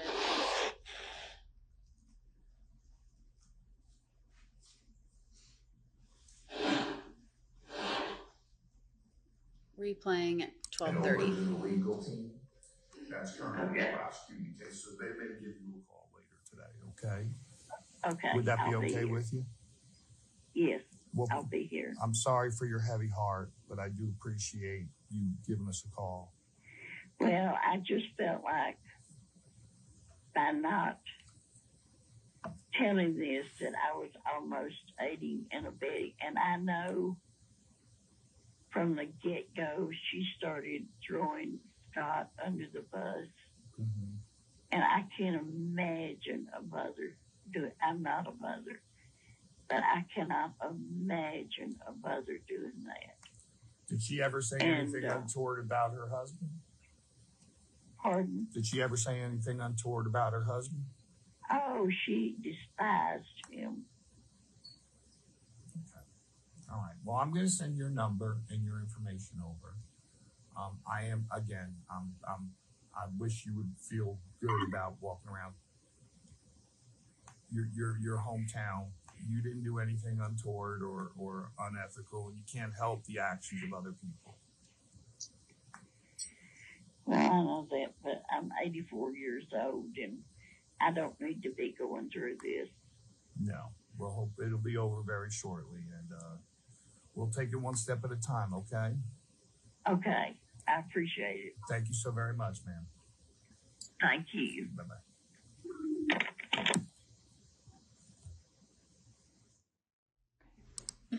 Captain, was that your complete conversation with Miss Barton? Yes, ma'am. Did you speak with her again after that phone call? No, ma'am. That's all I have for you. Thank you. Just briefly, how did this phone call get directed to you? My administrative assistant came to my office and said there's a Martha Barton on the phone that wants to speak with somebody that knows something about the case. Okay.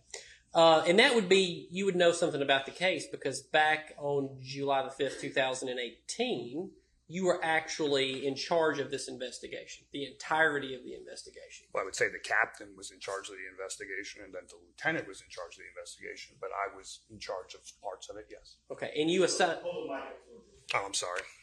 Go ahead, sir. I apologize. Well, there's been multiple witnesses testify that you gave them assignments in the case. Surely. Him included. Surely. So you assigned him as the lead detective of this case. Correct. Correct. So what involvement have you had in this case ever since? Since when? Since July 5th? 2018.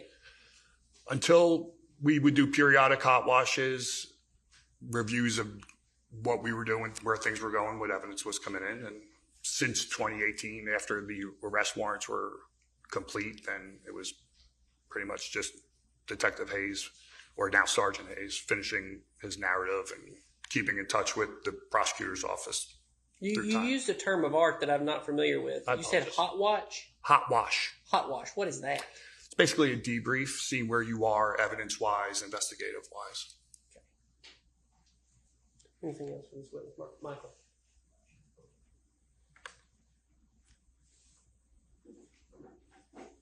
That's all, Judge. All right. Anything else?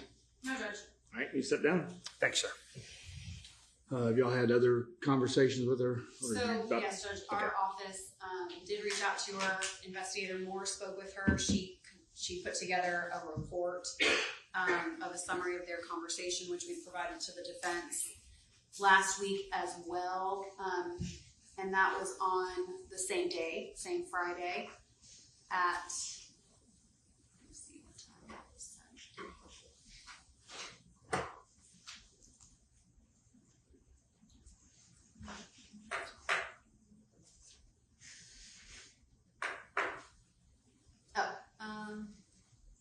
That was later in the day on Friday the 18th. I don't know how to get the... It was 7:36. Thank you. More information. Thank you. Yes, 7:36 p.m. Investigator Moore had sent her supplemental report regarding her conversation with Martha Barton. All right. Y'all have gotten a copy of that?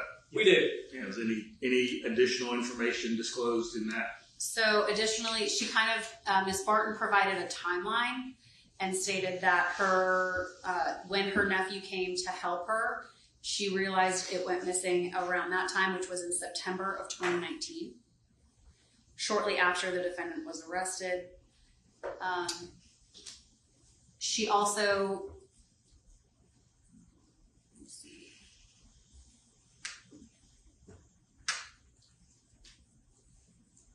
she ended up telling her cousin, who is the defendant's mom, Kay Walker, about the missing firearm.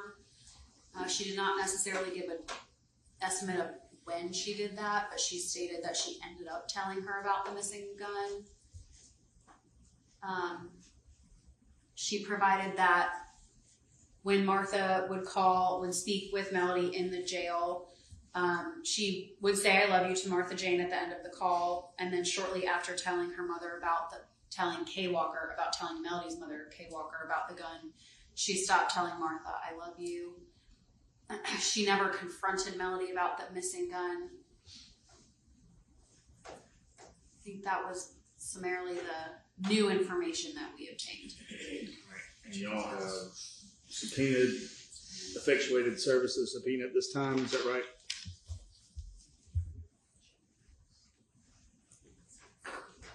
Judge, I'm sorry, can we have 1 second? Or we have some more information. We, all right. we spoke with her again today, this morning, and I say we, Investigator Moore spoke with her again this morning, so she's going to put together a report for that. But also, Y'all want to just put her on the stand now? All right. oh yeah, Investigator Yeah. Moore, sure. Go ahead. All right. Yeah. We'll all find out together. No, we know about it. Yeah. We don't. If you could raise your right hand. Do you swear or affirm the testimony you're about to give in the matter now pending before the court will be the truth, the whole truth, and nothing but the truth, so help you God? Yes, ma'am. Okay, have a seat. Please tell the court your role in the DA's office. Yes, I am a SVU investigator, Monica Moore. Are you assigned to this team here for the case against Melanie Farris? Yes, ma'am. Have you been assisting putting the trial exhibits together and speaking with witnesses? Yes. Friday, the 18th, did you have the opportunity to speak with Miss Martha Barton? Yes, I did. And did you, after that conversation, put together a report and provide that to the defense attorneys? Yes. And did you have the opportunity to speak with her again today? Yes, ma'am. To follow up with her? And Also, the sound of theirs going down. Just speak up a little bit louder. Yes, sir. what is it that she told you today? Today she said that her niece Jennifer has been helping her because of her health issues, but her niece wanted to make sure that the gun was not in the safe, and so over the weekend, her and her niece came over, and they checked the house over. They looked for it, and they went into the safe, and they found that the gun was not there. And that they also found some other items, some bullets that went with the 38 special bullets. Okay. So the firearm, they looked for it over the weekend, essentially, Yes. her and her niece? Yes. And they still could not find it? Correct. Okay. Was there anything else that she told you that was new information from last Friday? No, on Friday she did say, she described the box of ammunition as red and white box with the TG and Y sticker on it. She remembers that her late husband bought it probably from that store up in Tennessee. And that was in your report that you provided on Friday? Yeah, but no new information after that. Okay, that's all I have for you. Thank you. Thank you. All right. So we were swearing. Do you know anything about the manufacturer of bullets? Does she have that information? She did not have that information. That's it.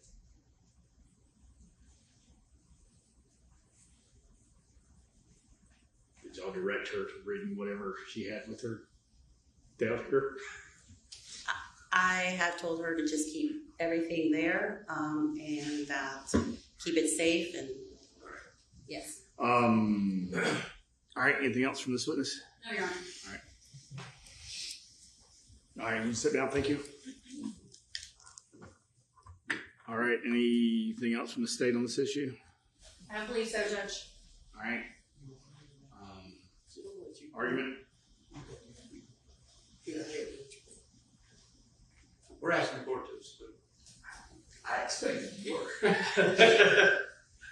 John, there's got to pull You have a compelling reason. You have a compelling reason why I should exclude. And honestly, I don't think you can exclude it right now.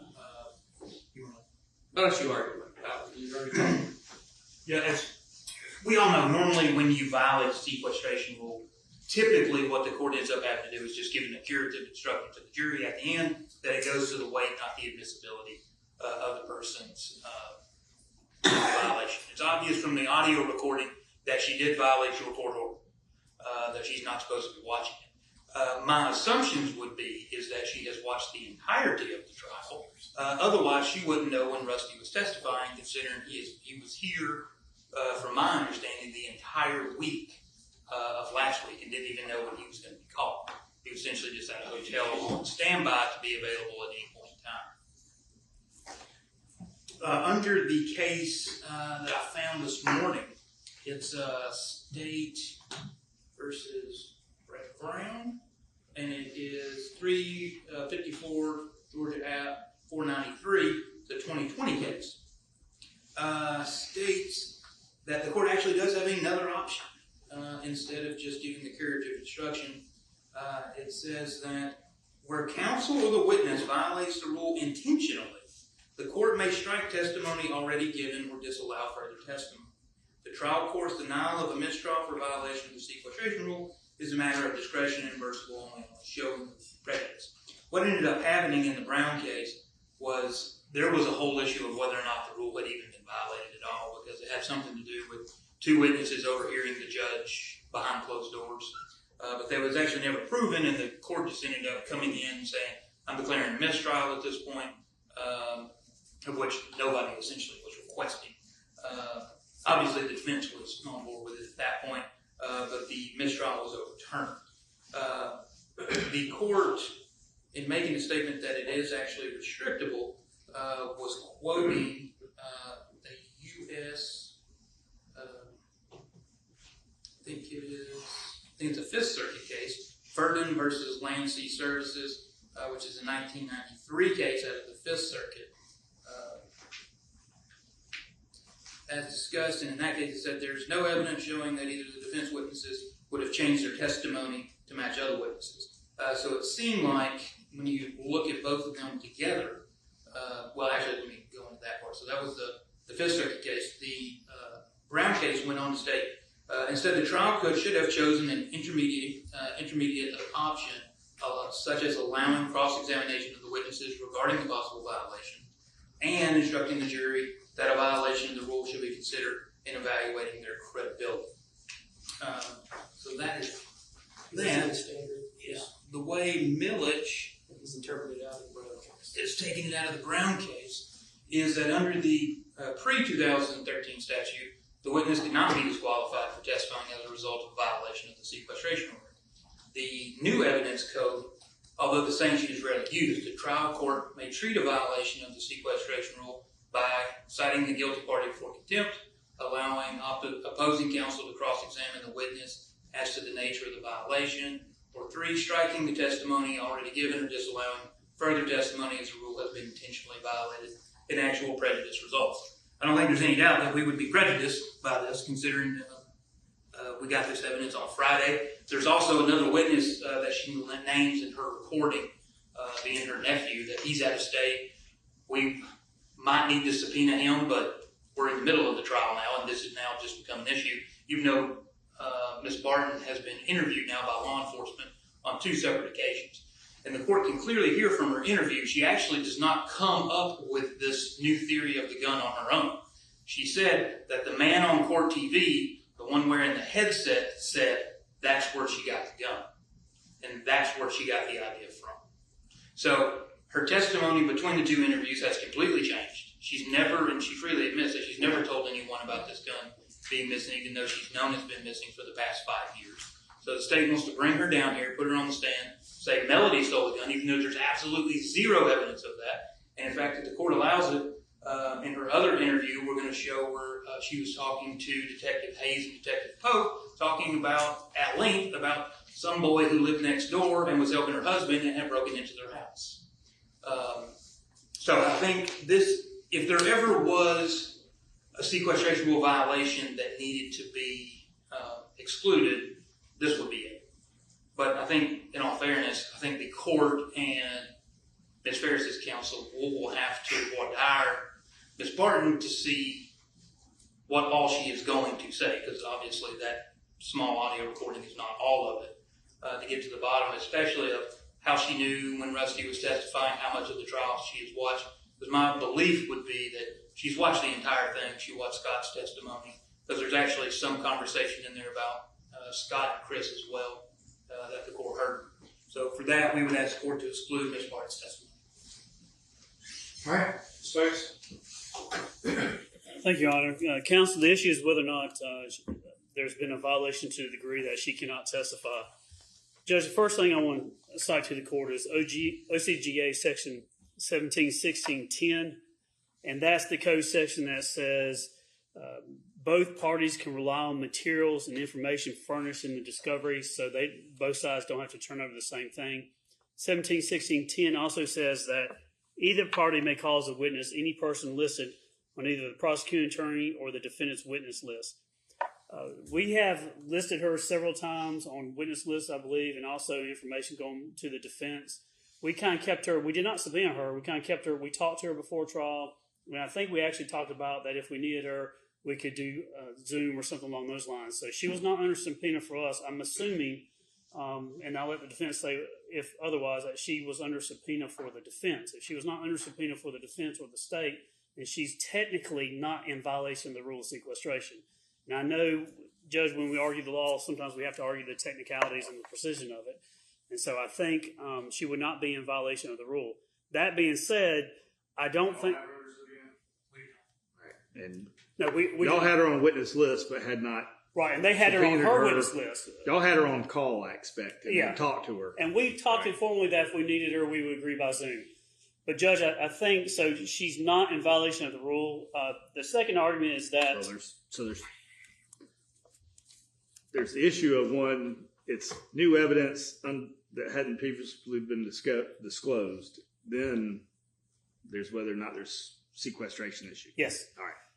The second statutory law, I'm going to get some decisional law in a second, but OCGA section 1716.4c, 1716.4c, and that is the code section that deals with newly discovered evidence during trial. We actually have a code section on it. It says, if prior to or during trial, a party discovers additional evidence or material previously requested or ordered, which is subject to discovery, and it goes on to say, such party shall promptly notify the other party of the existence. Judge, as soon as we found out on Friday, you may have noticed that we were sitting here in court, and we let them know and told the court we had some we went out and discussed it, gave them the information, gave them the recording, and we've been nothing but candid with them and prompt with them. So I don't think it's any violation whatsoever. And then there's several cases that talk about Williams v. State, 261 Georgia Act 410, 2003. It cites newly discovered evidence as not in violation of the 10-day discovery deadline because it is newly discovered. Dixon v. State, 252 Georgia Act 385, 2001 says no violation because the evidence was newly discovered and was revealed as soon as practical after its discovery. And in fact, the court in our system, as Your Honor knows, State v. Roberts, 247 Georgia 456, a 1981 case. The court, outside of all this newly discovered evidence, even if it was not newly discovered, that is the case, the Roberts case, they reopened the evidence during jury deliberations at the request of the jury. So the court has the ability to reopen evidence at any time and has that much discretion to do it. But when it comes to newly discovered evidence, it's a different rule and there's been no violation whatsoever of that. And Mahogany, M-A-H-O-G-A-N-Y v. State, 366 Georgia Act 750, 2023 case. So under the new rules of evidence. And it literally says, further, a violation of the sequestration rule affects only the weight and credibility of the witness's testimony, not its admissibility. That's Mahogany v. State, 2023 case. And then Park v. State, 314 Georgia 733, a 2022 case. It says, Park holds this. The Supreme Court stated, a party's remedy for a violation of the rule is to request the trial court to charge the jury that the violation should be considered in determining the weight and credit to be given the testimony of the witness. When you look at this, I think there is no technical violation because they were not under subpoena, but in all candor to the court, she was a witness that could have been called by us. I do not think there's a violation that requires the court to charge the jury. I understand if the court charges the jury, there's nothing in this case to prevent her from testifying. And I know defense counsel has a job to do, and I know that this is evidence that should concern them, but I do not think they're telling the court that there's bad faith on part of the state. And the only way to cite counsel for the witness would be showing that there's some type of contemptible conduct by the party. And I can tell the court that that's not been done in this case. So I think they haven't, I think the court has great latitude and has, in fact, great discretion without it being newly discovered. But because it is newly discovered and has come in during trial, I asked the court to allow it.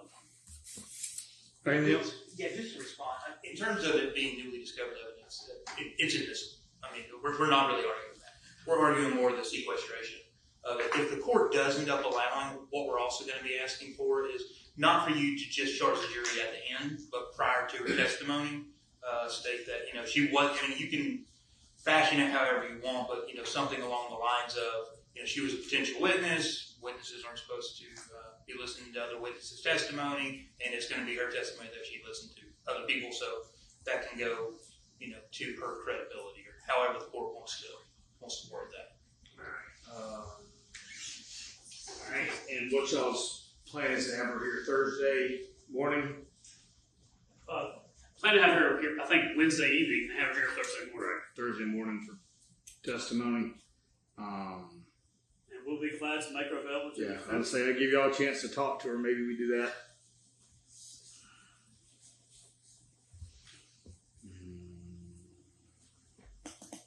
I'll think about that.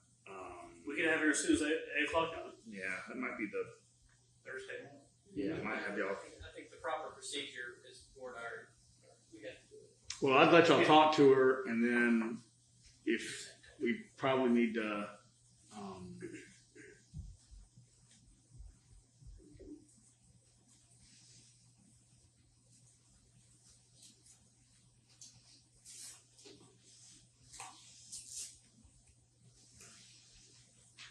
May need to do the same thing with her prior to the jury with the evidence and let her testify as to what the evidence would be. Almost a motion to eliminate. Yeah.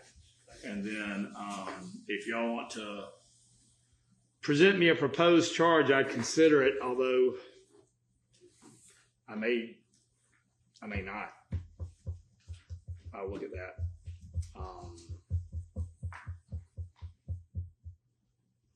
But y'all definitely can cross her about all that, and that she was a potential witness. And then whatever this other issue you said about whether or not someone else potentially took it, that's also something you could look in, question on. But I think based upon everything that's been presented, I'm going to allow it. I'll consider some sort of limiting instruction if y'all want to put one together and let me look at it. I'll consider that, and we'll talk about that more on Thursday. We could probably have the jurors report a little bit later on Thursday morning, give y'all a chance to talk to them, whatever testimony is going to be on the record prior to bringing the jurors in, go over anything else we need to discuss before we present that evidence, and then go from there, although we have the afternoon plan at the moment. All right, anything else? So, well, we have one more issue. Yeah. I provided, sort of to pick up where we left off on Friday, I provided both the defense and the court sort of a rundown of the digital evidence within Ms. Harris's presentation. I broke it down by, I think, the two main issues that the defense has, which is essentially what's titled geofence, but is the Google location services. And then the second portion is the Apple Health activity. I think those were really the two issues that the defense had with the presentation. I outlined several cases on the memo that used Google location services. Ultimately, I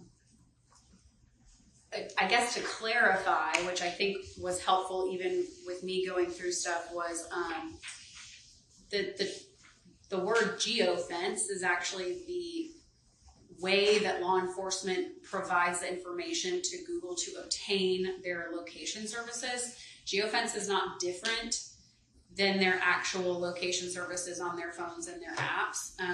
All it is closing it off to a certain location and a time frame. That's why it's called geofence. But ultimately, the Google location services use the same technology that has been around for a while. So GPS, cell site location, and also Wi-Fi. And all of those have been admitted in trials for a while. And I just cited some cases that specifically discussed the Google location services and some geofence warrants. Most of the cases, when they come up, are in a framework of a Fourth Amendment issue, motion to suppress issue. There weren't a ton of cases outlining the reliability of it. However, it's 1C, the amicus brief by Google. Google filed an amicus brief in a case that I think was very helpful. It considered, they referenced Carpenter, they referenced all of these cases that are a bit more specific to the Fourth Amendment, but in that amicus, they discuss how it works and why it's reliable, and that it really just uses the same technology that we have been using in our phones and in our cars and so forth. And it describes that kind of when you pull up Google Maps, shows your location in a blue dot, and then if it's not as certain of the exact location, you'll see like kind of a blue circled hue around the dot. And so once your connection gets better, the hue goes away and you see your location. And so it describes that and why it has, when you get a return for the Google location services, it has that radius, and that is the certainty of the actual location of that device. And so I'll move on to the Apple Health activity. That is a little bit more novel of a case, of technology, but I did find a 702 analysis in a case. And so I cited that is United States versus Riego. It's a 2022 case. And it was a circuit court. It was not an appellate court, but it applied the 702 analysis for an expert witness. And so the court held in that case, and you can read it, I quoted the case there, Judge, that the defendant was arguing that the testimony is unreliable because the witness was unsure of when and who at the FBI monitored and validated the UFED system, that's Celebrate. Basically, they did what we did here, Judge. They pulled the activity information from the Celebrate extraction, from the cell phone extraction, which is what we did. And then they had a presentation through a digital forensics expert. And they basically just validated the monitored and validated the UFED system, which was Celebrate, and was unsure about how the application that counted the steps worked. But in other words, apart from knowing that the FBI monitors the system to ensure it's working properly, French did not know whether the system was working accurately on the day he used it to analyze the data from the defendant's phone. Nevertheless, this point affects the weight of the testimony rather than admissibility and can be brought out on cross-examination. It does not render the opinion unreliable. Regarding the health application, French, the witness did not know the specifics about the operation of the application, but his intended testimony is solely regarding the technical knowledge and data that was pulled off the application from the UFED and Celebrate system. To the extent the inner workings of the health application are relevant, such points can be brought out on cross. So essentially, it's the same role as Ms. Harris would. She would just be communicating the data to the jury in an understandable manner. So, all right. One of the things I thought about over the weekend, in the middle of the night when I think of things like that, we talked about, I brought up Toxilizer, and then over the weekend I thought about an Alka sensor. Now, we all know the Alka sensor spits out a number. Alka-Sensor being a roadside personal breath test device. The number is not admissible in court because the device, even though it spits out a number, is a scientific device and is not inherently reliable. It's not tested. It's not calibrated. It's a portable breath test that, because it's floating around somewhere in the car of the police officer, is subject to variables. And that's even a device that, is approved for use on the side of the road. And so again, I don't know. We all think we know how it works. We don't really know how it works. I have a better idea maybe than others, but I still don't know how it works. It still goes through Apple's filter and their proprietary information. And so I still think I need to hear more evidence if y'all are wanting to get that data presented to the jury. I might, in thinking about it in that term, comparing it to Alka-Sensor, I might let the witness say that based upon review of the data that was collected, that there was some activity. And that might be, that's better than saying no activity, but I'm still not 100% about that yet. But sure. And to that point, Judge, and I can proffer this, the testimony about her activity is pretty general. It would be, she had more activity on this night than a year's worth of, and it was an outlier. Right. We're not getting into sort of like, well, she climbed this many flights, so that means she went up and down the stairs that many times. It's not that specific. It was just an outlier. Your report does have that, so that's probably where Okay, so the presentation is just the outlier graph. Right. To the point of what would she be presenting in her presentation, it is a very general outlier scenario. Sort of like the phone calls with Rusty that we were able to point out. Well, Ms. Harris was able to point out, they didn't speak at this time ever. It's sort of the same concept, just statistically speaking, comparing her own activity with her own activity. I think that is probably more in line with what would be appropriate without going to specific number of steps and specific number of flights and that kind of stuff. But again, if you got, I know you're looking and still trying to find more information, and I'm willing to, let y'all keep plugging away at it. Can I clarify with the court, or have the court clarify? The Google stuff I'm fine with. Okay. I think that's okay. Or I think that is certain, and it gives specific. It is submitting and pinging back a specific, latitude, longitude point, and then has a variable around it, and so that, shows the margin of error, if you will. Sure. So I think that is appropriate, and I believe that has reached the level of scientific certainty that is appropriate to be presented in court. Okay. And can I just have the court clarify? So the data itself within the phone, within the extraction, the phone that gave us the data with which Ms. Harris is providing to the jury, that part is stipulated to.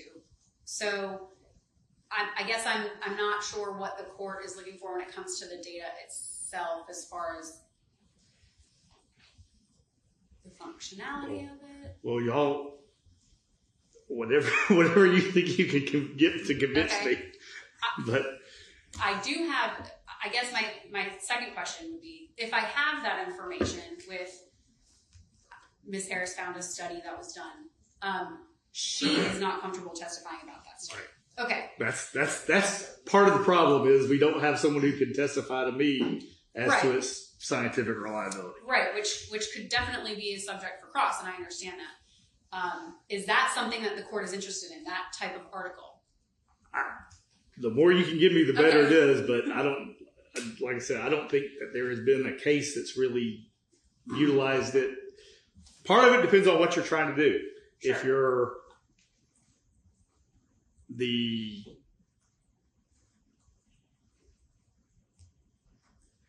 If your ultimate, what you're trying to get in is that she was on her phone and she's walking around,